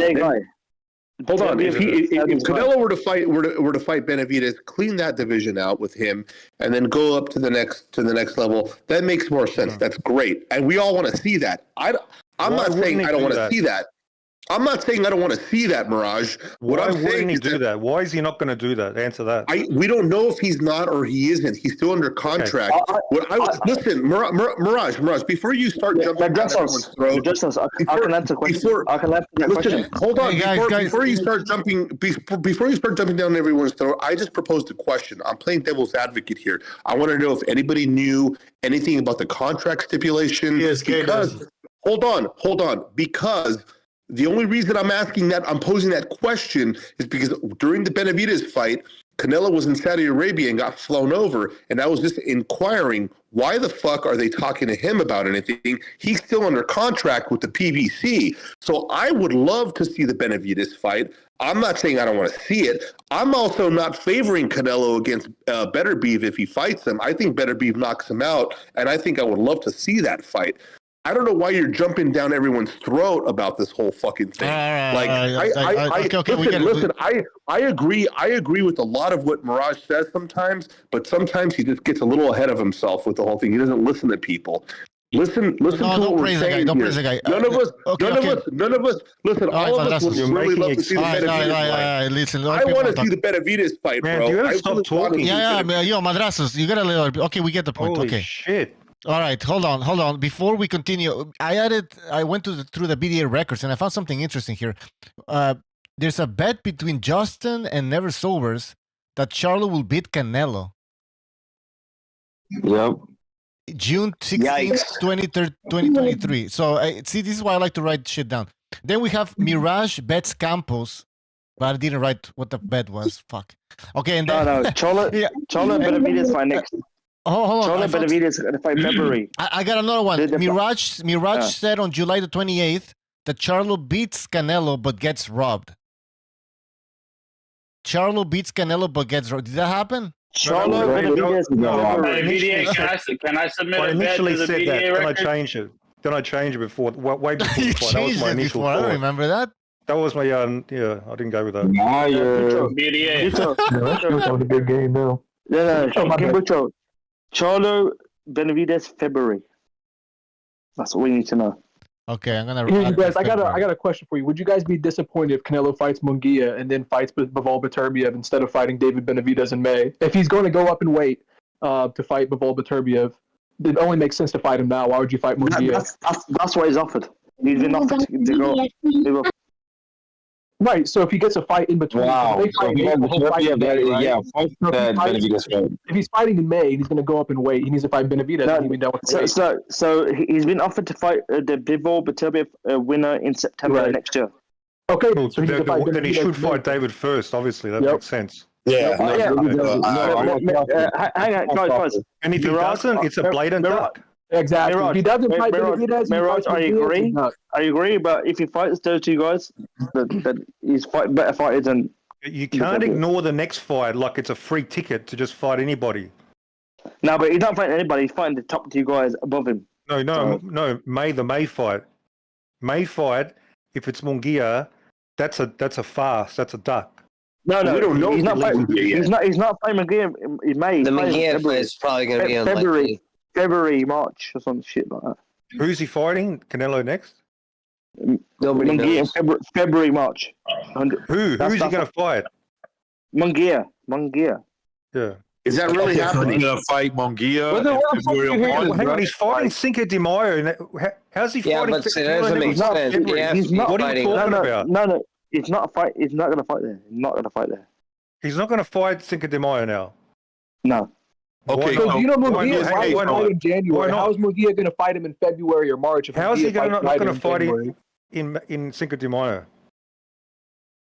You know Munguia is fighting John Ryder in January or February or something?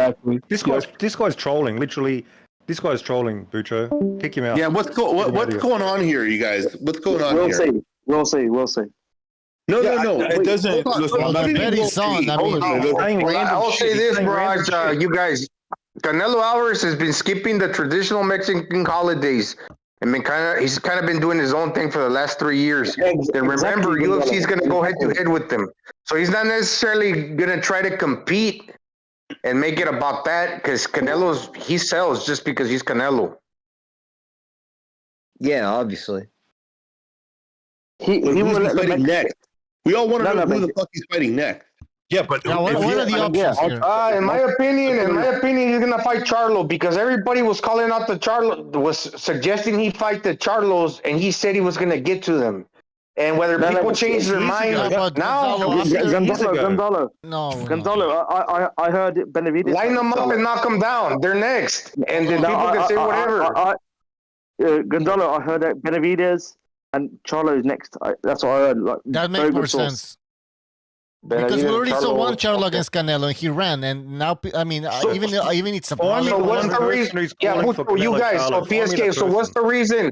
What's the reason Charlo held the 160 division hostage for 2 years if he's moving up to 68? Because he's a loser. I'm reading right now. He had no reason. Right. He had no reason. No one knows the answer to that, man. I'm reading right now that the next opponent for Canelo is going to be in May. And it's expected to be David Benavidez. That's what I'm reading right now, confirmed by the WBC. Potential matchup. That I like that. That makes sense. That's what I'm reading right now. Hold on. This was published right after the fight that Benavidez had with Andre. I'm reading that right now. Canelo Alvarez expected to fight. Hold on, expected to fight. I'm reading this right now. Don't kill me. I'm just a messenger. Canelo Alvarez next fight scheduled for May 5th. His opponent, his expected opponent is going to be David Benavidez. the WBC confirmed this potential matchup. Benavidez would become the mandatory challenger if he beats Andre. That doesn't mean did. Hold on, we already did. WBC has to mandate the fight. They have to mandate it. I know that, but this is what's out there right now. But it's also slow down, let him Munguia is not even in the equation anywhere. Don, let me weigh in. Don, let me weigh in 1 second. Go ahead. Mirage, as the Godfather Kevin Samuels said, man, we're gonna get down to the truth. All right. Listen, did you do time in the Arizona State Penitentiary? Which one, me or Mirage? Mirage. Mirage never been in a fucking jail, bro. Come on. Mirage. Listen, answer the fucking question. Australia. Because yeah. So like that because we want to get down to your homosexual tendencies, man. What's your deal with half Mexican Ecuadorians? Were you bunkmates with one of these motherfuckers? All right. No, listen. Is that what's going down? Come on, man. Let's get down to the brass tacks, my man. Tell it as it is, man. That sounds like your thing, man. I saw you all loosey after your boy fucking deuced up a fucking done fucking boo-boo Andre. So Don, what you're reading is just an article based on. I know, but you know what I'm looking at? I'm not listen. Nothing. But Mirage. What I'm WBC has still not mandated the fight. That should tell you all you need to know. Mirage, chill out. What I'm looking at is any news about Munguia, and I see nothing. I see nothing written about Munguia. Insider reports, Pro Box TV. No. They said their sources have told them. He's negotiating with Munguia right now. All I'm saying right now is the WBC. Go Pro Box TV. They made a video about it. Hold on, listen. All I'm saying right now is the WBC has confirmed that the next. Dude, you're a dumbass. Fight for his is going to be Benavidez. No, they didn't confirm that. You can't even understand what you're reading. No. I'm not saying they confirmed it. I'm saying that it's a confirmed statement by the WBC saying that Benavidez is going to be the next challenger for Canelo Alvarez. That's what I'm saying. It doesn't even say that. Doesn't even say that. It's going to be Cholo. It doesn't even say that. How do you know what the fuck I'm reading here? I'm looking up everything. Because you can't read. Are you fucking stupid? Yeah, he is. Why am I even asking that fucking question? Jesus Christ. You think Canelo's going to go up and clean at 175? He's on JDS level. I don't think he's going to clean out 175. He's just going to clean. He's just going to take the best fight after they fight each other. He might do that. That might be his escape route. That's the best escape route from the Mexican monster. Awesome. Because he's desperately looking for a way out of the alley. He's been cornered like a rat, and now he's looking for an escape. I need to idiots like Don Madrosas. Listen, Mirage, hold on. I got a question for you. Guys, hold on. That's a possibility. Mirage, just one second, Mirage. Where are you getting this narrative from that he's running away or he's ducking? Like, where are you getting this narrative from? Reality, looking how he's been moving for the last fucking 2 years. It's pretty you're making that on your own. I'm telling you. How he's rejected 2 offers to fight David. You know he's rejected 2 offers. David didn't lose his belt on the scale due to He was offered $50 million twice to fight David. He rejected it twice. I mean, how much you need a confession. Do you need Canelo to literally confess for you to get it? Listen, I got this feeling. My volume is down, Bucho. Mick fucking Dundee, listen. He went after a 154 pounder when David was looking for a fight. You dumb David fuck. They offered him a fight. They sent him a contract to fight David for September after a 154 pounder. And you're asking, how did I work it out? Bro, and at that time, he was talking out even about this contract. Okay, because he wanted a different contract. He wanted a contract where he can cherry pick easy fights. Hold on, I did find the Munguia Alvarez. Hold on. I found Munguia Alvarez. I found a Munguia Alvarez article. Hold on. I found a Munguia article. Wait, hold on. I found one. Hold on. You're learning, Madrasas. Finally, I found a Munguia versus Alvarez article right here. I found one. It says Alvarez Munguia The fight is in the works. This article was written in June 10th, 2022. Yeah. What the fuck? There've been recent. Get the fuck out of here, dude. Articles. Get the fuck out of here, dude. June 10th, 2022? That's the only article I found on the Munguia Alvarez hype. This is bullshit. Look at the reporting from Redbox TV. What did PSK say of Canelo's next fight? Who was the next guy? I told you it's going to be Munguia. It is Munguia. It's going to be Munguia? Yeah. For sure. Yeah, it's a shit fight, but it's a shit fight. But hold on. Where are your sources? I want to know your sources. I have a Matchroom source. Let's just say that. A Matchroom? You have a Matchroom source. Well, yeah. I mean, we're gonna put it to the test. I mean, we'll just wait next year. We'll find out. If I'm wrong, you can say PSK is the biggest bullshit in the history of the world. You're saying in February? Did you say February? No, I think said somewhere around there. February, April to April is what they're looking to do. Yeah. But Mirage, we've had our own independent chats. You saw that I never bullshitted before, so of course. But I know. He's still talking trash, bro. That's hilarious. He's talking trash even though he knows you're right. That's fucking hilarious. But hold on. David Charlo is gonna be next. I'm telling you that 100%. I know that for a fact now. I've a good source with that. David Charlo next. You reckon Charlo's got the balls to fight David next? No, Big Charlo, not Little Charlo. Yeah, Big Charlo. And Mirage, remember the last time I told you that? And I was right. I told you that. I was telling you this shit. No, you did not tell me that. So I'm telling you stuff. It's your information. Don't flip words around, motherfucker. All right. I found whatever, man. Hold on. Boyfriend's gonna do Big Mall. He might be onto something here.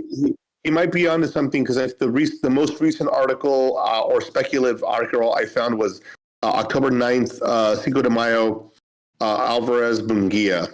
That's a speculative. So now you're learning. Now you're learning. See? Well, I keep digging. Of course, I like to learn. You fuck. How else do you know anything? You were arguing before you started digging. Between you and me is that I'm humble enough to know that I don't know anything and I learn. You just come in thinking you know everything. Right, so you're a fucking idiot. If Canelo doesn't fight, guys, let Bucha speak. So if Canelo doesn't fight Benavidez next, what are the options? No, he's not fighting Benavidez. There's no other option. Right. So what would be the option? Who would he fight? He's signed from Munguia. Bucha, he's saying Munguia, but PSK, I gotta add one more question. Go ahead.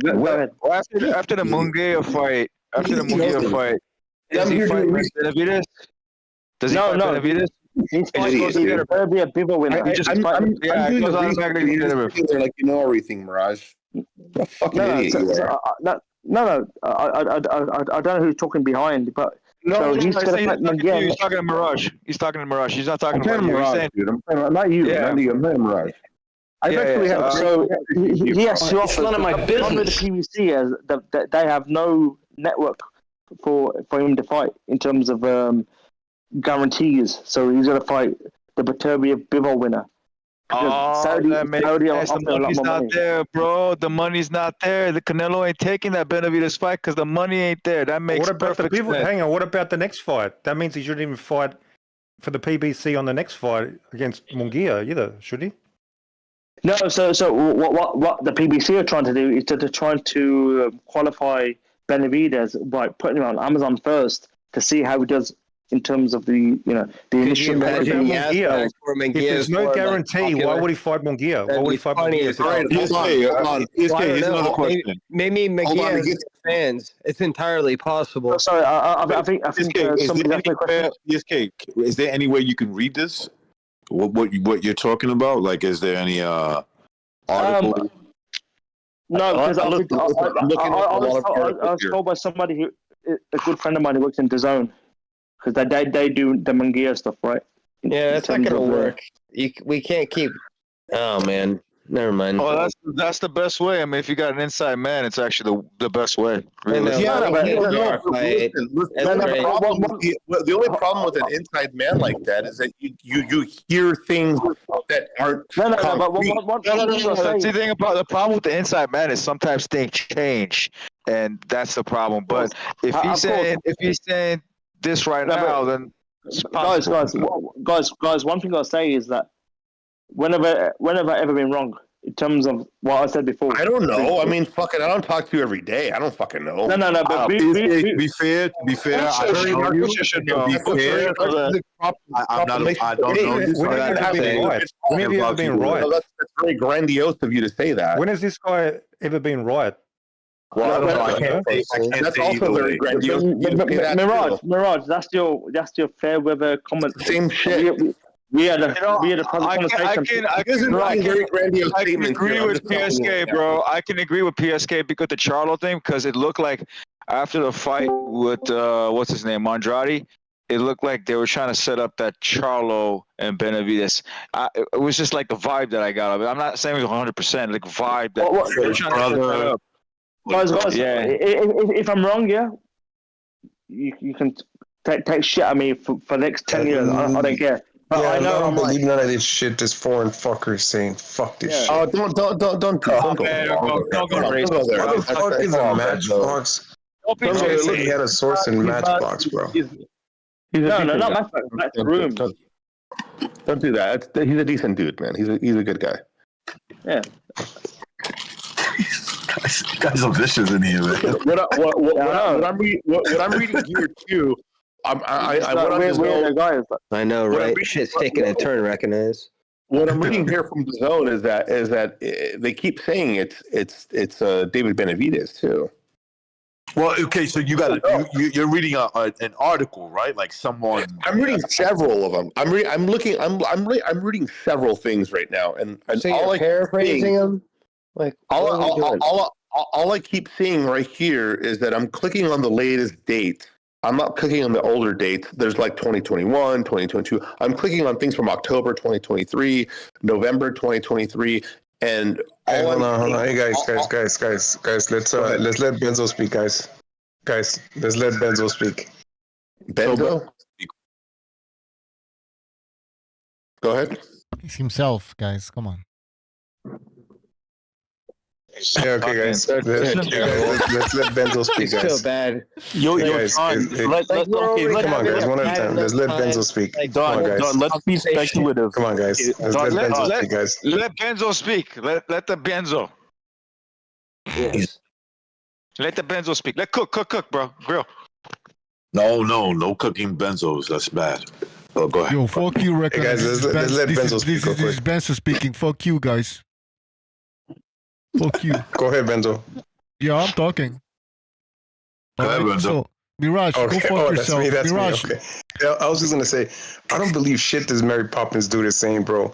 How the fuck is Matchbox fucking gonna be having inside information on a fight that has to do with Golden Boy and Canelo? I was a person. Oh, because Golden Boy. No. Let me go. He talked to me. I was the first person to say the Billy Joe Canelo fight's gonna happen. I didn't go the exact dates. And if you don't believe me, I told Bicho, I told Canelo. Dude, that's because he had a belt. We all knew that he was going for that. I mean, try another one. I'm just saying that it's public information that they've talked about Munguia. We know that. For me, Canelo said that's out there.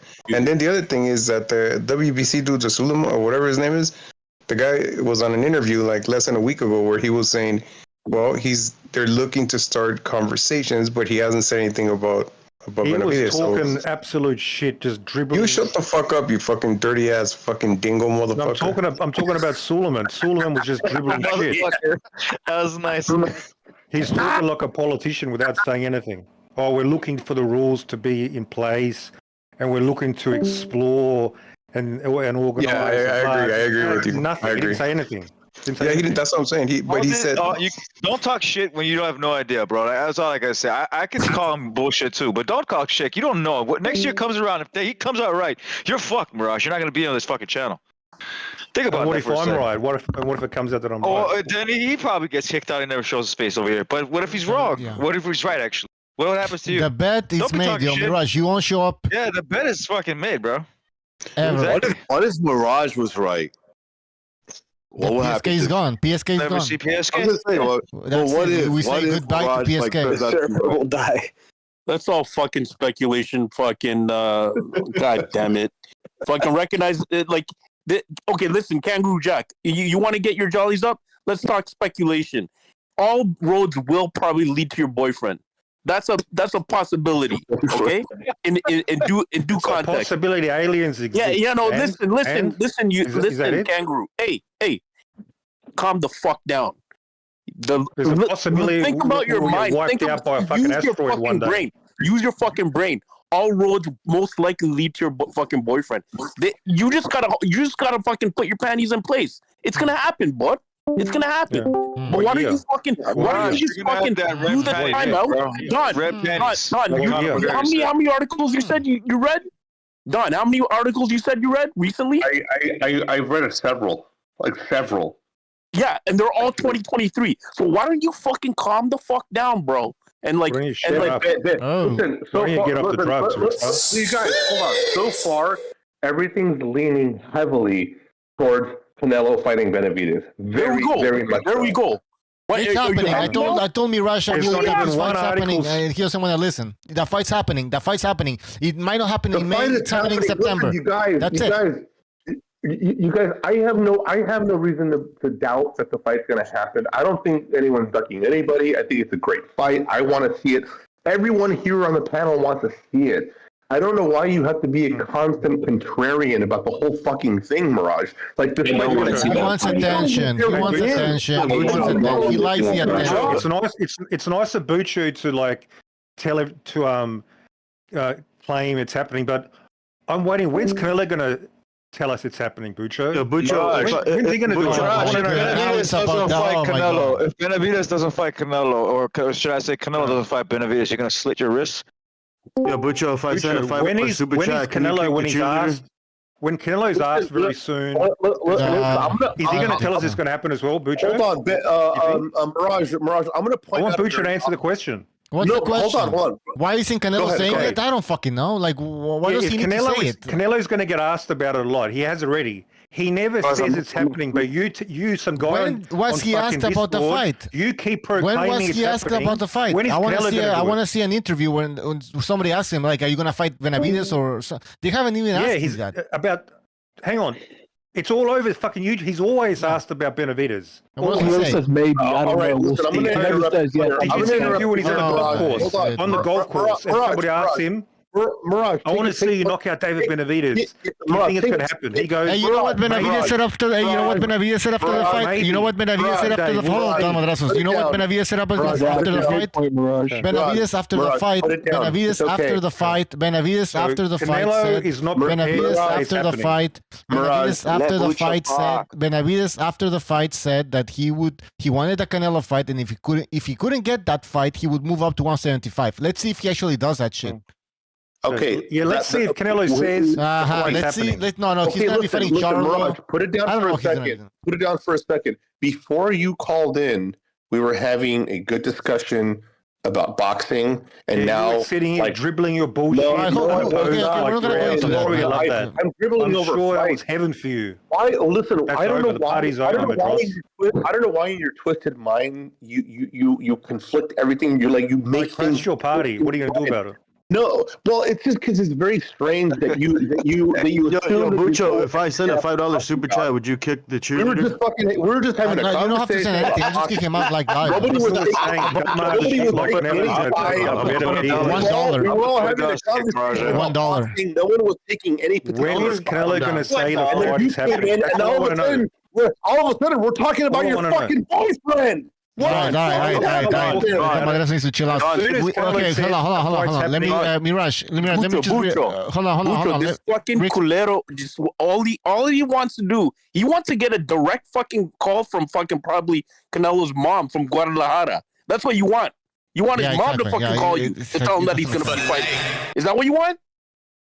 Yeah. I want Canelo to publicly say he wants he wants to see the contract. No, and then it's not even if Canelo says even if Canelo says that even if Canelo says even if Canelo says hold on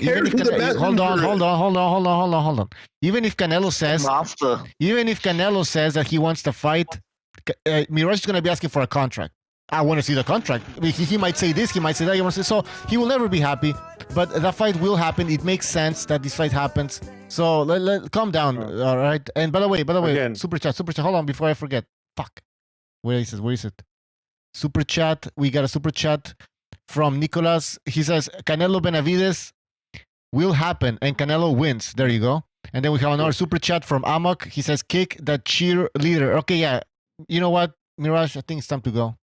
You know, go do something. Mirage, this is an article from November. 10 a.m. over there, probably. Mirage, this is an article from November 15th. No, he's not.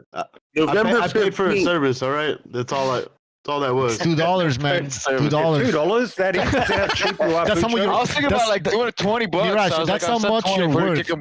That's how much you're worth. You're worth $2, man. You're worth $2. Yo, I did want to bump it up to 10, but oh, it's not him. Fuck. No. Well, I was like, $2 ain't gonna be enough. I was like, hey, Mirage, I have a question for you. Mirage. Is Benavides gonna move up in weight if he doesn't get the Canelo fight? Once he cleans out Canelo, becomes undisputed. Of course, he's going to move up. Then he's going to clean out. No, he said. If I do not get the Canelo fight, I will move up in weight. Yeah, at a certain point in time, it's going to happen. Okay. So he's lying. And I think that's what Canelo's hoping for. Your boyfriend's I think that's what Canelo wants. Your boyfriend he wants him to lead the division so he's safe. All right. That's what he wants. All right. He's a liar. He's not gonna move up in weight. He's gonna stay at 168 and beg for that Canelo fight. He's gonna stay at 168 and beg until he gets the fight. He will get the fight. So I don't know what the problem is, but he won't move up. He won't. No, Bucho. He wants to be in the next Creed movie with fucking Jordan fucking B, man. That's what he wants. Okay. So in the next interview Canelo has, I expect him to say, yes, that fight's happening. I agree with Bucho, that fight's happening. I want Canelo to say that next interview. No, you won't be happy with that. Stop it. You're going to be like, I will be happy. I will be. I'll take it. Until it happens, until I see them in the ring, I'm not going to be fucking satisfied. I bet you he's not going to say that. I bet you he's going to say, we'll see. We'll see. Maybe we'll see. That's what he's going to say. Because he's hang on, Mirage, why do you give me shit then? If I said it's gonna fight Munguia next, why do you give me shit then? What do you give you shit? He's gonna you talk shit all the time. What do you mean? You talk shit all the time. You're talking out your ass all day today. Hang on. Listen, this guy, I haven't heard him talk shit. They've been reporting Munguia Canelo for 6 months. You come in, you give us inside knowledge. Oh, guess what? Canelo Munguia, I heard it from my connections. It's been reported for 6 months, and you're the insider information. Mirage, I said that weeks ago. What the fuck are you talking about? Okay, it's been reported months ago.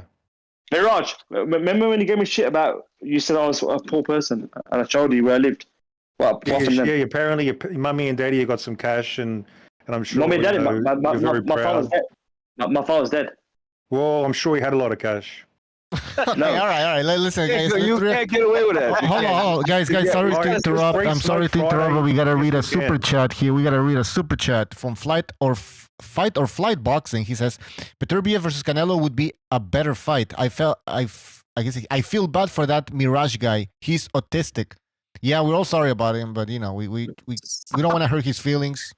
So we don't. Mucho Beterbiev is a more dangerous fight in every fucking form than Benavides is. Hits a lot harder, pressure fighter, but probably break Canelo. Honestly, it's like life-changing fucking fight. Totally, it's real power. If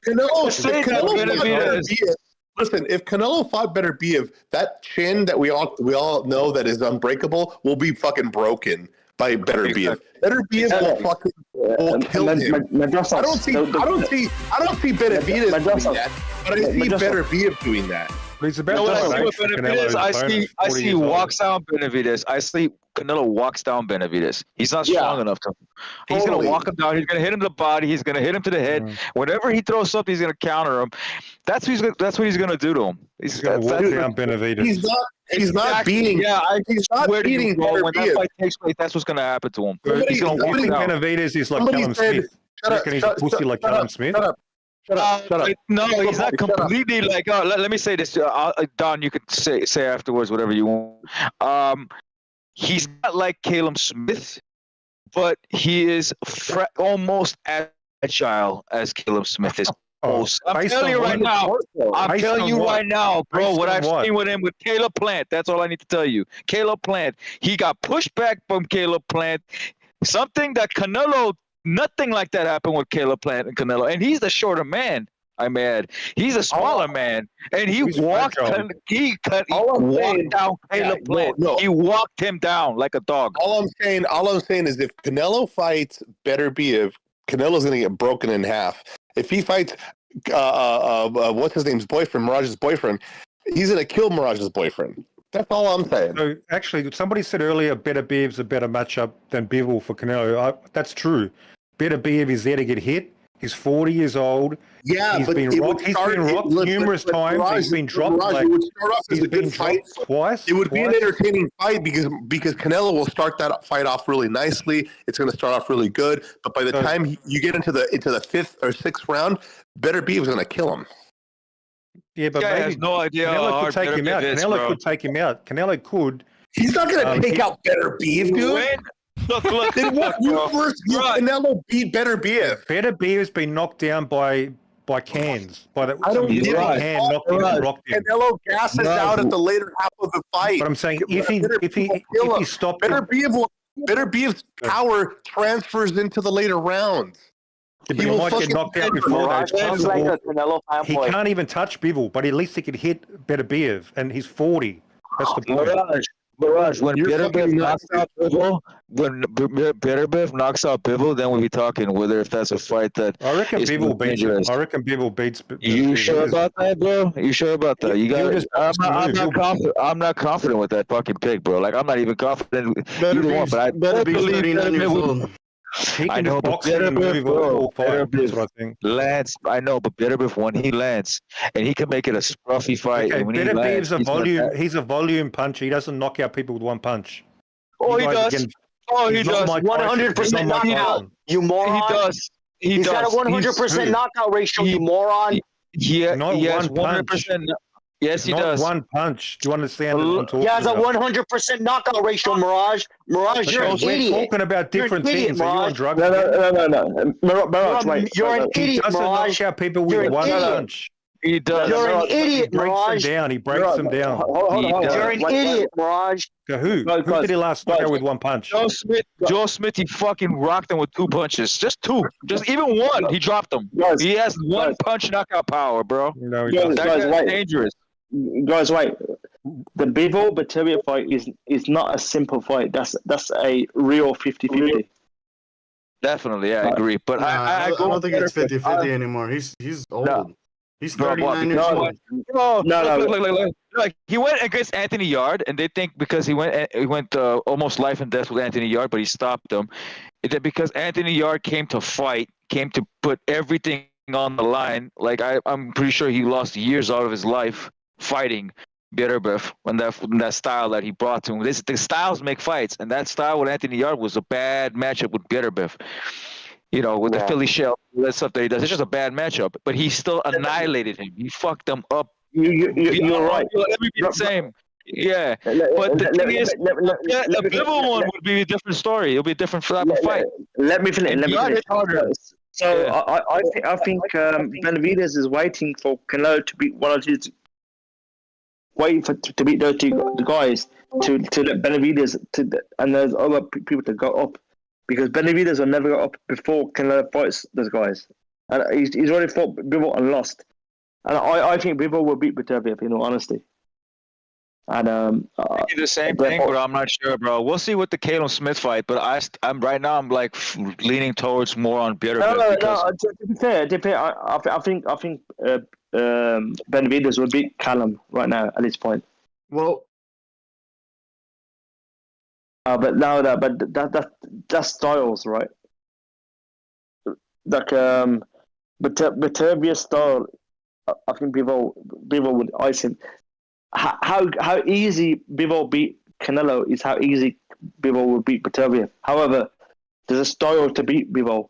And to be fair, I think David has that style, but I think David would lose because David's not experienced enough. No, look at his footwork. It's garbage. It's fucking garbage. No. David. Bivol has less fights than David. Doesn't have good footwork. Hold on. Benavidez squares up. Let me finish, please. Let me finish. All I'm saying is, I think Benavidez has the right style to beat Bivol. However, I don't think he's had enough fights to allow him to win the fight because pressure fighters beat pure boxers. That's a general rule, right?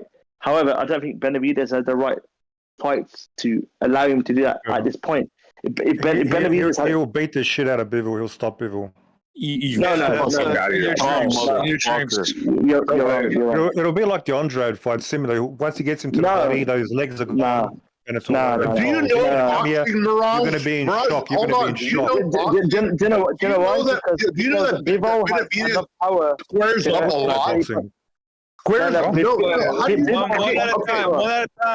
at a time. Do you know that when Benavidez fights, Benavidez squares up a lot. It's called a 50-50. He squares up a lot. What a disaster. How did that work out in his last two fights? How did that work out against two very shit boxers last two fights? I don't know about you guys, but I kind of. You know what? It worked out fine for pretentious. This is a pretentious, snobby. You are a fucking idiot. He squares up. This is actually proof that you know nothing about boxing. What he's exclamating to you, dumb fuck, is that his movement is garbage. His movement is garbage. How did he start breaking down a slick boxer like Andrade in 3 rounds? What? Andrade's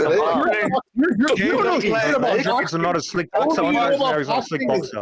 That's the only thing you know about boxing. Andre beat your favorite fighter. Andre's been very hard to hit, very hard to catch his whole career. Hold on.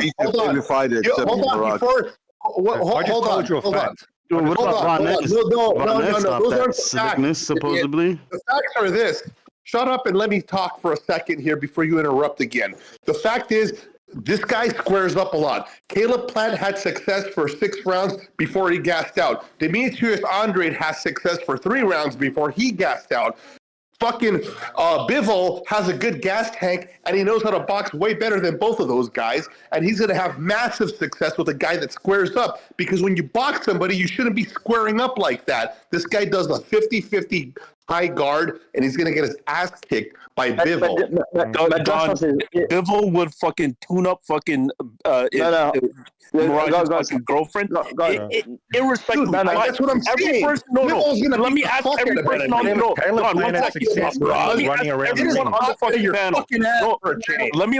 Let me ask everyone on the panel. Do you actually believe that Benavidez will move up to 175? Do you believe? No. He won't fucking do any of that shit. No. Yes. No, he said if he doesn't get the Canelo fight, he said this though, Gypsy. He said Canelo said if I don't get the Canelo fight, I'm moving up in weight. We'll see if that happens. I don't think so, bro. I think he will. Exactly. Recognize what he's gonna do. I think he's gonna wait man. That's all that motherfuckers do. Guys, hold on. I told you something. I told you something next. Why do you think I'm lying to you guys? No, I don't think you are, bro. I just think you're delusional. I think you're delusional. I don't know if you're sure or not, but I'm not gonna say you're lying. Mirage. I'm not saying you're lying. But Gypsy's very gullible. Gypsy's so gullible. I believe you, buddy. People doesn't fight like Caleb Plant. We'll see what happens this year. Caleb Plant sticks and moves around the ring. People actually stand there and fight. I'd like to remind everybody that PSK and Mirage placed a bet if Benavidez versus Jermel happens. If it happens, then Mirage is banished. Is banished from BDA. The BDA lands. Whoa, yeah, that's fine. Correct. So correct. you guys are overestimating Bivol because he beat up a Canelo's not even a 175 pounder. How much I gotta donate to do it now? Hang on. Way overestimating. If you remember BDA when with the Bivol Canelo fight, I was one of the first people who said that Bivol would win. If you remember this, if it's true, man, I was also one of those people. If people don't believe me, look back. Okay, you know what? I believe you, PSK, but I was one of those guys too, bro. If PSK, I think I want to add this. Let recognize talk. That's fine. Go ahead, brother. Go ahead. Let him grow. PSK, if PSK's, like 100% accurate, then I'm gonna before I make bets or before I, like predict the future in boxing. I think I need to talk to me before you bet. That's all I'll say. In terms of UK shit, right? PSK, that's impressive that you picked Bivol, but I also did pick Bivol, but years before the fight ever took place. A lot of people pick Bivol, guys. Bivol as well. No. At first, I was saying. We didn't even know about Bivol years ago. What are you talking about? What are you talking about years ago, bro? Yeah, we did. I have a video of fucking talking about the only guy that can beat Canelo is Bivol and Billy Joe Saunders. Billy Joe Saunders didn't come up. You were wrong about that one. I was wrong with that one. Billy Joe Saunders beating Canelo, that UK fucking powder puff. What a joke. The UK powder puff, bro. If he was a disciplined fighter, Billy Joe Saunders wasn't even a real 168 pounder, man. It was nothing. You had him beating Canelo. Listen to me. You're asking me. Listen, you're asking me a question. I'm going to answer it to you. He's not as disciplined. If he was disciplined, he might have had pulled it off. That's the problem with Billy Joe Saunders. No power, no speed, not athletic.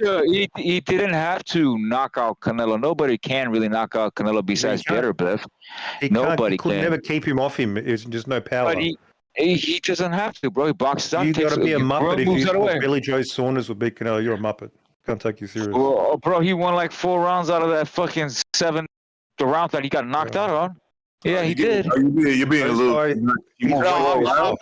I'm not.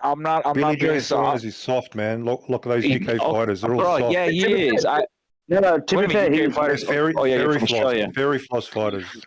No. He in one judge he was winning at one of 3 judges. Exactly. I'm not off, and that's a Canelo card, bro. He was definitely fucking winning, and he wasn't disciplined, man. He was balloon up in weight at one point, dropped down in weight, was inactive for so long. That plays a huge factor. If he was on his game for like legit, he definitely would have had a shot at beating Canelo.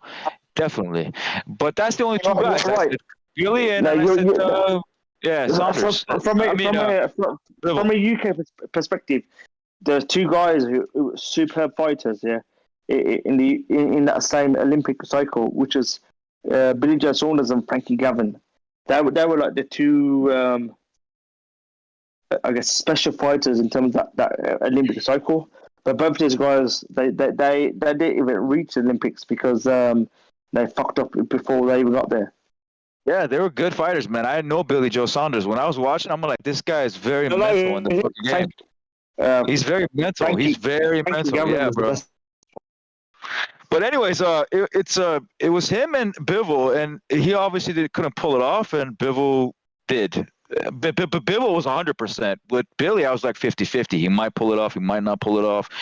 With Bivol, I was like, no way he beats Bivol. There's no chance in hell he beats Bivol. But I heard a lot of people say that Bivol was a boring fighter. There's no chance Bivol was going to get beat up by Canelo. There was a lot of motherfuckers saying that shit. A lot. Even Jimmy at first was like, nah, I don't see that happening. Then he looked at the fight. Bivol was a huge underdog. I see that. I was there. It was a 4-1 underdog. Mm-hmm. Yo, I don't know who fucking said it. Was it PSK who said Bivol was like a pure boxer? He's more than a fucking pure boxer, man. No, he's an attacker, bro. Yeah, he's an attacker too. He's going for a fighter. I gotta correct you, Gypsy. He's an attacker. He hasn't knocked out anybody in his last 8 fights. What attacker? What are you talking about? Dude, he fights guys. Yeah, sorry. Go ahead. He's always a straight up ABC Euro fighter. Euro stiff. That's what he is. He's a Euro stiff. No, hold on, Mirage. There was no scorecard that Billy Joe Saunders was up before he got stopped. He was losing in every scorecard. Yeah, I was surprised when someone said that, but if it's true, that was like, hell, that explains everything. Because he was losing the fight. Yeah, it was. I mean, there's no chance he would have fucking, dude. Even if it's a close round, they're not gonna give it to Billy. No. That's for sure. What I'm trying to say is, if you look at that fight, whether we know Canelo gets the benefit of the doubts, but in this one, you didn't need it. He was clearly beating him, in my opinion. That's your opinion. My opinion says the first 3 rounds was Canelo. The last 3 rounds, up to the point where he got. I had him win two to 3 rounds. I had him winning 2 to 3. He was winning the last few rounds. He got caught. Yeah, that's it, bro. That's how it was, and that's because of his mistake. Because he got juked into for the body shot, but it wasn't a body shot. He shovel hooked it to his face, and he went into it was a double impact. He went down with the punch at the same time. So that ultimately broke his cheekbone. He never had the physicality to beat Canelo over 12 rounds, even if he didn't get run into that punch. He's on the top of the fighter. In a way you're right, Mirage. In a way you're right, but it's hard to say that because if he was disciplined, who knows what would have happened. That's the thing. That guy was far from disciplined. He was way far from disciplined. And he had the feet. If he had the feet, he would have probably made it 12 rounds and probably. But I don't know if they would still favor him because in order to beat Canelo, you still need to beat him by 2 to 3 rounds because you're not going to get that decision if. True. Yeah, true. Yeah. True, yeah, true. Anyways, I'm going to stop talking. All right, guys. You know what? We've been here for 4 hours and 25 minutes. I think it's time to go home. It's time to go home, people. But I'm already home. Damn it. Well, anyways, go to bed. Tomorrow we have a big fight, so we're gonna have a post-fight show. If something crazy happens, then we might have an immediate post-fight show. If not, we'll do the Sunday show. All right. So thank you for being on the show, guys. I'll see you next time. Everybody that's on YouTube, appreciate the support. Everybody who hit the like. Everybody who super chatted. So again, post-fight show on Sunday. Unless something crazy happens, we'll have an immediate post-fight show. All right? Have a good night. Listo, pedo chingazo. I'm gonna bring the whole fucking diseased, corrupt temple down on your head. It's gotta be biblical.